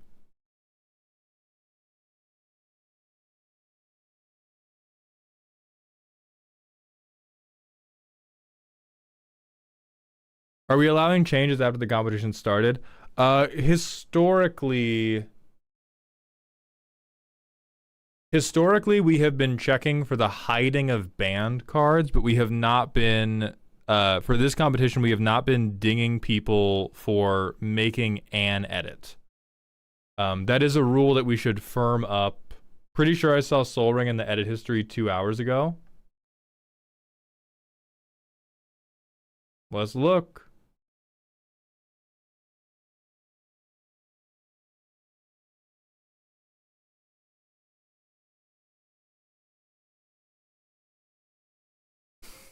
There's a lot of changes 2 hours ago. Yeah, it does not appear to be. Oh, we added the Millennium Calendar. Okay.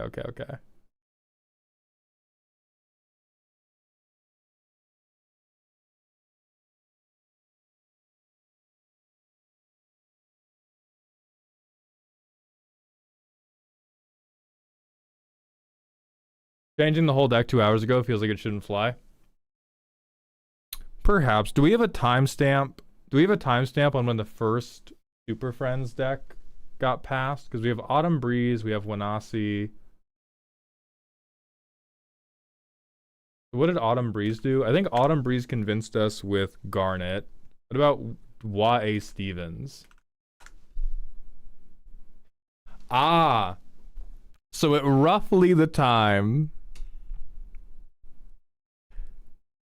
Yeah, we're about 3.5 hours into the contest now. During Wave 1, we had a Super Friends deck qualify as Shrines, and then this deck was changed entirely to Shrines. You are gonna die for that, brother. I'm so sorry. I'm so sorry.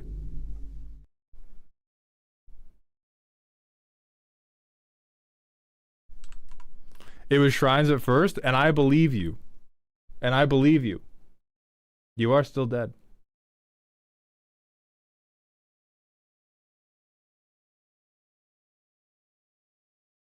Alright, where's Posertron? But the dog can't play basketball. It's gotta be in the rules somewhere, I swear. Spearmint E. Witty description.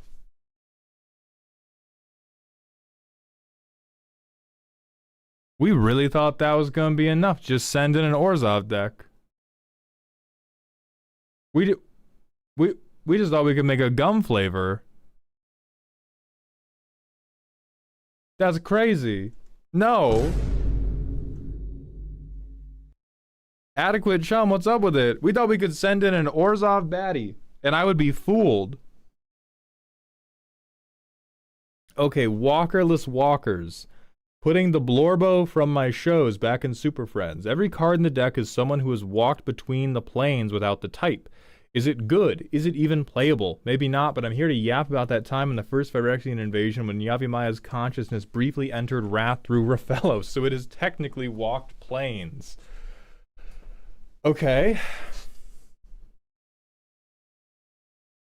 Oh, Jesus, and it's Sisay? It's the guy! That's funny. Yeah, what were we updating half an hour ago? Okay, we just swapped a few lands for more planeswalkers. Urza's Underlings and Uglies. Weatherlight's Wayward Wanderings. Can any Vorthoses confirm whether or not all these people were on the Weatherlight?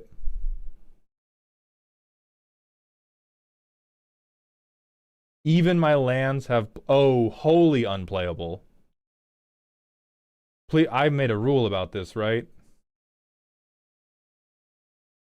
Thank God. Thank God. This one, I believe, is fully too unplayable. I don't think it can... I just don't think it can even play Magic. We have 44 lands, they're all basics. Adequate Chum, fantastic art project. This is science class.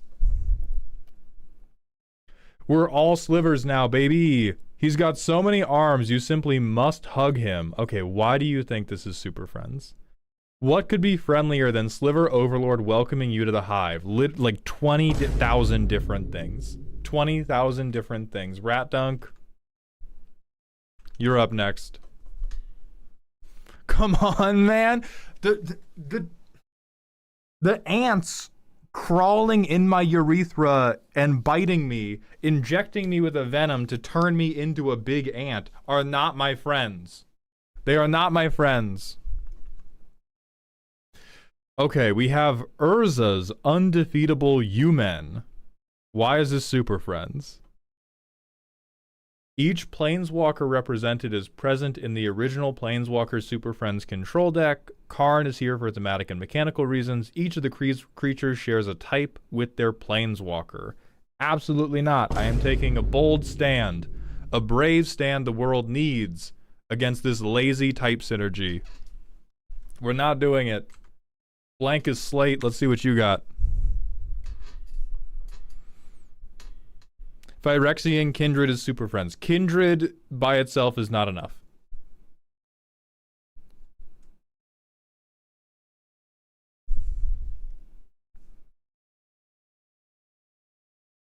The one guy with a job that can make food attempts to hold a group of maniacs together. Barakos, due to being the guy in the friend group with the ability to make money and decent meals, he has been tasked with the highest order possible, keeping a bunch of unstable jackasses alive and well. These jackass friends are the only possible party members for Barakos. Absolutely no creatures can be any of the creature types listed for party. The deck wins by melding the ECs over and over and sacking them to the other friends. So how did we... What makes them friends? We said so?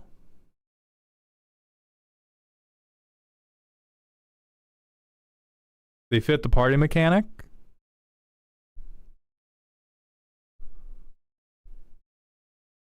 No, it does not appear to be Barakos no party. It appears to be Barakos party.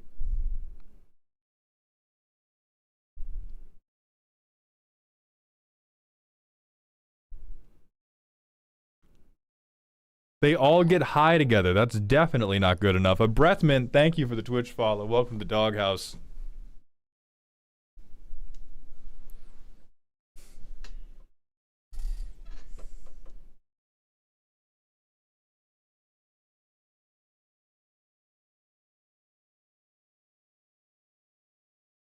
It would just and a random Necron to top it off. No, I don't believe in it. I don't believe in it. These people are not friends. These people don't even work together. They have no relation.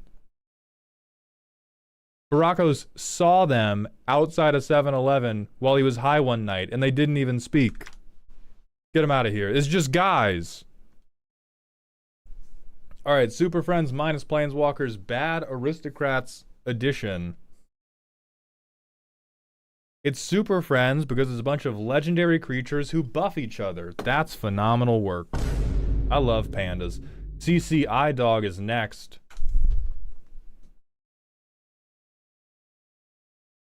Biblically accurate Super Friends. The original Super Friends was the crew of the Weatherlight. My idea here was to make that crew into a deck. Unfortunately, many of the canon members are just bad.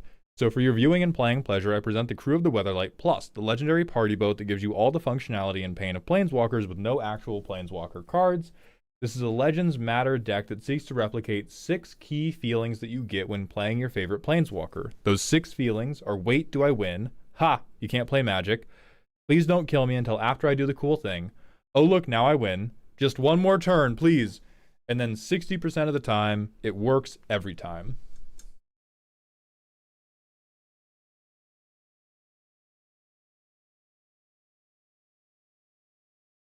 So we had a good theme, and then went, well, I didn't do that because that theme didn't play well. But wasn't that a cool idea? I don't know. Now we just have a Joda deck. Joe's skimming.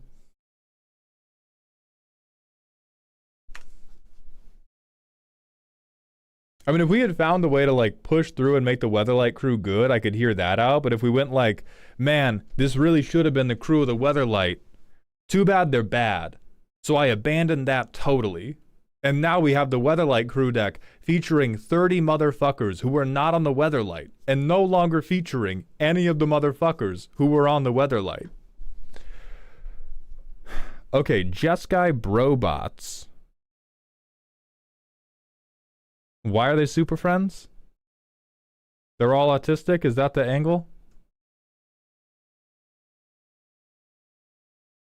Special interest coping mechanisms. Okay, so it's a synergistic energy pile. Festival crew cares about energy, doesn't care about artifact. It's a little half-baked. This is like I like a brownie with a mushy center. I feel like this one's gonna give me salmonella though. Contagious executive dysfunction. That's kind of funny. That's a funny tag. Co-workers masking as planeswalkers. I like that one. Elonville autism. Festival crew. Hyperfixation research. Losing my train of thought. Meet my special interest. that does bring a smile to my face. The types of baddies that show up when I'm at my most non-verbal. That's pretty good. Therapy, pets, and toys. They blame the vaccines, but this is my mom. That's crazy. That's a crazy fucking shout. Wednesday night board game group. You bet this is expensive. Okay. 10 out of 10 tags. I'm not sold on the overarching narrative. I'm totally sold on the tags. But this feels to me again like we just have a different deck that's in an entirely different archetype that doesn't actually play like Super Friends, but we have tagged it to be like a Super Friends deck.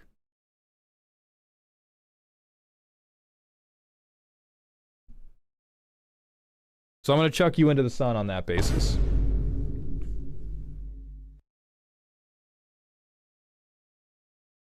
All right, next we have Asphodel's Fears.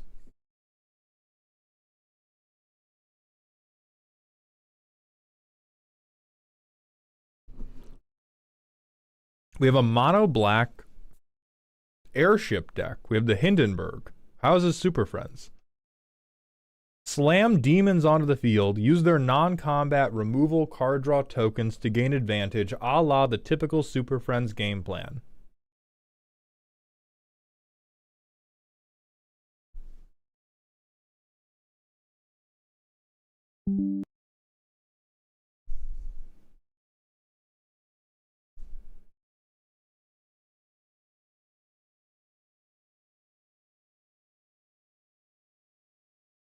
What the fuck is wrong with you, dog? No.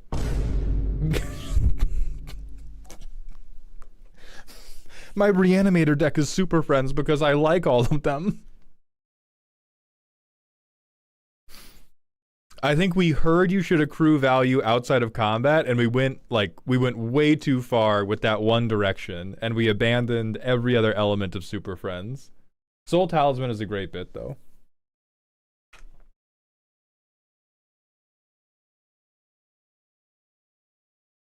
The Spark. Every card that can be cast in this deck is a Planeswalker in spirit. You will see what I mean as you read the name of the cards. It's a simple play Prismatic Bridge and win by combat win con. Source for both of the following statements. Planeswalkers are born with the potential to planeswalk. Okay. I will at least... Ajani's Chosen, Ajani's Sunstriker, Garruk's Companion, Garruk's Gorehorn, so they all have the name of a planeswalker in the title of the card. That is cute. That is not cute enough to overcome the fact that we do not represent the fucking spirit of a Super Friends deck in any other way. Straight to the sun. We're gonna move on. Mizupal.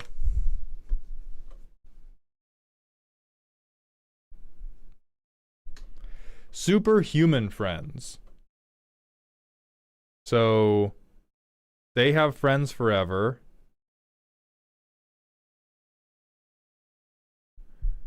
Humans who would get along canonically. Okay. What is the...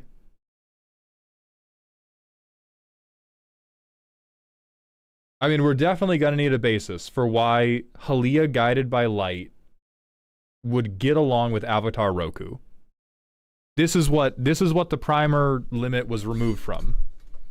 Like, I want to be so clear, Mazupal, you're going straight into the sun. This is a PSA for everybody else when we do stuff like this in the future.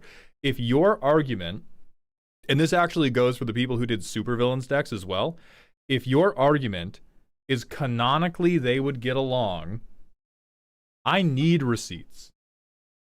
I need to know why Miles Morales is down with Kamal Heart of Krosa, is down with Avatar Roku, is down with Spider-Punk, is down with Ben Reilly. I gotta know. You gotta have reasons. Like, I think some of these make obvious sense, right? Friend of the Forest, Heart of Krosa. I get it. I get it. Some of them I get.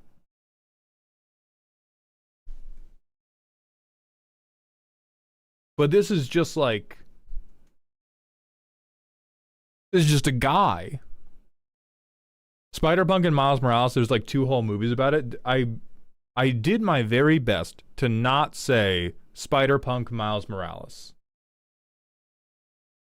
If I messed that up, I apologize. I don't think I did. I very specifically called out the ones that don't make sense to me. Yeah, Toph and Spider-Punk. I get it. Black Panther and Guide of Souls. I even kind of get it. Because of the spirituality behind how the afterlife works in Wakanda. But there's a ton of these that just don't make sense to me. You're being disqualified on that basis.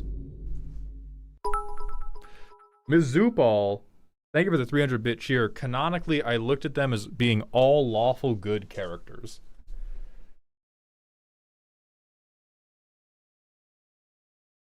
That is not a very strong justification for me. Right. Also, Spider-Punk, lawful good character. Absolutely not. Darebrained.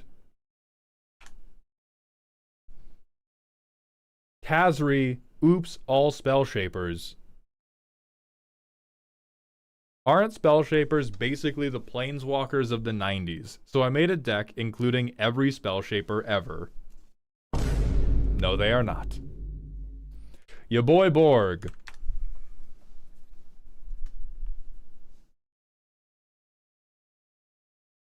Planeswalker, I hardly know her.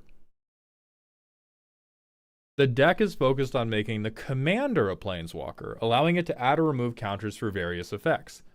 The friends are creatures that add or remove counters with no tap or mana cost as a Planeswalker would. As the commander enters, it gains the ability of the exiled card.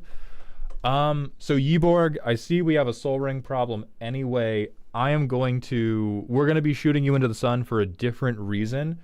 Super Friends is normally about a confluence of planeswalkers. You are trying to build one big planeswalker, which is related to planeswalker decks, but you are building, like, a planeswalker is my commander, not a Super Friends deck.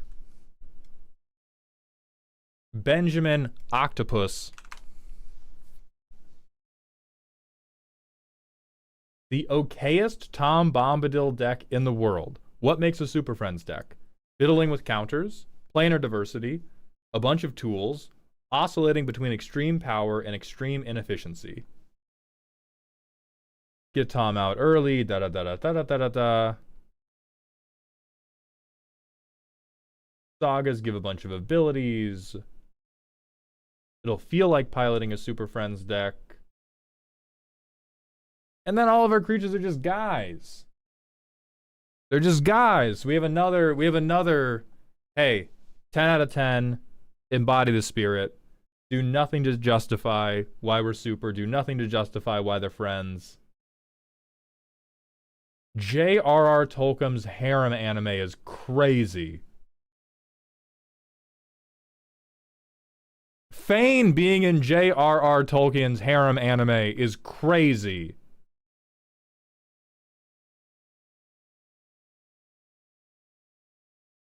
I like it more now.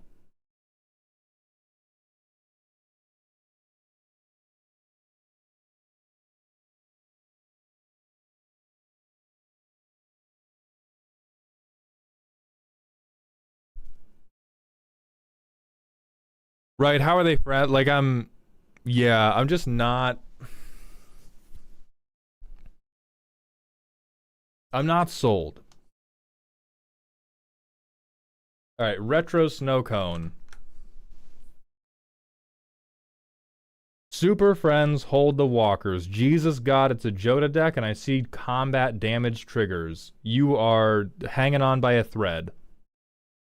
No primer. We fully believe this deck speaks for itself, and it does. It says, ah, no, I'm burning. Why are you shooting me into the sun? Please, no. It's T-Rex. Atrax's best friends ever. They aren't planeswalkers, I swear.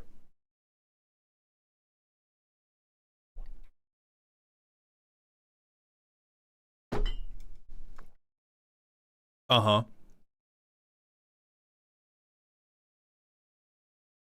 But we have, what is it? You had Luxior in here?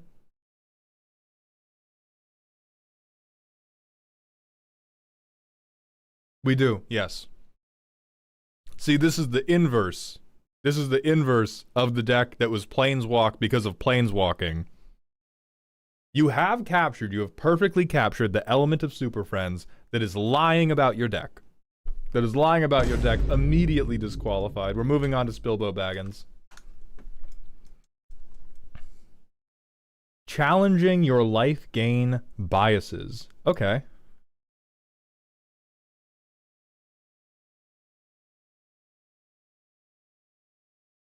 Not a word about how this is Super Friends.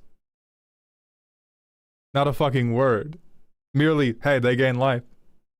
That seems pretty that seems pretty super to me, baby. I love the commitment. I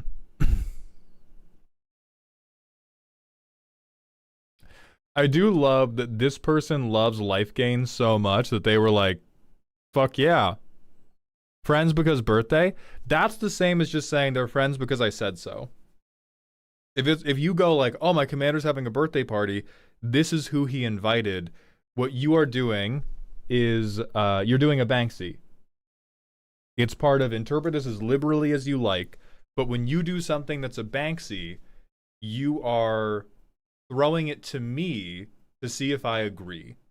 And if at any point I disagree with who I think would be invited to the birthday party, your bit collapses. If we compare this to the people who were like, I am defining a planeswalker as this. Right, synergy doesn't make you friends.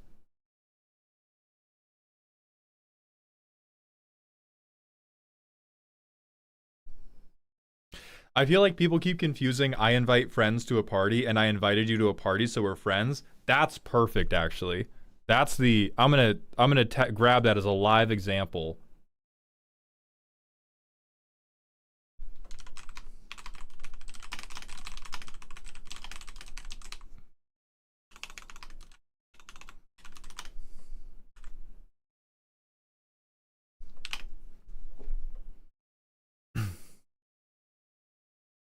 It's a hundy p what's happening.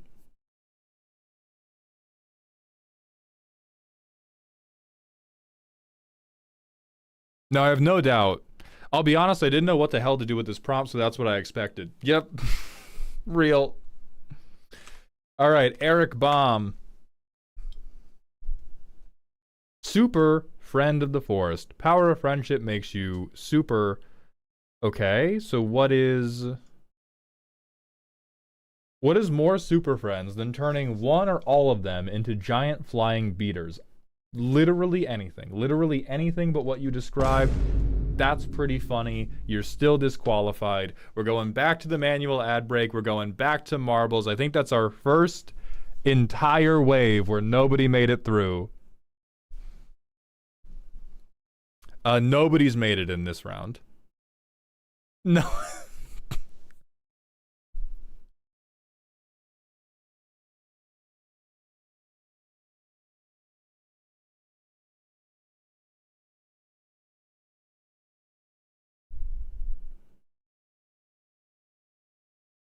All right, let's see. There have been about 30 more responses, so I'm gonna run the list again. Chat, you may vote by typing which track you want to go on. We're gonna dedupe this again.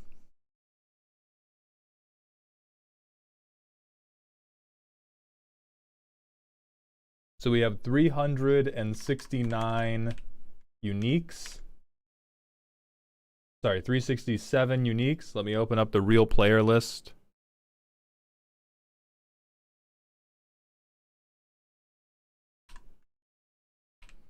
Okay.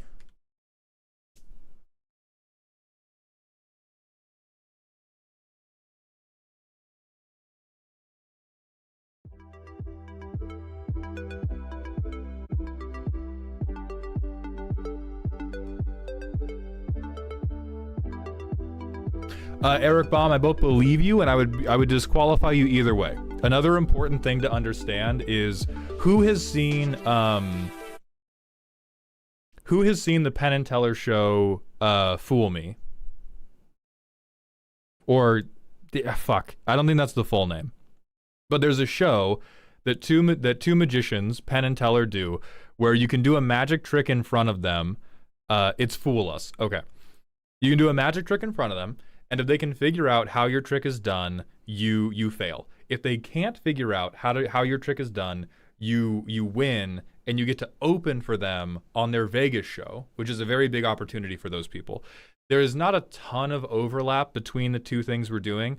The overlap I would like to draw right now, and to be transparent with you guys, I think I have failed horribly at it today, is when I fail you, the reason I am failing you that I say to chat is not the same reason I would give you in writing if you formally requested to know why your deck didn't advance. When I am failing you in front of chat, you are not being given a full, in-depth explanation for what I saw that I didn't like. I am yelling the funniest version of what I saw out. And so there's gonna be things that don't make sense or sound like they are hypocritical or sound like they don't reflect the reality of your deck. I am being hyperbolic and disqualifying you for reasons that I am hoping will sound more interesting to the audience. Right, this is a comedy show, not a review show. I do have, right, I'm very hot soup saying, any chance of critical reconsideration? No, because I am making the critical consideration. I need you all to know that I have thought out reasons and I have cards I am seeing when I am DQing you. If you all need to help drive the point home, every time I DQ you guys, I can just yell fart. I have a different reason. It is often related to the thing that I am doing. But if you want but I cannot adjudicate, or I'm not going to adjudicate the full in-depth reasoning live for everybody. Boss, have you considered making a category for fringe survivors of round 1? Once you get to 16 survivors, you finish looking at the rest of the decks in the wave, and if any of them are better than the fringe survivors, then they replace them and make it into round 2. Maybe. I'll think about that for the next contest.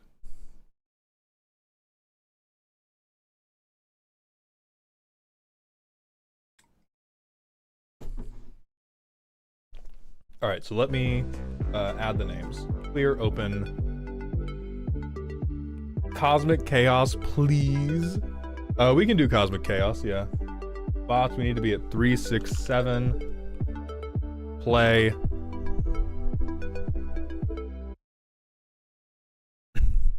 All right, I gotta go use the bathroom.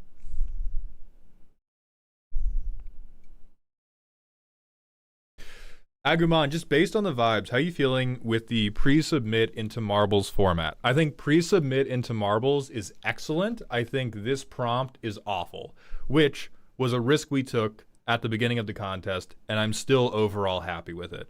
But that is all. That is all thoughts for after day one, maybe even after day two. I'm gonna go use the. I'm gonna go use the bathroom, and then we're gonna run this race.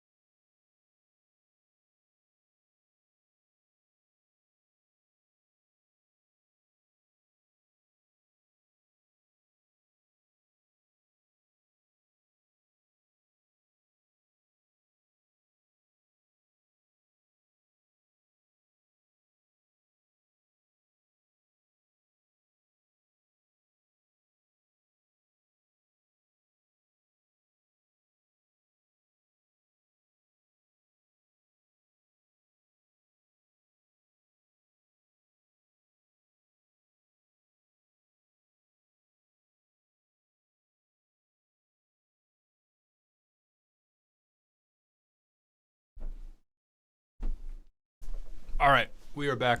So everyone in the Google Doc automatically entered into marbles. Yes. All right, we're starting. We'll talk about it while the beginning of this race runs. And people, let me clarify more so than the prompt itself. I think the way it was both explained and expanded upon did not work very well. I do think Stompy No Ramp was a banger premise. It was very difficult to follow up Stompy No Ramp. It was, I think people had a very hard time trying to manage what they thought I wanted. And it was very deliberate that I wanted it to be a figure it out yourself. Figure it out yourself, do a creative take on it, and I think the decks that I really liked is a dream outcome. A lot of people are dying. Wow. The decks that I liked, so the Marina Vendrell deck, the Planeswalker deck, those two, really fucking funny. Beautiful. I hope they do well tomorrow. But overall, I think it was a little bit too on the spectrum of like nebulous to really clear. I think it was a little bit too nebulous. So the next one is going to be less nebulous because of that. Because what it also makes difficult is because so much of this people put a lot of weight on like coming up with a good primer and premise.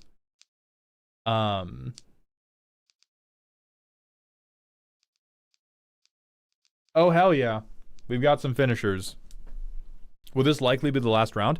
I genuinely don't know. We had like 6 people make it through round 1, and then we had nobody make it through round 4.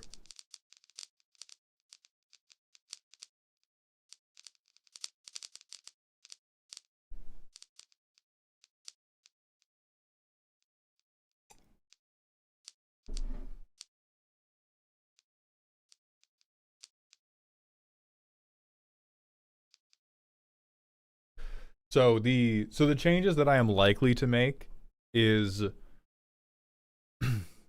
or the core disconnect that has to be solved is with the Stompy deck challenge. I could tell somebody, you're disqualified. Why? Poop. You didn't hit the vibe. And even if they disagreed, most people would understand. I didn't really need to give a very specific definition. I could just tell you like, hey, you didn't get the vibe right. This one, when I tell people, hey, you didn't get the vibe right, it is leading to way more argumentation.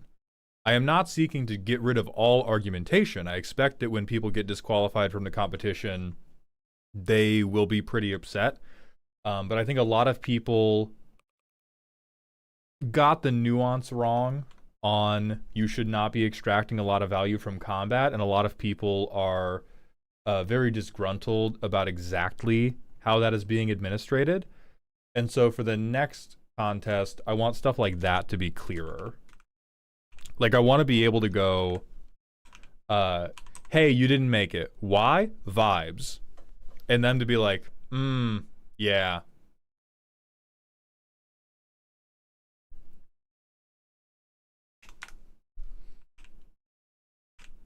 All right, we got to dedupe this again.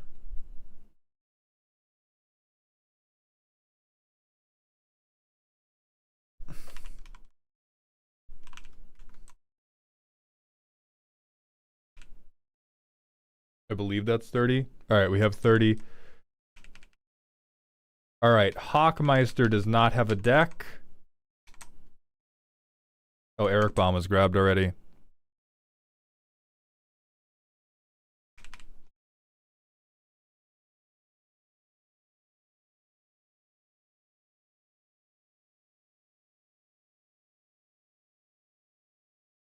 This one feels like there were a lot of secret rules, like mine, I should never go into combat except when I cast Super State, so I probably hit some other rule I didn't realize, and I think we couldn't have guessed, and rule laid out feels worse. Well, Eric, I think that is you reading too much into what I said versus why I disqualified you in my head. Like, you were not disqualified because you had Super State in the deck. That was the loudest card that I could point at and laugh at and then Vine Boom you.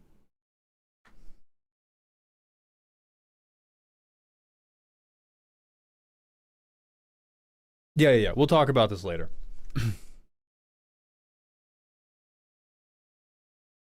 So, Hawkmeister, what happened? The Hawkmeister.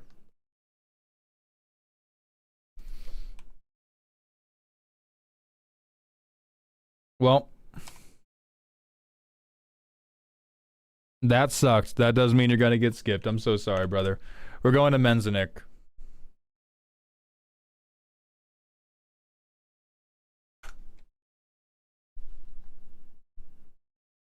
Super Friend Zoned. Deck tries to capture the spirit of Super Friends by having the entire deck have only permanents with activated abilities. We're trying to monopolize game time. We'll be spinning a lot of dice and attempting to pay nothing.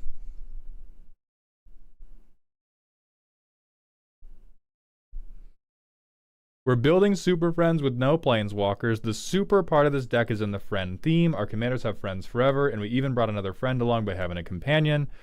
Various abilities and card names that reference companionship. The land base also pays homage to having more fun in pairs and needing a buddy.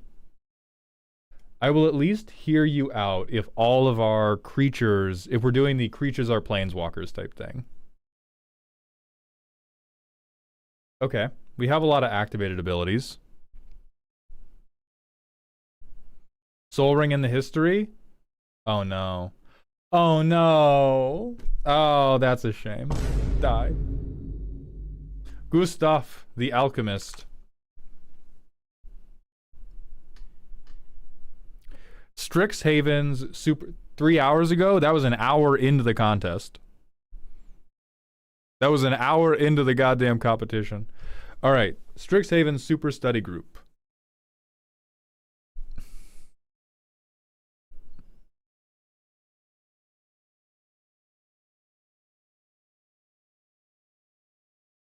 Actual studying. Can I copy your homework? Class pets. Exam proctors. Group drama. Professors.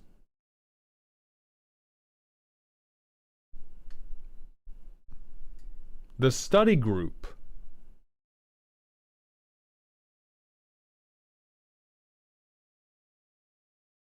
I really want to DQ you. I want you to know that I feel itchy. I feel itchy looking at this. Theoretical multiversal threat exam questions. Thank God. Please go away.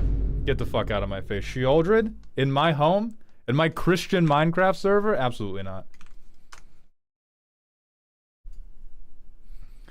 Bringers of Friendship. Super. Make 1,000,000 upkeeps. Super. Chorkintar. Skynet. Super equals supercomputers. Friends, robot comrades. Water, +1/+1 counters. The supercomputers are going to hoard water until they have big enough guns to obliterate the organic beings. Thunder, Tempest. I am begging you. No. You're doing a bit with me. I get it. You're so good. Okay. So we're moving counters around with modular shit. I saw fucking Ulamog in there.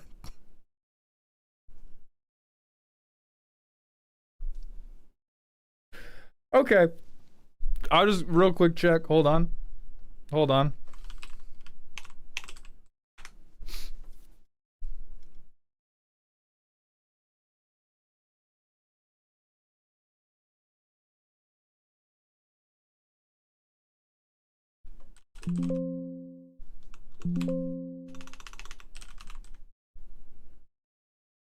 I just want to see how common Ulamog is in this archetype, you know. I just want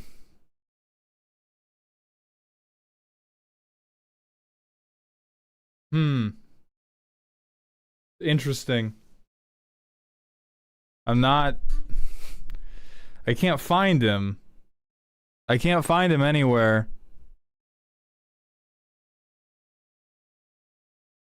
He does walk planes. What a good point you make.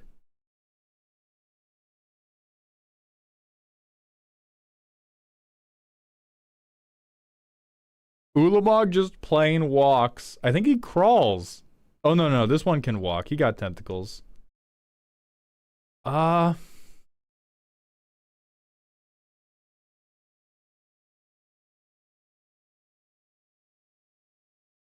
I don't like this because we're talking about guns. We're playing like a shell game with our +1/+1 counters, but we're using the shell game to just result in damage. We're not doing like weird dirtily shit. It's I'm moving around counters until I have so many that I can crush you with overwhelming force, which is certainly not the spirit of Superfriends.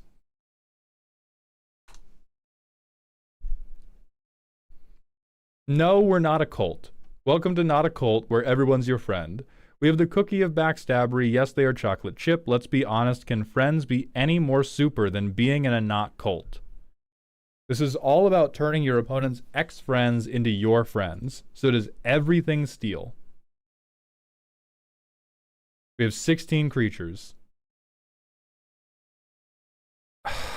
I can't, dude. I can't. We can't have like a fifth of the deck be fucking synergy that's good and then like, but I said they're friends. But I said they're friends. But I said so. They work together. How could they not be friends? They clock in together. I do like what you're doing with the commander though. I can't abide the rest of the 99, but I like what we're doing with the commander. Super friends, but they constantly copy each other's homework. All the smart kids copy off each other because friends share everything. The concept for Super Friends is this: cards that use a similar methodology to win the game without needing combat. Combat can be a method to the thing. This deck tries to copy instant and sorceries. We're copying Dragon's Approach until everyone dies. So bold, so disqualified, with such immediacy, Your pile of is it good stuff is straight out of here. Julius. Summon, ass beating. Super friends, but you can fight back. I already accept defeat.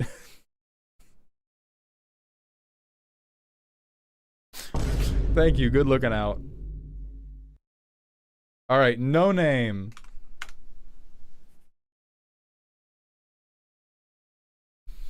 This is a clone, flicker, indeterministic Aang deck. Aang has 21 secret and identical brothers.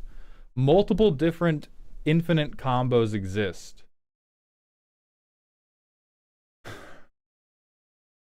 This is an off-meta CEDH deck. Yeah. Unfortunately for you, I've watched the play to win short you got this from, dog. Have a terrible day.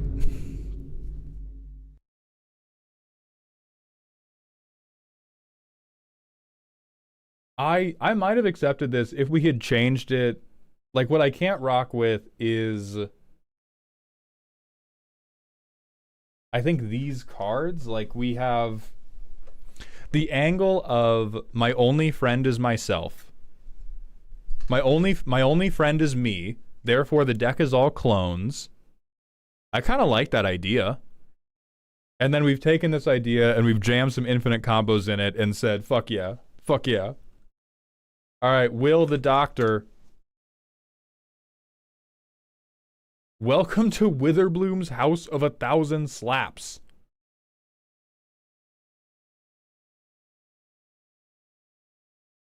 We have Chatterfang. We have Aristocrat. Will, I think you just sent in a good deck. No, we just. I think chat's more broken than me now. We just have a good Golgari deck. Texted Jacob AKC. The Powerpuff Girls by H.R. Geiger. Who is H.R. Geiger? Oh, okay. Oh, that's freaky. Put Myojin in Cauldron. Put counters on Dominus. Activate abilities on repeat. Basically Super Friends Planeswalkers, but cool. The Powerpuff Girls are friends, and the Domini in this deck are basically Powerpuff Girls in that they got superpowers from mixing weird shit into a cauldron that let them have superpowers under the watch of an irresponsible old person, I think. To be honest, I've never seen the show.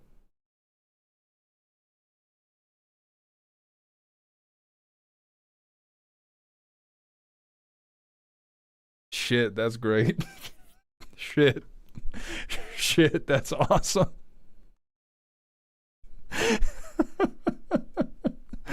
The girls are not friends, they're sisters? How are they supposed to know? They didn't watch the show, man. So we're putting... Oh. Oh, that's raw cookery. Wait a minute. I have such immense doubts that you can actually make this work. But the plan is I'm gonna give the Myojin abilities to the Domini, and then I can put indestructible counters back on and take the indestructible counters off to do ridiculous bullshit.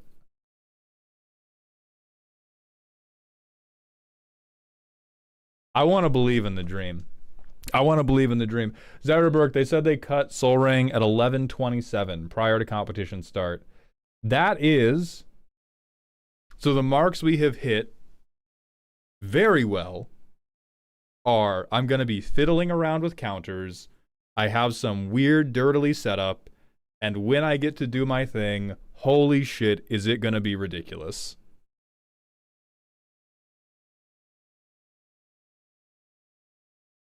I will accept that. Jacob AKC, welcome to day 2.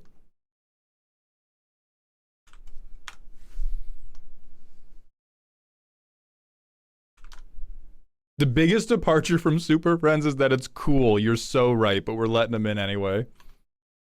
All right, 3 slots remain. This Mr. Flamed privated the deck out of spite. Elfu Thunderfoots. Here at Elfu, we take pride in one of our best teams at all, the Elfu Thunderfoots, one of the best football teams in all the Omen paths. This is Coach L's Dragon. Okay, so they're a football team. We're on our way to winning our 8th championship and have the most championship wins in the division. We all do our best to pull our weight.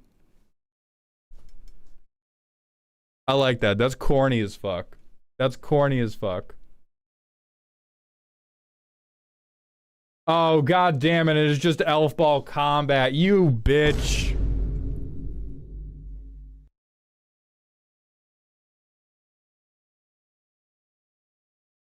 So, to make sure you understand why you were disqualified, on our rubric, I have you at 10 out of 10. I have you at 10 out of 10. I have you at negative 500 out of 10. We're gonna move on to Zorkon. That is a great primer, though. That is great energy. Super Friends. By Super Friends, you mean the animated series, right? Got confused about what it meant. Learned later, but I don't care enough to overhaul, so I'm gonna lose with style. We'll see about that. Desert of Time. Plagon and all his super friends.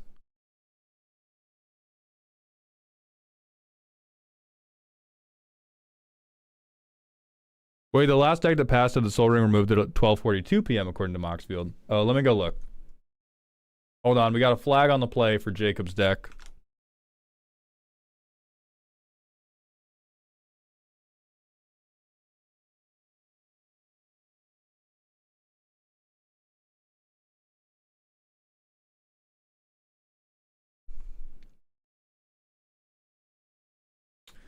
Soul Ring removed 5 hours ago. That would be a legal remove 5 hours ago.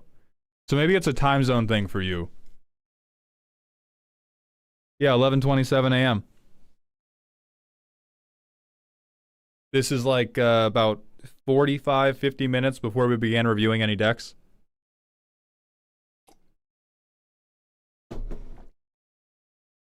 Okay, Plagon and all his super friends. Blink and Big Butts. So it is every Plagon deck ever made. Great work. We're gonna move on for no apparent reason. The Anarchist Cookbook. I probably got put on the list for this. Alright, why are they super? Why are they friends? They are tinkerers and ne'er-do-wells, destroying property and dealing damage. Nothing is more super and friendly than collective action, turning ordinary objects into incendiary devices. Okay. If it's not super enough, every legendary creature is desparked, pre-sparked, or previous continuity planeswalkers. If that's not friends enough, most of the value requires a sacrifice outlet and a damage dealer, many of which are on creatures, so cooperation is required. This is what I want. If you are going to give me a sentence like the first one, I require sentences like these ones. Thank you, Aegis of the Grail. I will accept your contention that these are super friends based on that elaboration. Phenomenal. I mean, do friends regularly kill each other? Depends on which high school you went to. Oh god, that sounds horrible. No. Spin that back. I meant like friends who were mean to you, like bullying. I'm sorry, I forgot I was American for a moment. But I do think friends firebomb a Walmart.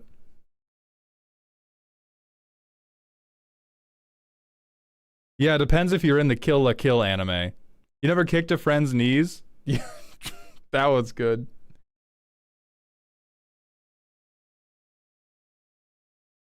Okay, basic formulas for demolitions use. Sacrificable artifacts.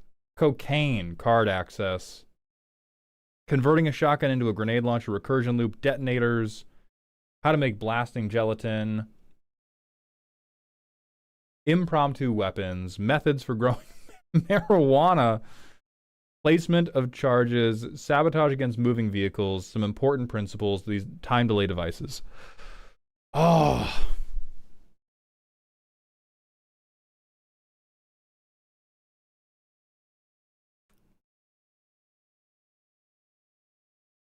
I don't think you're making it, Aegis. I'm so sorry. This is a really good deck. This is a really good deck, but I think it is another victim of, like, completely different play pattern that does a really good job of massaging its primer and its tag game into justifying why their collection is Super Friends, but I do not see how it represents the spirit of Super Friends. The deck dirtles like a Super Friends. I would kind of believe that. The problem is dirtling is a much broader activity than just Super Friends. If Super Friends was the only archetype in the game that dirtled, like you're clear. But a lot of play patterns dirtle. And like Super Friends is also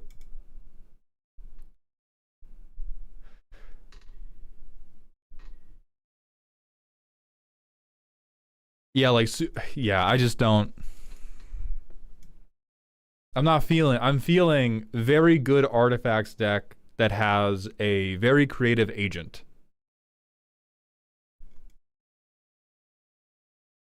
All right, next Samsuna Atori. Dynahere's nursing home for the supernaturally inclined patients. So you've seen another Dynahere.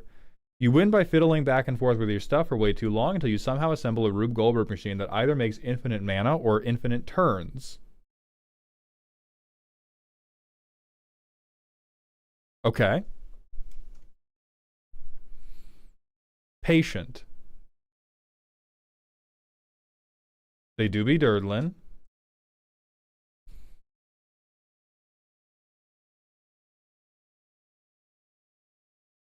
There's no law against tapping your patients in Faerun, Batman. That's a crazy sentence. The magic wands you know the brand of. The patient has cancer. Literally here for the last line of text to fix some combo lines. The senior citizens doing other stuff. All right? The wealthy donor. They're just advanced Roombas. Don't think about the morality of it too much. Viagra.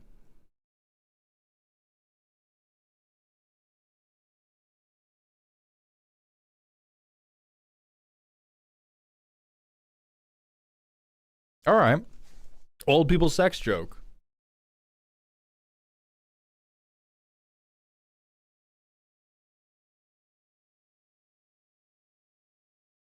Oh yeah, let's check the updates. Let's make sure we're clear on the rings. We really went back and forth on that copy of Silence. We really went back and forth. We really went back and forth on whether or not we were playing Silence.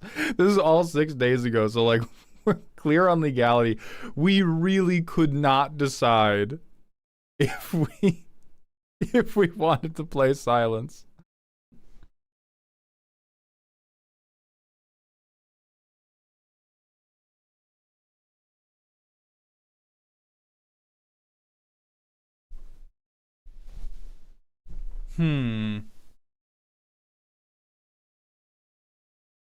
I think this one probably makes it. It's a different take. It's a different take than the previous Dynahair deck we saw. But it is... It does evoke the feeling of a Planeswalker deck that is digging for a Chain Veil combo. Which I fucking hate. I hate so much. But it's using a bunch of cards where you'd be like, oh wait, that's really bad. And then they're going to assemble the combo and they're going to be like, oh, I win now. And you're going to be like, what the fuck?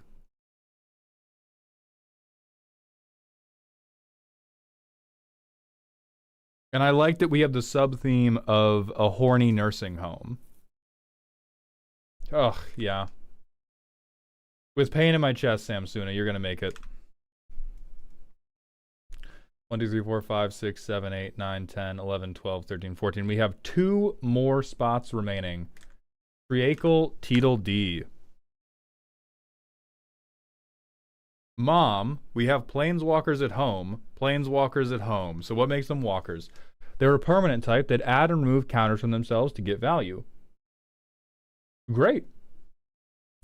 The deck wins by finding an unsatisfying win con or kicking you in the shins with a bunch of 2/2s for 12 turns in a row.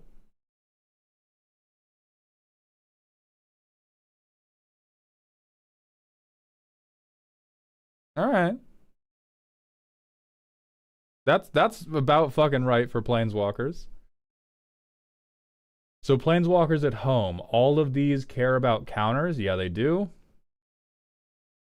Boy, howdy, they do. Do we have any multi-ability ones? Oh, we do. Oh, we do. Holy shit, divine intervention.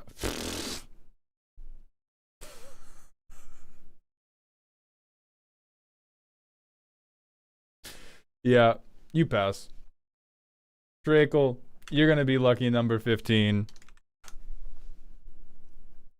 Let's go to Relicanth.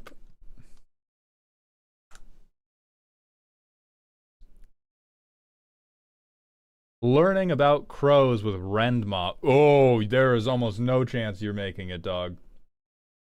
The super, the amount of birds you summon. That's just New York. Bitter bro. That's just New York. John's super bad friends. My Banksy deck. No soul ring ever. Good friends are friends because they help John with making new friends. Also, for anyone who argues this isn't Super Friends because it just wants to kill people with combat damage, those guys aren't my friends anymore. I'm not the one attacking.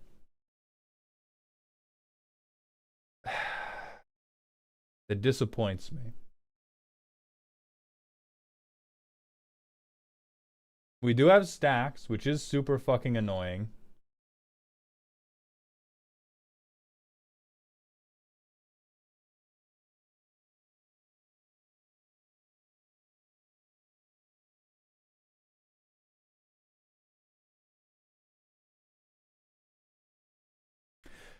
I have not been won over before this deck by the assertion that they're friends because they're helping me, and anybody who's not helping me is not my friend, and I'm not going to be won over now. This is a super annoying deck. This is not a Super Friends deck. Soul Captor is sent in Xavier Sals to America. His gaggle of goons discover America, smallpox, and scurvy. Level up cards are a means to an end. Focuses on poison counters. I don't know that I've seen a Super Friends deck do that, but I do understand why they would.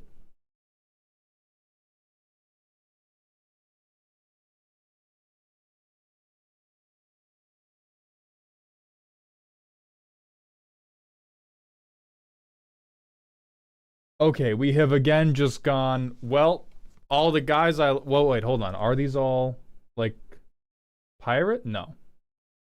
Some of them are pirates.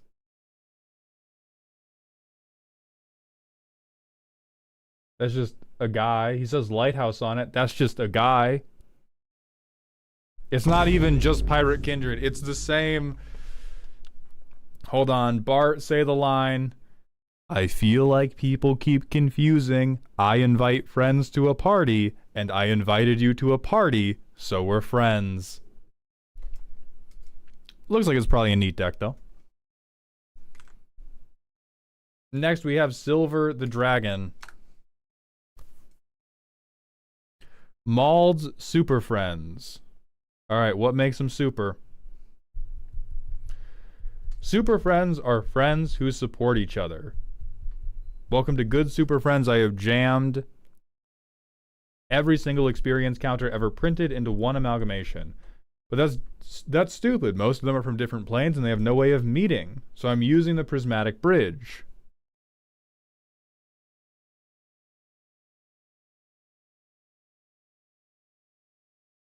I feel like saying they all have experience counters, therefore they are super friends, is like saying everybody who plays Call of Duty likes each other.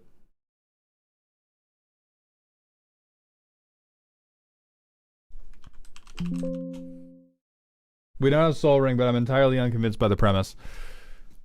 Also, Soul Captor says the idea is they're part of the crew. Not everyone on the ship was a pirate. Right, but the idea that they're part of the crew is also unconvincing. Like, why are they part of the crew? Because they have mechanical synergy, and you said they were.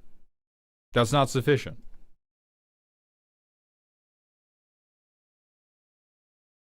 Next from Ryu.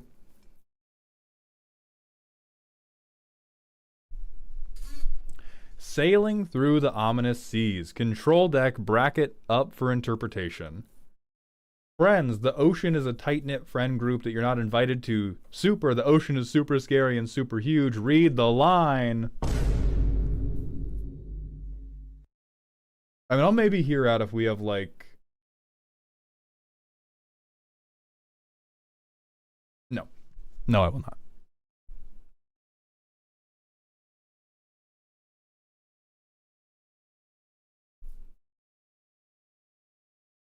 Super Sagas. Okay. Then we have some other guys. Not a word about what makes them friends or super.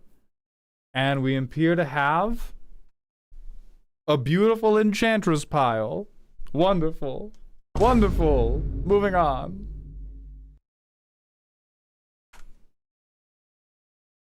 Schrodinger's Super Friends. So this is Bria Ethereum Shaper. A great human of indiscernible composition once said that if it walks like a planeswalker, talks like a planeswalker, and looks like a planeswalker, it's actually a commander. The deck helmed by the baddest babe who does so much they're basically a planeswalker is comprised of as many planeswalkers who have once been or will soon be. All Super Friends in the deck pass the Atla Palani egg test. What does that mean? What is so it's desparked planeswalkers, non-wheel card advantage,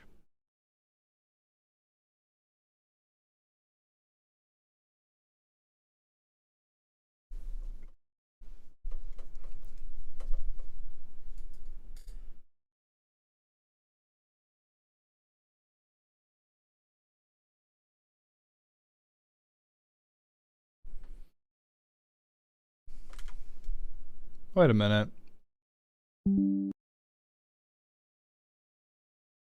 That's so weird.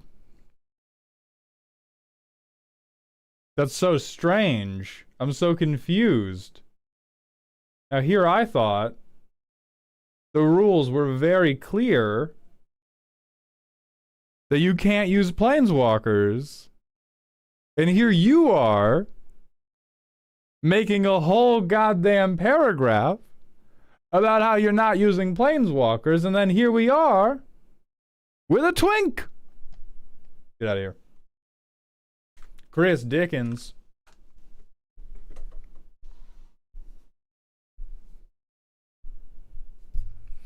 Planned land disturbance, a bracket 4 landfall deck. How in God's name? Guys. Guys, we can't. You can't go. Is it annoying? Check. Are the turns long? Check. Good enough for the contest, baby.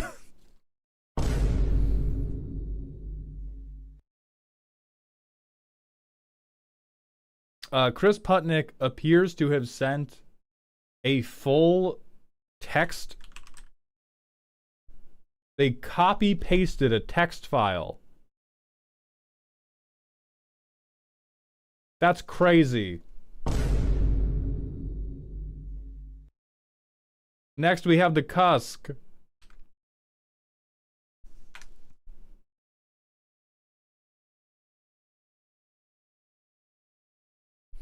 Where'd all my friends go? It's a Nethroid deck. Cluttering the board with annoying shitheads that make people read a bunch of text. That's kind of there. Sacking them for a big effect. Also, they come back 3 days later and I think Jesus is super. This is really close. It's not quite there for me. You've not done enough. You've not done enough to make this. You have almost made... Orcish Bowmasters! Please, dog. Please. Rob a cool fox.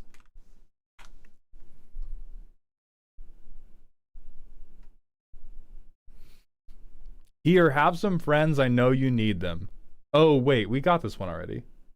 Yeah, we got this one already. We're going around 5, ladies and gentlemen.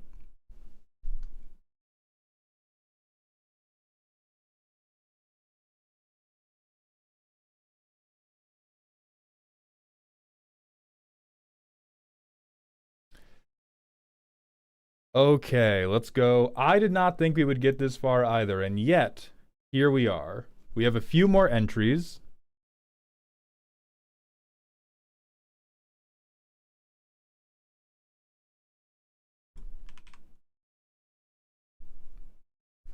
We gotta dedupe this again. No, no, no. Unsplit the text. We will get a full 16. We have 15 people, and we are less than a third of the way through all the submissions. Baconator, yes. If you submitted to the marble, if you submitted the Google Doc, you are in for the marble race.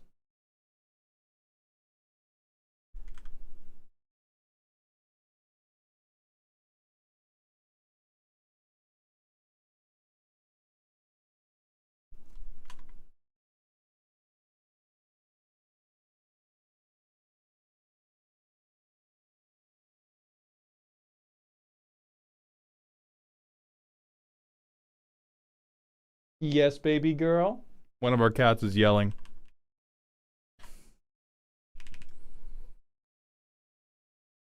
We are up to wave 5. Hello, baby girl. Come here. Yeah, give me your ball.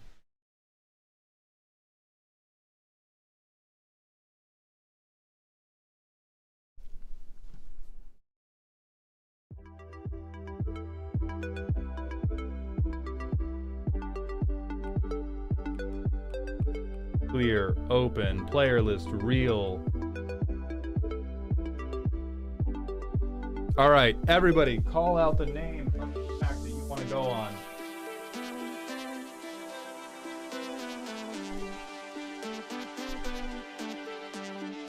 Cosmic Chaos, Siege, Buckshot. Buckshot would be funny. How many names do we have now? Names? 374. 374. We're going to Buckshot. I accept that. All right, I got to go get Advil because I had dental work done yesterday. Then I will be right back up here. We will run the marbles and we will find our 16th winner.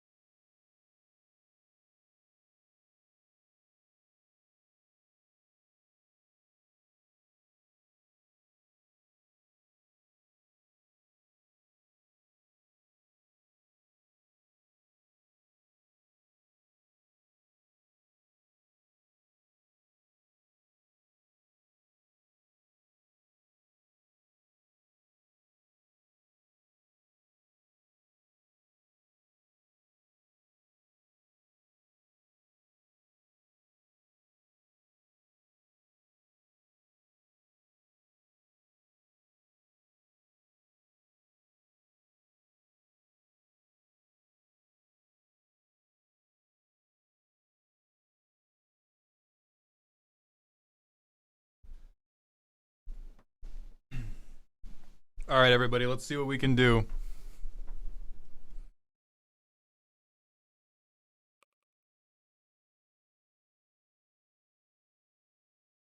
There we go. Here's all of our names. Hey, Maul, I have an idea for the next competition prompt. On one of the Good Time Boys episodes, you all were talking about ways to fix CEDH, plus the no top 10 commanders in the format. Make the best CEDH deck with those restrictions. Black Steel, respectfully, I think that would be a very, very rough topic. I think that would be governed almost entirely by how well the deck played and very little by vibes, which is the opposite of what we want. We want there to be a little bit of mechanical importance. We want it to be mostly, what are the vibes? Okay, so how do you even make it through this? You have to like land in one of these, I think? Like I see a lot of people dying. I don't know how you live. Oh, you just get splattered. Okay, you get stuck to the wall. Hell yeah.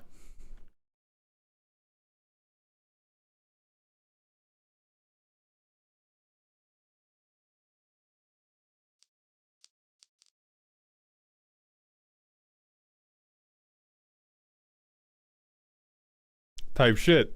Type shit. Marvel gods, hear my plea. We definitely had the 30 already. Oh.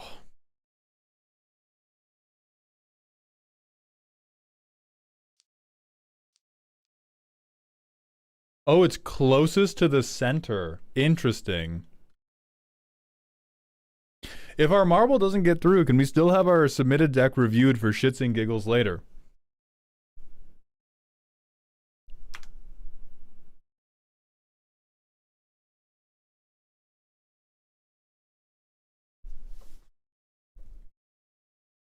What do you think I do for a living?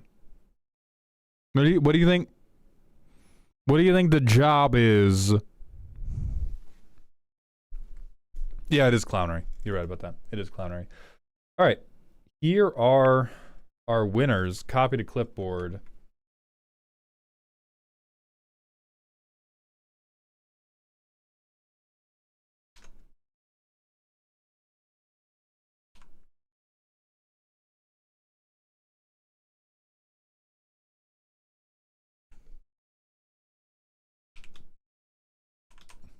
Then we got to go to 151. Yeah, there's 30. Oh, we got a dedupe. Hold on.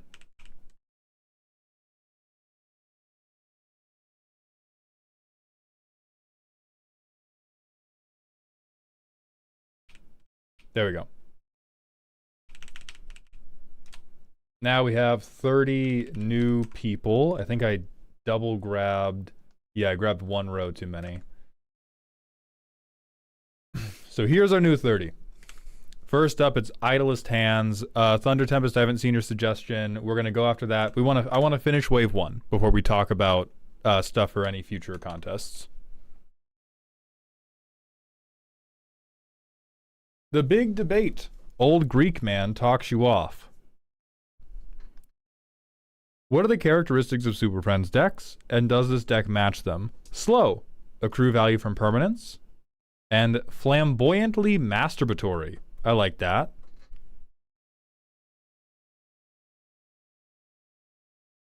This deck is about Socrates getting all his best friends together, you know, like Krang, a toad with a pitchfork, and a time-traveling flautist, well-known figures from the classical era.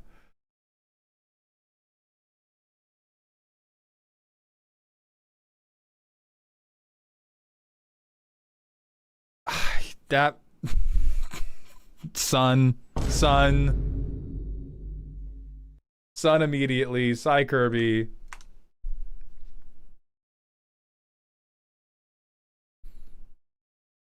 No attack. I swear to God, this is the Pramicon list we saw earlier.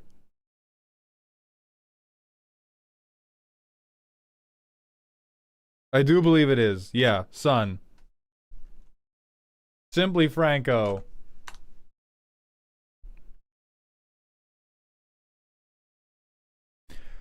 Forever DM. Super Friends without Planeswalkers. What's more super than always running D&D games for all your adventuring friends? And what is a Planeswalker if not a wall of text on cards you don't really want to read all of, but are obnoxiously made to care about anyways, just like a dungeon?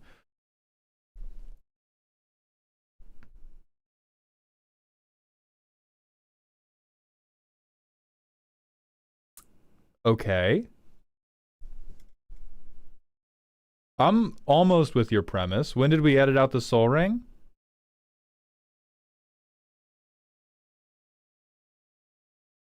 Four hours ago, 4 hours ago, 4 hours ago. 4 hours ago. You dead. You dead. Free Mulligan MTG. I only need one superhero. Who needs Planeswalkers when your commander's an MMA fighter? The goal of the deck is to play Pillow Fort Goad. I can't take it. The sun. You're going to the sun with your Gaia's Cradle and your bullshit and your combat deck. Does not sound friendly at all. Praetor, I hardly know her. If you really think about it, Praetors are just the super friends that are misunderstood. Okay, hold on, really quick.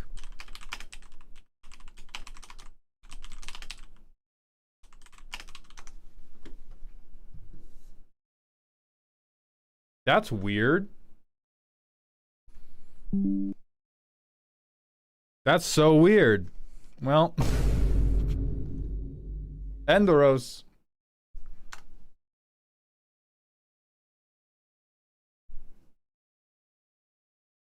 I feel like when I see the phrase, what's more super than blank, it's followed by the worst justification.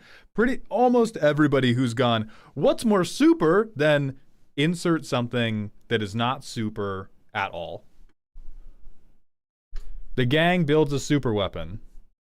We have not even an attempt at a justification here. Straight into the sun.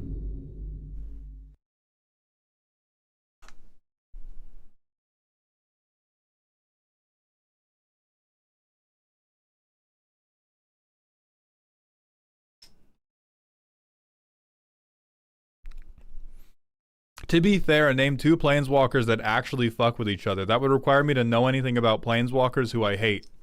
Oh, there you go. Chandra and Nissa.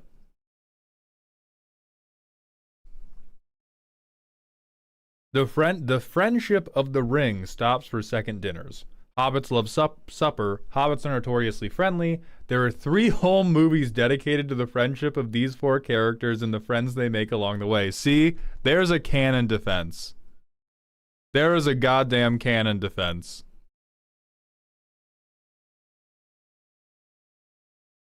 Supper Friends is also pretty funny.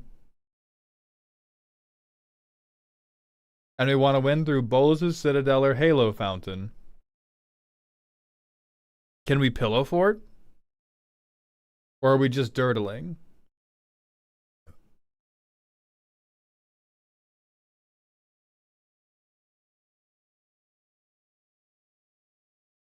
I think we are getting the too many tabs open. Hold on. All right.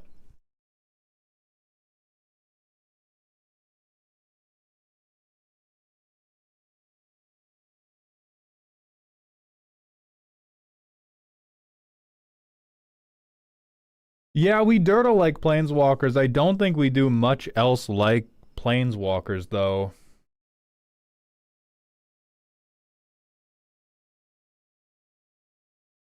Yeah, we're just a food deck with friends in the primer.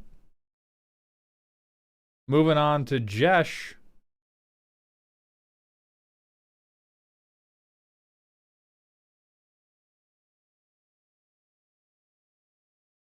The Jeskai Justice League and their utility belts. Maul, if you get to this deck, skip me. I worked with another entrant that already got DQ'd. Thank you, sir. Have a good one.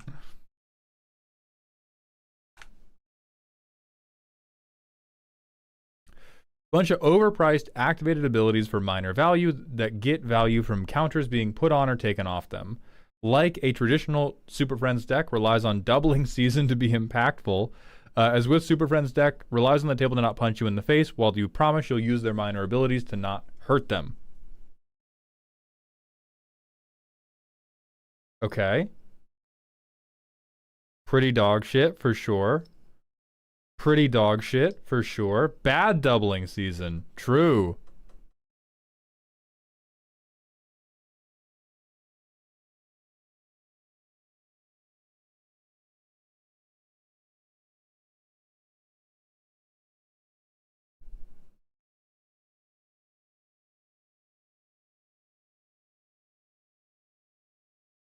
All right, so we went the route of let me have a million activated abilities, let them all do basically nothing.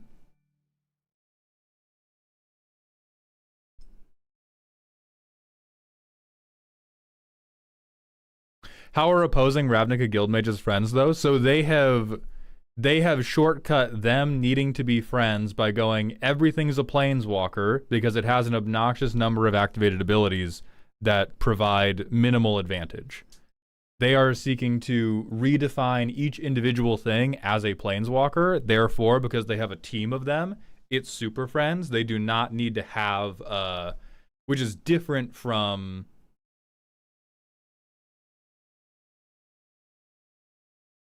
Which is different from here are my things that are not planeswalkers, but they are super and they are friends.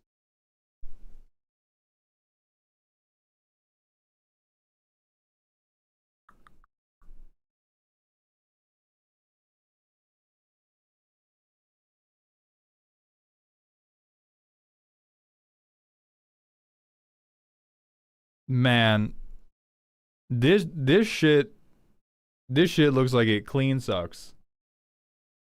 This shit looks like the only way it gets a singular goddamn thing done is by having Seedborn Muse on the table or fucking doubling season.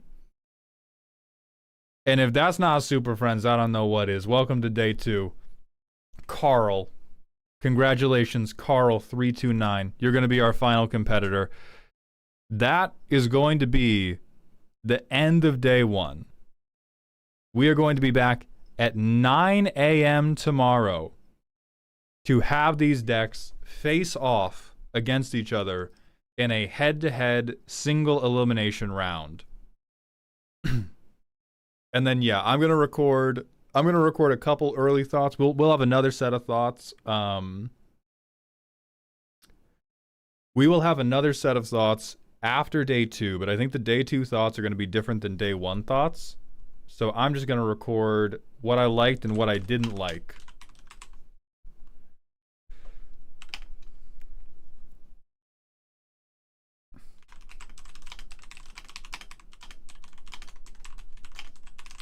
Oh, and yes, before we leave for the day, remember this event was sponsored by CoolStuffInc.com. If you were going to buy Magic product for Strixhaven, you were going to pre-order something, you were going to get precons, consider purchasing from CoolStuffInc.com. And if you do, use code MAULD for 5% off so they will fund these future competitions so you all can get more free money. All right, so what I liked. I really enjoyed how many people got this shit just like turbo wrong. That's very, very funny. I think that is an upside. I do not think that is... I think that is an upside, not a downside.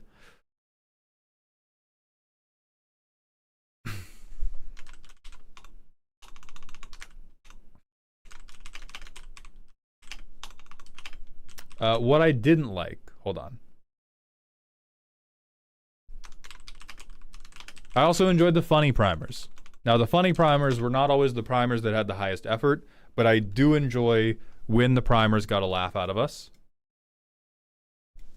What I did not enjoy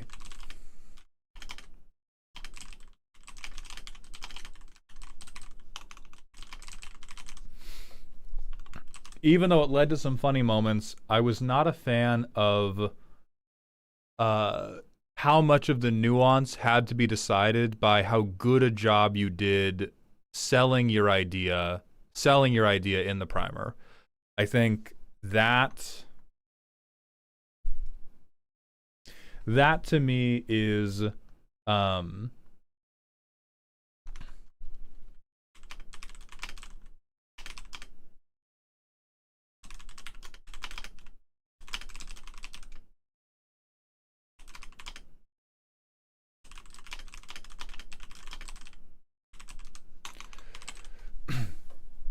Last time we went the route of like, this is definitely not a primer competition, and this was meant to experiment with, hey, can we allow people to do primers? Will it be funnier if we let people do primers?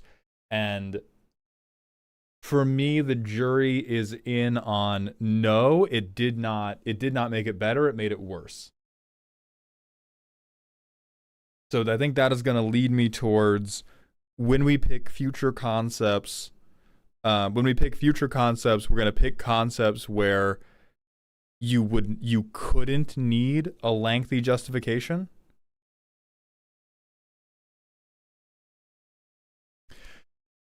Hey man, I earnestly would like to know if you have any words of wisdom for those who never got their deck seen and are feeling a bit bummed out about it.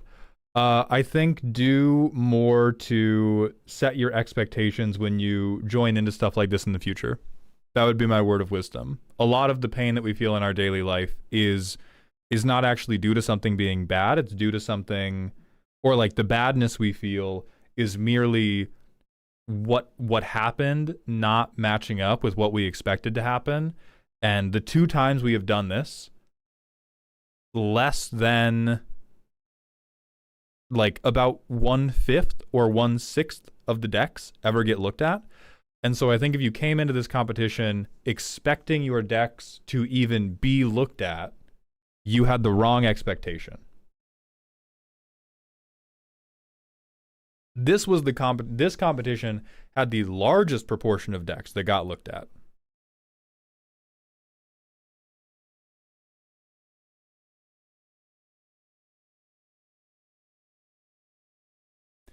It sucks big style to not get to show off the thing you worked hard on. I do feel like this time had fewer examples of people just shitting out low effort decks, so that is an improvement over last time.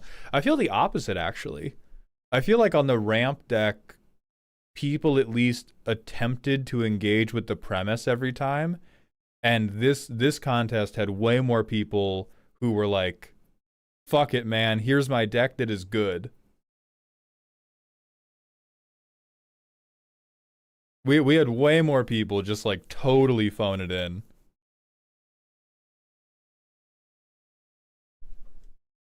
Um So I think in the future what we're going to do is we're going to make it's not going to be a primer competition. The primer word limit is going to come back.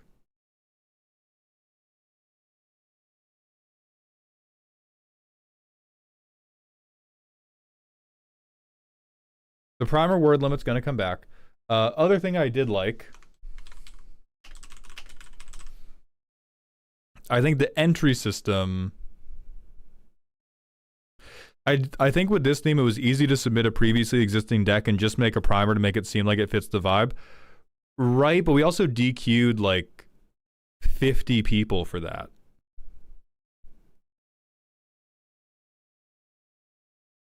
We DQ'd a ton of people for just having like, hey, this is a good deck and you had a neat primer, that doesn't count.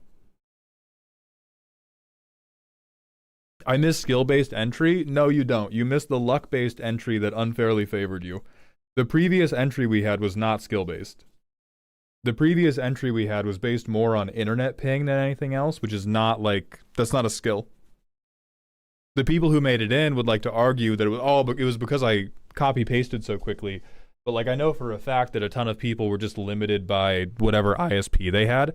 If we could have, let me be clear, if we could have true skill-based entry, we would just have that.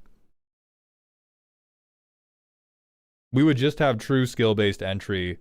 And the thing is, I could charge entry fees if we could have skill-based entry. We just can't. We just don't have, so I like the entry system better.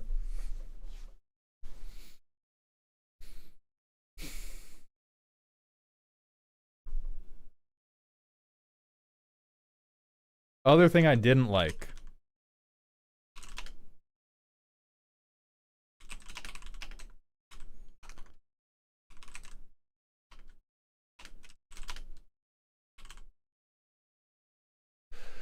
Did I spell adjudicating right? I think I did. The other thing I didn't like was having the back and forth be between. Oh, D, not T. Thank you. Was having the back and forth be between me and chat. This felt okay on the for the Stompy challenge. It didn't feel as okay for this one. I think that is in part because, as people said, this was more vibes based, and the competitors incorrectly think that their voice matters as much as mine does. So what we could do to help that is, because anytime I throw out like, oh, this is why your deck doesn't make it, because I'm saying that to chat's natural response is to go, well, it's my turn to argue why this deck should make it or why this deck shouldn't make it. The issue with another judge is the increased likelihood of yapping. I think that is fine if it ups the entertainment value. The yapping we want to avoid is me yapping with somebody who's just gotten DQ'd, trying to convince them why they deserve to be DQ'd. Yeah, not all yapping is built equally. If we brought in Beard Princess, who I'm kind of torn 50-50 on whether it would be better to have a more knowledgeable or less knowledgeable judge. Logistics is just finding another judge who's free to sit a whole weekend with you. That's easy. I don't think that's too hard. That's difficult if I wanted, like, Rachel Weeks. But it's not difficult for somebody less busy.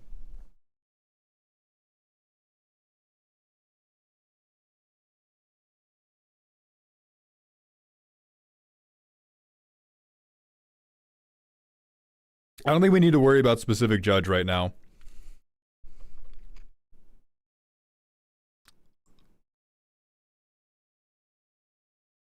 We don't need to worry about a specific judge right now.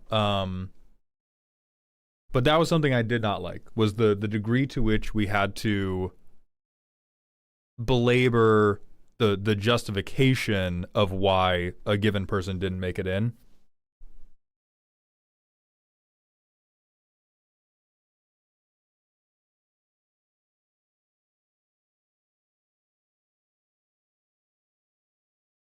Did you get your numbers in from cool stuff for the last competition? No, I'm still pressing them on it because they were like, oh, well, did you like how convoluted the premise was? Yes.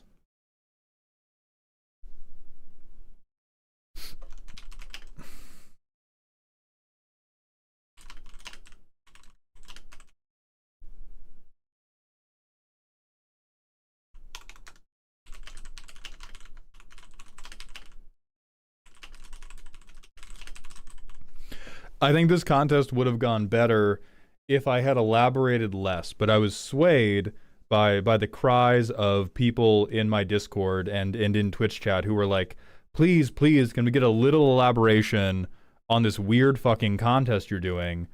And it feels like very similar to the PSYOP Arya did with the Stompy competition.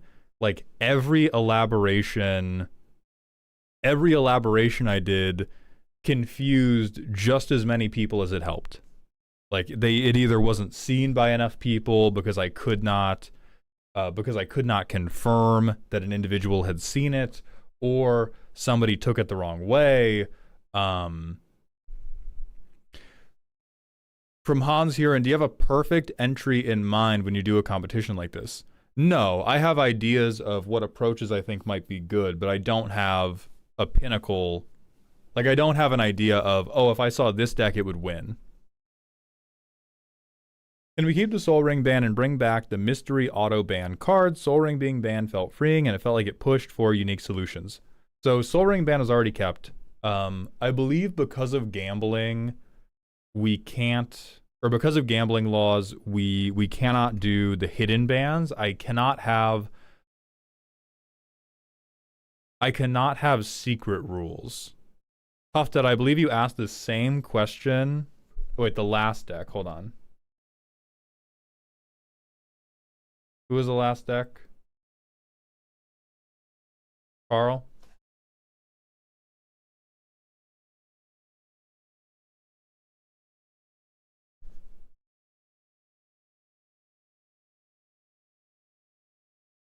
What you mean? Oh, wrong text. Okay. Gotcha. Yeah, so hidden ban not only feels bad, but it would run afoul of gambling rules. What we can do is for every format we can have like, here is the extra mauled ban list, and we ban the like 15 most common cards in the archetype. So now I will finally get to Tempest's suggestion, which I kind of like, which was equipment or a theme, but no Voltron. I don't like that specifically, but I do like that idea. So what we could do is like, I would actually view it as Voltron, but you can't use equipments or auras.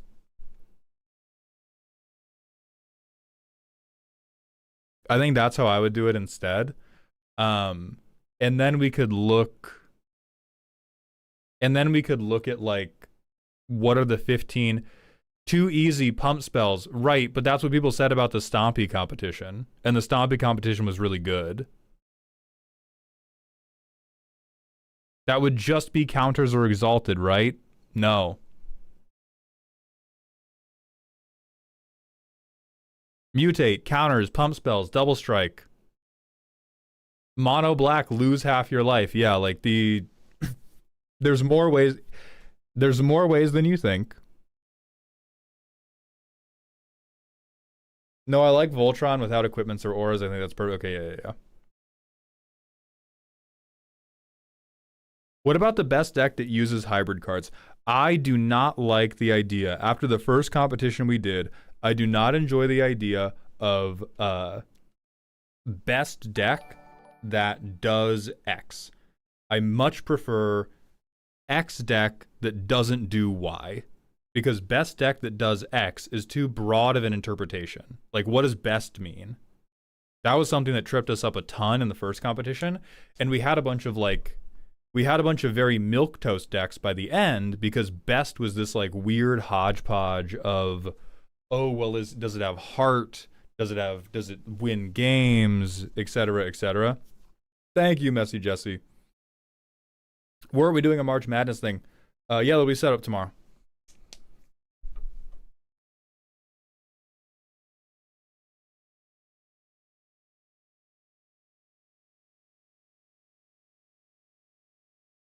So I'm not convinced the Voltron one is going to be what we do next, but what Tempest, the really, really good point that Tempest made before they suggested that was Stompy but no ramp did not change the whole identity of what we were doing. It just took away the engine.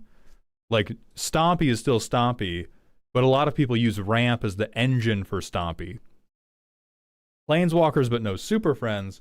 Planeswalkers are both the engine of Super Friends, and they're the frame, and they're the steering wheel, and they're the axle, and they're the exhaust, etc., etc., etc. So we took away too much. We did the give me a pizza with nothing.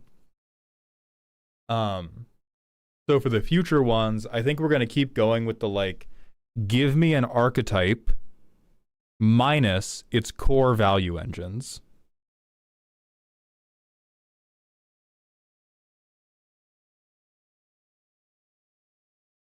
Bear Shark, I also like it. It's just like, it didn't go.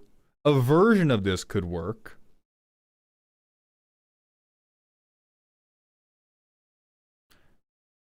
Give me Spellslinger with no instants or sorceries. That would, yeah, see, like that.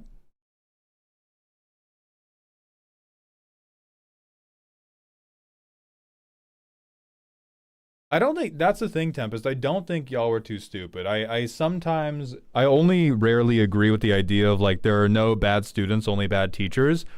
I think this contest was a no bad students, only bad teachers. I think I did not market the idea clearly enough. I did not market it aggressively enough. I did not draw enough, like the lines in the sand were not defined enough compared to the Stompy competition.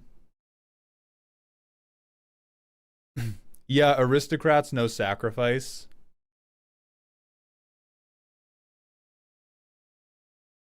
I worry then that it just becomes mobilize, but maybe that's like my thinking being too narrow.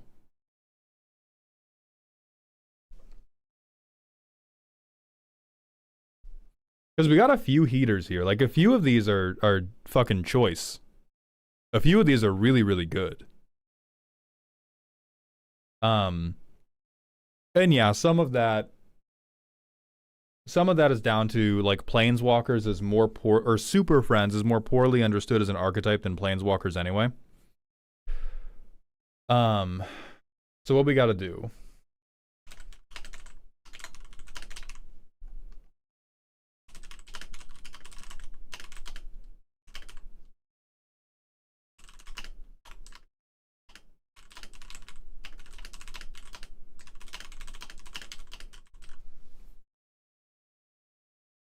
I think that's the headline. Our prompts should be getting rid of the value engine. It should not be getting rid of the outputs. And for Super Friends, the engine and the output are on the same card. So when we took away the value engine, we took away the outputs. And I think that's where we got a lot of our problems. So the next one should be how do we drop the engines? How do we not drop the outlets?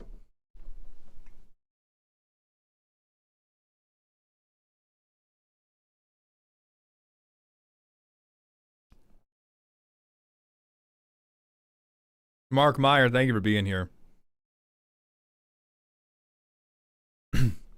And then I think adding a second judge would be very good. Maybe we go to like a third judge as well. But I think the plan is going to be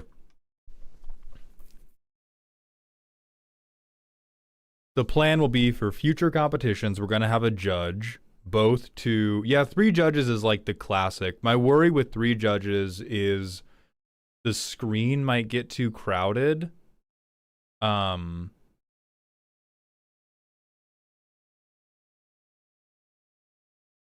right, Hobbit, thank you for being here.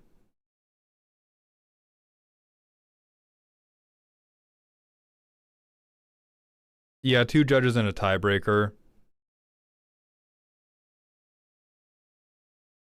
Right, three judges, so it's American Idol, but it's Magic, and you're Simon Cowell. Like that's the every story has already been told. We're trying to riff and like do a new thing when the old thing is the old thing because it's better.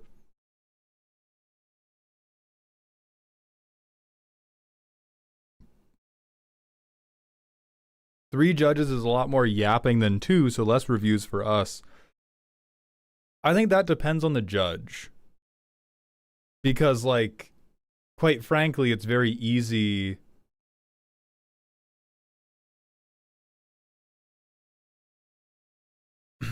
It's very easy for one judge to be like, oh, absolutely not.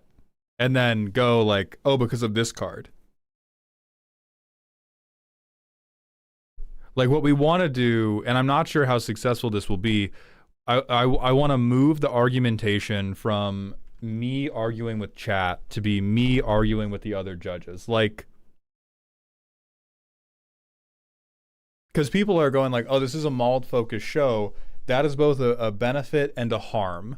Can we, like, imagine if I got Ben Bateman and 3/3 Elk.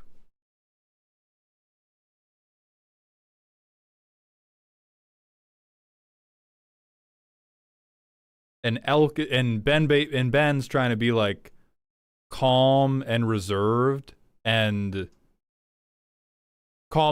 like assess the decks and be like, oh, that's a really cool choice. And then Elk is just like screaming their fucking head off.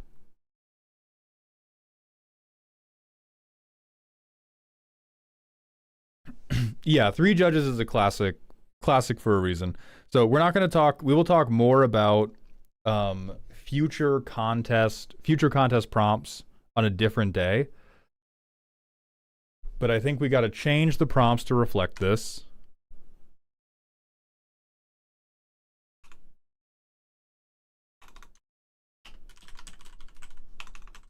Pick some judges. I feel like people just don't understand the gimmick and you don't need more judges. It's less about need and more about, is it worth trying? Because we can also try some judges, and then after the show's over, I can be like, I didn't like that. I didn't like that. People will still complain about being eliminated, I feel, with more judges. So that's true. I think the other important part is there's always a suspension of disbelief that happens when you watch any type of show on the internet. It is easier to sweep somebody aside and continue with the show when there are other people you are bouncing off of. So with people that are particularly obstinate, it can just be like, oh, all three of us are aligned, this deck doesn't work, yeah, we're moving on.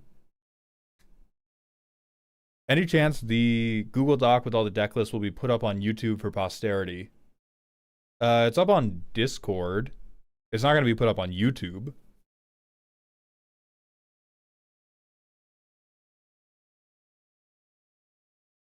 Will we get deck reviews before Monday? Super no. It's all competition until it's over. Oh, you don't clip this shit? I do, it just does badly. Hold on.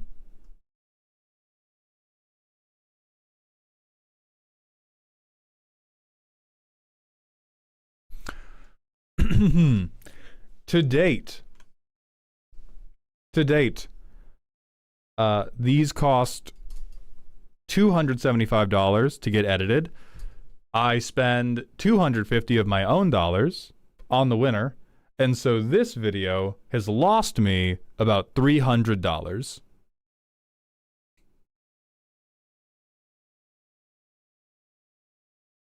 What's the turnaround for deck reviews? So normally it's a week. More people bought this week than normal, and I'm having bad dental problems. So this week we are backed up, but I will be catching up next week, and then the turnaround time will be 1 week.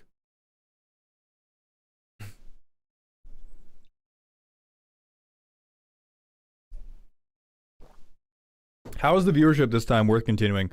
The viewership was really bad on this one compared to the others, but I do think that is worth continuing because a really notable thing was we had more people stay even when they weren't part of the competition. That's a very good sign to me. Something that's been happening with the previous two competitions is once it became evident that you were in or not in, people left. This one, nobody had to stay and watch to enter. Like once you entered, you were good. You did not have to stick around and press play on marbles. I was running everything, and on the two other contests, once we reached a point where I was like, okay, now you don't have to be here to enter, we lost like half the lobby. And this one still had like a drop off over time because it's a relatively long stream.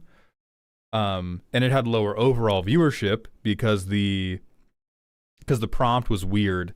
And so I am excited to see how this entry system works when we have a prompt that is less funky. Like if we do the Voltron prompt or if we do the Aristocrats prompt, if we do a prompt people feel more confident in their ability to do, I feel good about that. I feel good about the engagement on this one. People felt more engaged. People felt less robbed by this entry system. And then it was just that had friction with the prompt felt weird. So then they felt robbed when they got DQ'd. I also feel like some people were scared off by the previous entry system. Oh yeah, for sure.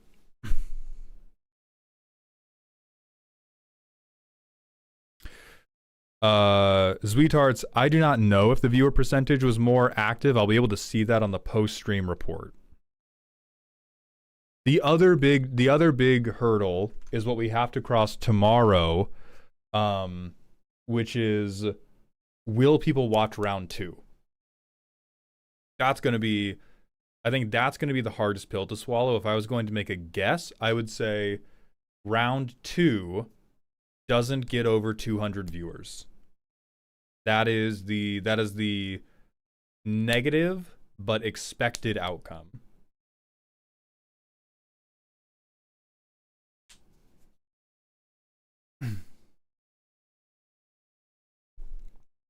Sorry if personal, do you think these competitions are currently profitable to you, either through sponsorship and or gained viewers? So the sponsorship of it doesn't make me any money. Currently they are not profitable, but they are close enough to profitable that I'm going to try to make it happen. A good comparison to cut here is with the custom card reviews. The custom card reviews were definitely not good enough on viewership to be worth repeating on a viewership basis, but they were worth it on the basis of people who pay me and the guests to review your cards. These ones, the views are not high enough to be profitable, but the peak views today. Mega Suits, thank you so much for gifting 5 tier 1 subs. That's so generous. Welcome back to Dog Heaven. The peak viewership today was, I think, around like 350 people on Twitch, which is like 100 over the peak viewership I reach otherwise. It is, and we're still, even though we're in the like more boring talking about the aftermath of it, we are still higher than we normally average during deck roasting. So what I'm confident on is these are more popular than deck roasting. There is a world in which we transition to doing more competitions, fewer deck roast streams, more non-stream deck roasts. Plagalas, thank you very much for the 100-bit cheer. Welcome to the dog pile. And then O'Garden, thank you for the 20 streams in a row. Welcome back to the dog park. Thank you, Josh.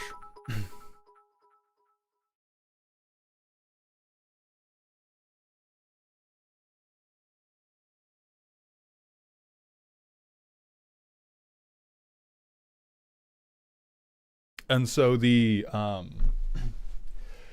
goal for this would be the goal for these would be find a way to get over 1,000 viewers. That's kind of the big wall. We might be able to get there if I could find a competition where like Amazonian wanted to be a judge, where Voxy wanted to be a judge, where other big Magic streamers wanted to be a judge. That's one relatively easy way to get there. We've gotten to, the highest we've gotten to is like 700 naturally. But the issue with the 700 naturally is that was one of the contests where the moment I was like, oh, we have to cut off entries, everybody left. Get Prof involved? We will see. I'm not rich like that. Okay, so what else did I like? I liked the entry system. I liked when the primers were funny.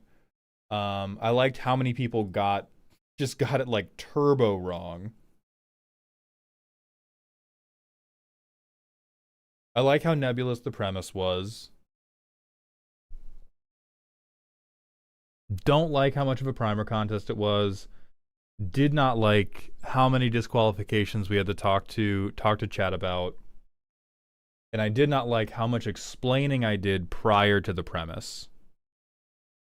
So I think in the future, in the same way I'm like, oh, your deck should stand on its own. I think the premise of the competition should be like 95% explained by the one sentence. So Stompy no ramp, I will not be explaining. I will not be elaborating.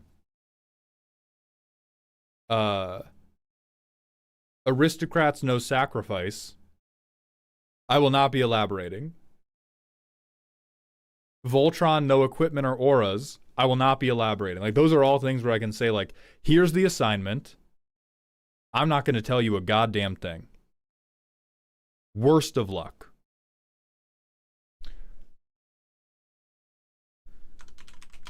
I did enjoy how varied the deck ideas were.